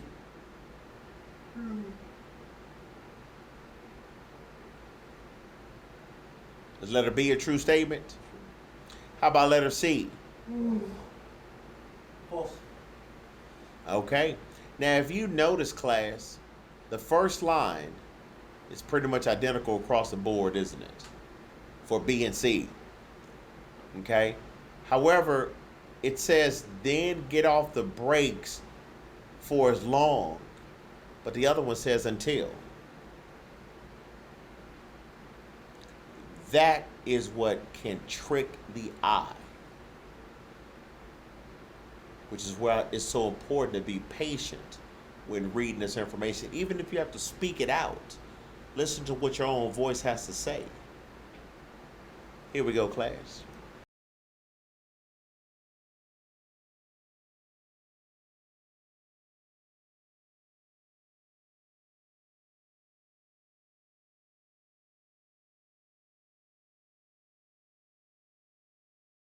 All right, that wraps up the Commercial Learners Permit Preparation class.